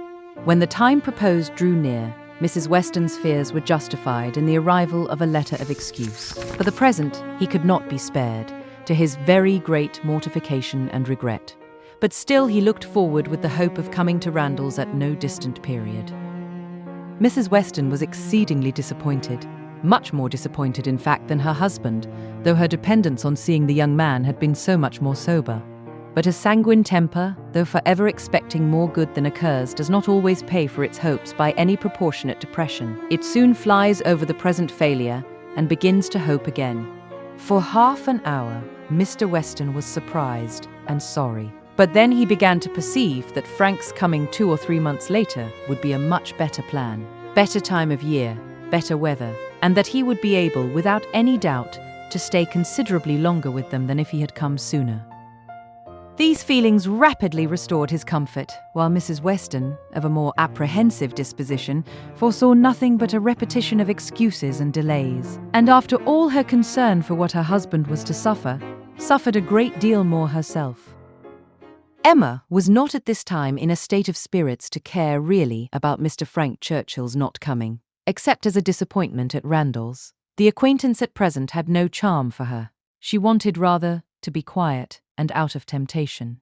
But still, as it was desirable that she should appear in general like her usual self, she took care to express as much interest in the circumstance and enter as warmly into Mr. and Mrs. Weston's disappointment as might naturally belong to their friendship. She was the first to announce it to Mr. Knightley, and exclaimed quite as much as was necessary, or being acting a part, perhaps rather more, at the conduct of the Churchills in keeping him away. She then proceeded to say a good deal more than she felt, of the advantage of such an addition to their confined society in Surrey, the pleasure of looking at somebody new, the gala day to Highbury and Tyre, which the sight of him would have made, and ending with reflections on the Churchills again, found herself directly involved in a disagreement with Mr. Knightley, and, to her great amusement, perceived that she was taking the other side of the question from her real opinion, and making use of Mrs. Weston's arguments against herself. "The Churchills are very likely in fault," said Mr. Knightley coolly. "but I dare say he might come if he would." I do not know why you should say so. He wishes exceedingly to come, but his uncle and aunt will not spare him. "I cannot believe that he has not the power of coming, if he made a point of it. It is too unlikely for me to believe it without proof." How odd you are! What has Mr. Frank Churchill done to make you suppose him such an unnatural creature? "I am not supposing him at all an unnatural creature, in suspecting that he may have learned to be above his connections, and to care very little for anything but his own pleasure, from living with those who have always set him the example of it. It is a great deal more natural than one could wish that a young man, brought up by those who are proud, luxurious, and selfish, should be proud, luxurious, and selfish too. If Frank Churchill had wanted to see his father, he would have contrived it between September and January. A man at his age, what is he? 3 or 4 and 20, cannot be without the means of doing as much as that. It is impossible." That's easily said and easily felt by you, who have always been your own master. You are the worst judge in the world, Mr. Knightley, of the difficulties of dependence. You do not know what it is to have tempers to manage. It is not to be conceived that a man of 3 or 4 and 20 should not have liberty of mind or limb to that amount. He cannot want money. He cannot want leisure. We know, on the contrary, that he has so much of both, that he is glad to get rid of them at the idlest haunts in the kingdom. We hear of him forever at some watering place or other. A little while ago he was at Weymouth. This proves that he can leave the Churchills. Yes, sometimes he can. And those times are whenever he thinks it worth his while, whenever there is any temptation of pleasure. It is very unfair to judge of anybody's conduct without an intimate knowledge of their situation.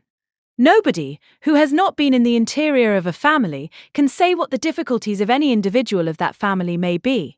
We ought to be acquainted with Enscombe and with Mrs. Churchill's temper before we pretend to decide upon what her nephew can do. He may at times be able to do a great deal more than he can at others. There is one thing, Emma, which a man can always do if he chooses, and that is his duty, not by manoeuvring and finessing, but by vigor and resolution. It is Frank Churchill's duty to pay this attention to his father. He knows it to be so, by his promises and messages, but if he wished to do it, it might be done. A man who felt rightly would say at once, simply and resolutely to Mrs. Churchill, "Every sacrifice of mere pleasure you will always find me ready to make to your convenience. But I must go and see my father immediately. I know he would be hurt by my failing in such a mark of respect to him on the present occasion. I shall, therefore, set off tomorrow." If he would say so to her at once, in the tone of decision becoming a man, there would be no opposition made to his going. No, said Emma, laughing. but perhaps there might be some made to his coming back again. Such language for a young man entirely dependent to use. Nobody but you, Mr. Knightley, would imagine it possible. But you have not an idea of what is requisite in situations directly opposite to your own.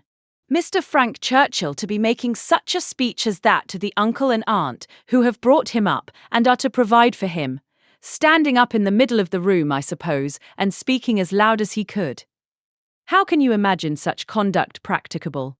Depend upon it, Emma, a sensible man would find no difficulty in it. He would feel himself in the right, and the declaration made, of course, as a man of sense would make it, in a proper manner, would do him more good, raise him higher, fix his interest stronger with the people he depended on, than all that a line of shifts and expedients can ever do. Respect would be added to affection. They would feel that they could trust him, that the nephew who had done rightly by his father would do rightly by them, for they know as well as he does, as well as all the world must know, that he ought to pay this visit to his father, and while meanly exerting their power to delay it, are in their hearts not thinking the better of him for submitting to their whims. Respect for right conduct is felt by everybody. If he would act in this sort of manner, on principle, consistently, regularly, their little minds would bend to his. I rather doubt that. You are very fond of bending little minds, but where little minds belong to rich people in authority, I think they have a knack of swelling out, till they are quite as unmanageable as great ones.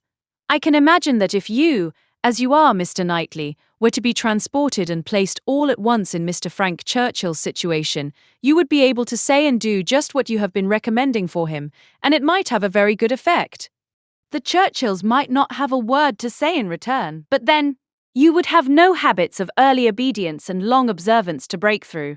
To him who has, it might not be so easy to burst forth at once into perfect independence, and set all their claims on his gratitude and regard at naught.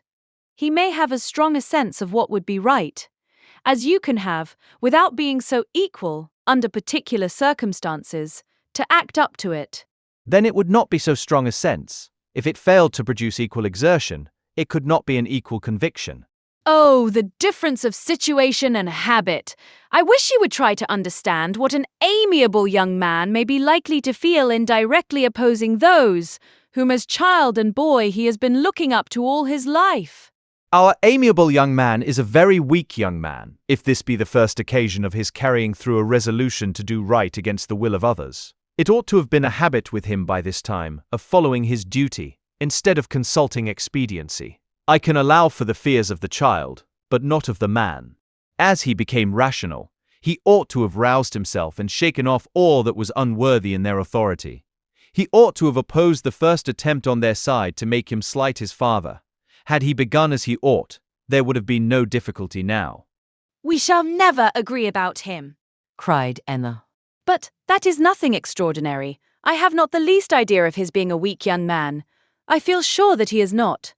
Mr. Weston would not be blind to folly, though in his own son, but he is very likely to have a more yielding, complying, mild disposition than would suit your notions of man's perfection. I dare say he has, and though it may cut him off from some advantages, it will secure him many others. Yes, all the advantages of sitting still when he ought to move, and of leading a life of mere idle pleasure, and fancying himself extremely expert in finding excuses for it. He can sit down and write a fine, flourishing letter, full of professions and falsehoods, and persuade himself that he has hit upon the very best method in the world of preserving peace at home, and preventing his father's having any right to complain. His letters disgust me. Your feelings are singular. They seem to satisfy everybody else. I suspect they do not satisfy Mrs. Weston. They hardly can satisfy a woman of her good sense and quick feelings, standing in a mother's place, but without a mother's affection to blind her. It is on her account that attention to Randalls is doubly due, and she must doubly feel the omission. Had she been a person of consequence herself, he would have come, I dare say, and it would not have signified whether he did or no. Can you think your friend behindhand in these sort of considerations? Do you suppose she does not often say all this to herself? No, Emma. Your amiable young man can be amiable only in French, not in English. He may be very amiable, have very good manners, and be very agreeable, but he can have no English delicacy towards the feelings of other people. Nothing really amiable about him. You seem determined to think ill of him. Me? Not at all, replied Mr. Knightley, rather displeased. I do not want to think ill of him. I should be as ready to acknowledge his merits as any other man, but I hear of none, except what are merely personal. That he is well grown and good-looking with smooth, plausible manners. Well, if he have nothing else to recommend him, he will be a treasure at Highbury. We do not often look upon fine young men, well-bred and agreeable. We must not be nice and ask for all the virtues into the bargain. Cannot you imagine, Mr. Knightley, what a sensation his coming will produce? There will be but one subject throughout the parishes of Donwell and Highbury, but one interest, one object of curiosity. It will be all Mr. Frank Churchill. We shall think and speak of nobody else. You will excuse my being so much overpowered. If I find him conversable, I shall be glad of his acquaintance. But if he is only a chattering coxcomb, he will not occupy much of my time or thoughts. My idea of him is that he can adapt his conversation to the taste of everybody, and has the power as well as the wish of being universally agreeable. To you, he will talk of farming, to me, of drawing or music, and so on to everybody, having that general information on all subjects which will enable him to follow the lead or take the lead, just as propriety may require, and to speak extremely well on each. That is my idea of him. And mine, said Mr. Knightley warmly, is that if he turn out anything like it, he will be the most insufferable fellow breathing. What?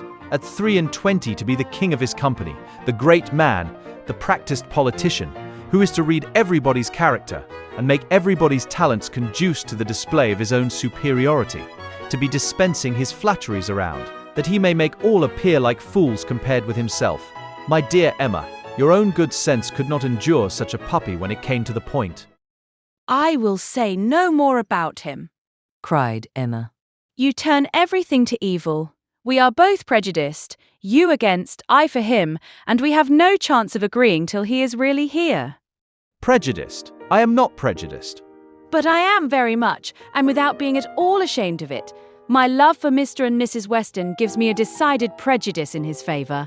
He is a person I never think of from one month's end to another, said Mr. Knightley with a degree of vexation which made Emma immediately talk of something else, though she could not comprehend why he should be angry.